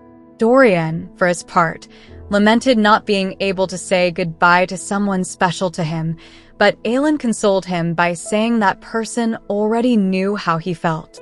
Aelin mounted her horse, and with her court ready to leave, they headed for the streets of Rifthold. As they moved forward, Aelin memorized every detail of the city, aware that she was leaving behind a place that had been her home, her hell, and her salvation. That night, Dorian woke up startled, unsure if he was still dreaming or really awake. He got up, touching his neck to make sure he wasn't wearing the Valg collar. He was still struggling with fragments of memories from his time under the Demon Prince's control, memories he preferred not to have. Feeling the need for fresh air, Dorian stepped out onto the balcony and looked toward the ravaged land. As he lifted his gaze, he saw an imposing figure, a gigantic beast perched on the glass wall, with a rider whose hair was as white as the moon. He immediately knew who it was. Manon Blackbeak watched him from atop her wyvern, Abraxos. Despite the distance, their eyes met. Manon made a gesture before her wyvern spread its wings and soared into the night sky, disappearing into the darkness. A name echoed in Dorian's mind as he watched her leave. Manon flew into the starry sky, feeling the wind on her face and Abraxos beneath her, warm and fast. She didn't know why she had gone to see him, but she was glad the prince was free of his collar. As she soared higher, with the world changing beneath her, Manon had hope. Chapter 89. For 3 weeks, the group rode north, carefully avoiding main roads and staying away from towns. Aelin didn't want to announce her return to Terrasen until she could see her kingdom with her own eyes and assess what she faced there and what was gathering in Morath. She also had to find a safe place to hide the powerful and dangerous word key she carried in her saddlebag. Although magic kept its presence hidden, Rowan occasionally cast inquisitive glances at the saddlebag. To each of these, Aelin responded that everything was fine and that she hadn't noticed anything strange with the amulet or the Eye of Elena, which she once again wore around her neck.